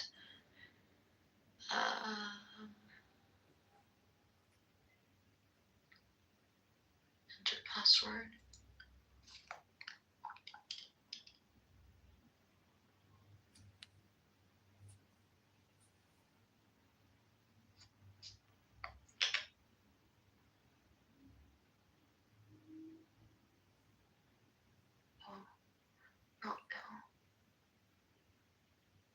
Login.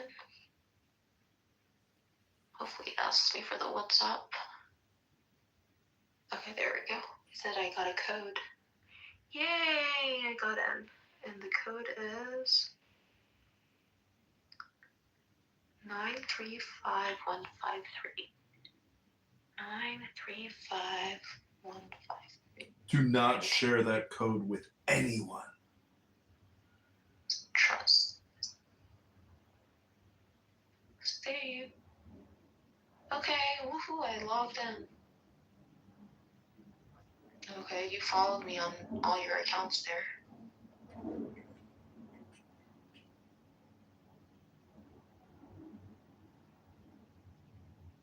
I guess I have to use this account since I don't have access to the other one.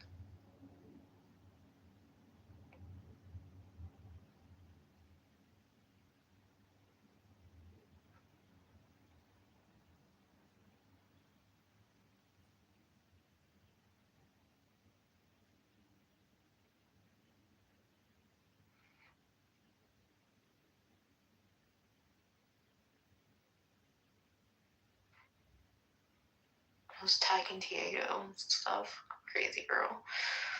Oh my god. Unsend. Unsend.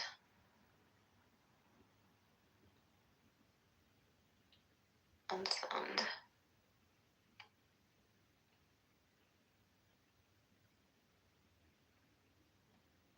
Psycho. People do crazy things when they fall in love. The prisons are full of crimes of passion. I don't think it had anything to do with Diego. What happened to me?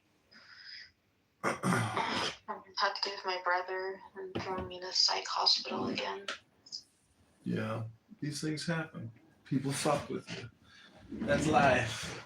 Just gotta be smarter, wiser, stronger, healthier, happier.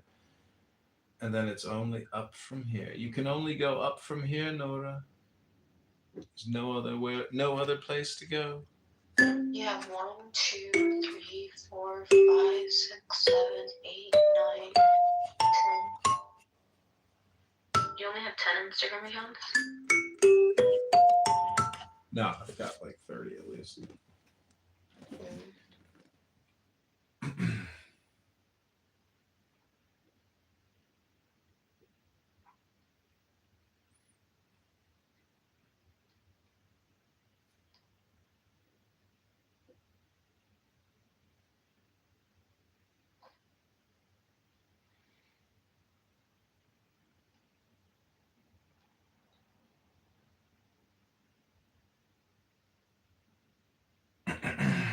I got a lot of work to do. I have recorded, Clubhouse for like 4 weeks now, and recorded a lot of books, but a lot of the videos are on private, so I have to find some time to go through like 20 YouTube accounts and turn thousands of videos You make public. your videos on private after you have them on live for a while. Why do you do that? I don't. It's just the way that YouTube works. It automatically sets it to private.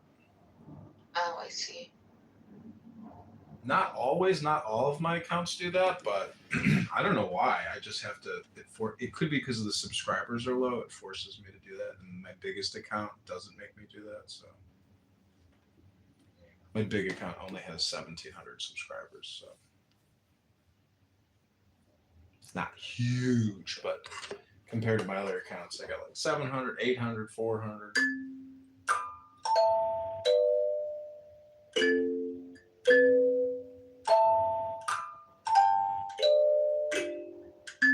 Seven more minutes till my birthday is over.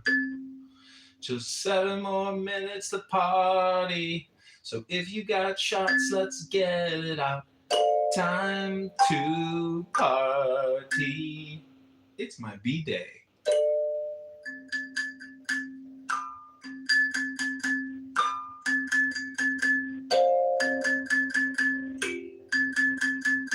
Nora is here partying at my birthday party.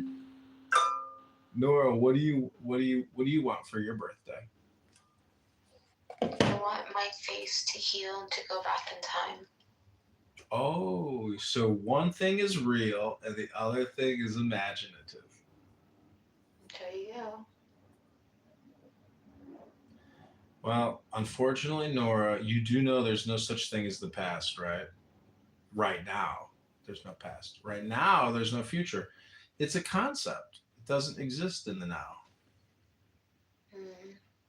The now is all there's ever been and all there ever will be. There's no such thing as a future. Why? Because it's called a concept. It doesn't exist in the real world. You can't touch it. You can't taste it. You can't smell it.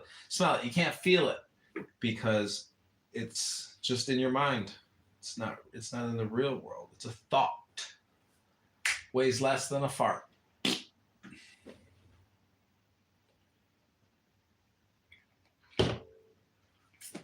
Well, we got 5 more minutes. 5 more minutes.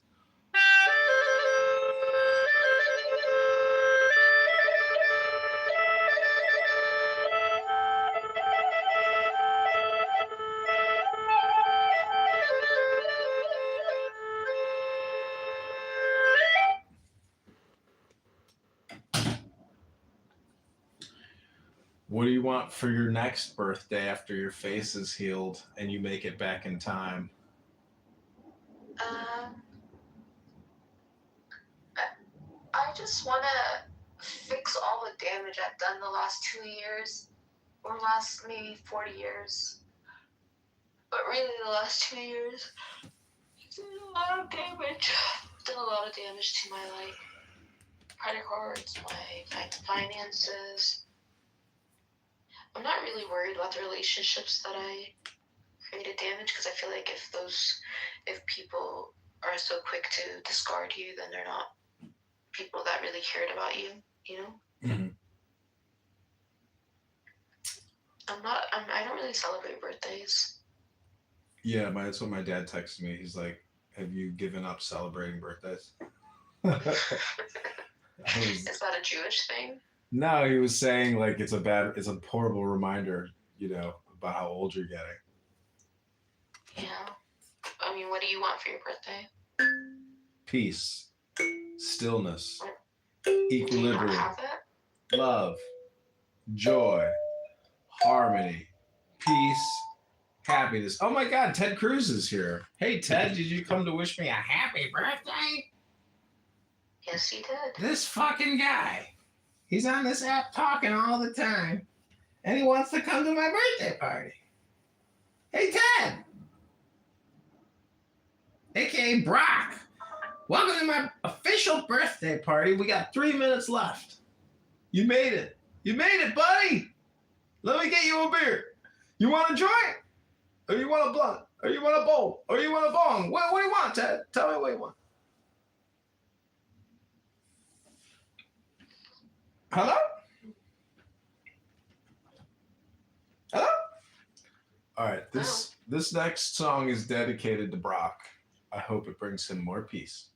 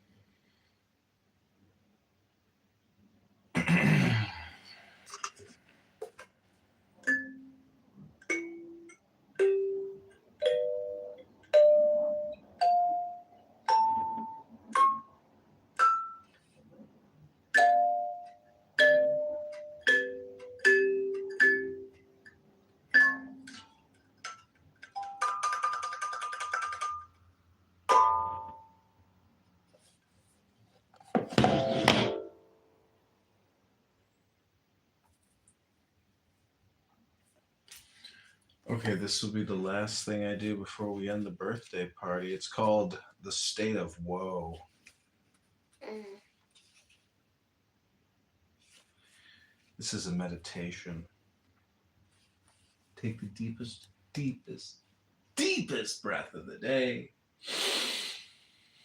The liar is headed for sorrow.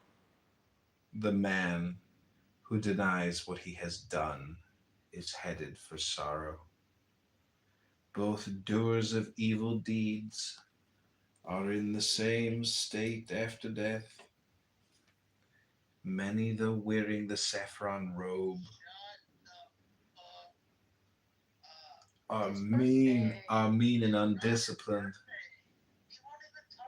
Being that way, they are headed for sorrow. It is better for an immoral person to swallow a red-hot ball fully ablaze than to eat the food provided by pious people. 4 misfortunes befall the careless person who pursues other wives: acquisition of demerit, disturbed sleep, and rebirth into a sorrowful state. Like Brock. Slight is the pleasure of the frightened man and woman. Severe consequences follow. Therefore do not court another's wife. Just as a blade of kusa grass handled improperly cuts the hand, so does the life of a recluse handled improperly bring him to a sorrowful state. A deed done carelessly, a vow badly kept, the higher life led without integrity, all these yield poor results. If anything is undertaken, do it impeccably. Poorly led monastic life stirs up the dust of passions more widely. Better to avoid doing evil and not suffer the torment that follows. Better to do what is right and not suffer the regret. Just as a border town is protected within and without, so let one guard oneself and not let the opportunity pass. To neglect that opportunity is to invite suffering. Some are ashamed of what is not shameful, and shameless about what is shameful. Follow such false views. They go to a sorrowful state in the goo. Some are fearful where there is nothing to fear, and are fearless where there is much to fear. Holding such false views, they go to a sorrowful state. Some see what is right is wrong, and what is wrong is right. Holding such false views, they go to a sorrowful state. Those who see wrong as wrong and right as right hold right views and go to a joyful state.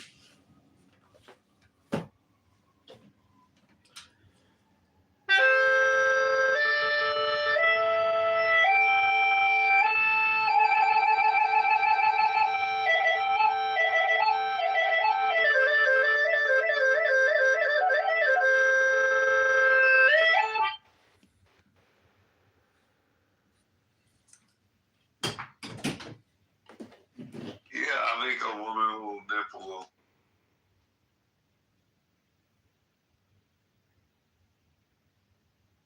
Like, help her be a little family with her stupid kids from 2 different fathers. Like, oh, of course, let me leave my successful music industry life and move to Oklahoma City with a bunch of fucking untalented losers, right? Like, all of her friends are fucking idiots.